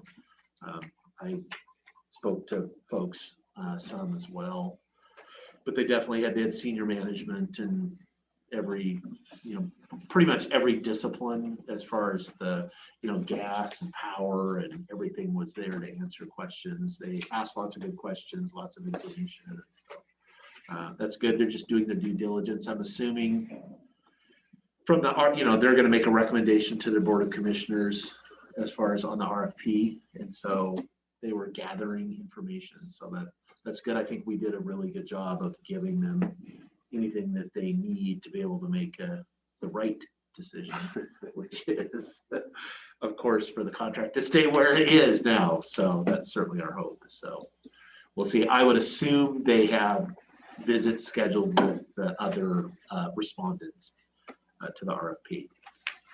So we should know something midsummer. That's about all I got to report, I think. I don't think I have anything to report. Okay. Other than, ladies, whoever, the EMS appreciation letter, can I get that scanned and emailed to me Sure. so that I can post it online? I figured I'd also mail it to our hospitals, our emergency medical was gonna say, services district, our fire district. EMS or emergency management tends to post things before I do, but as long as they get it, that's fine too. So Okay. just throw that up there. So, yeah, Anything else? everybody- If not, we will. You thought we were gonna do I it don't on think Tuesday. I have anything else. Well, Let me double check my. That's early. Yeah. No, sorry, it was one and done. One and done. Of course, I can't make a motion, but so, You can step down and make a motion. I can, actually, I can, yeah, I can step down. You're always allowed to. You're always allowed to, yeah. Well, I will make the motion that we adjourn until Thursday morning workshop at whatever time that is. 8:35. Okay, do I have a second? There is a second. I have a motion and a second to adjourn until Thursday morning. All those in favor say aye. Right? Aye. Motion passed. We're adjourned. Have you ever thought of the way that we say, is it a second T or second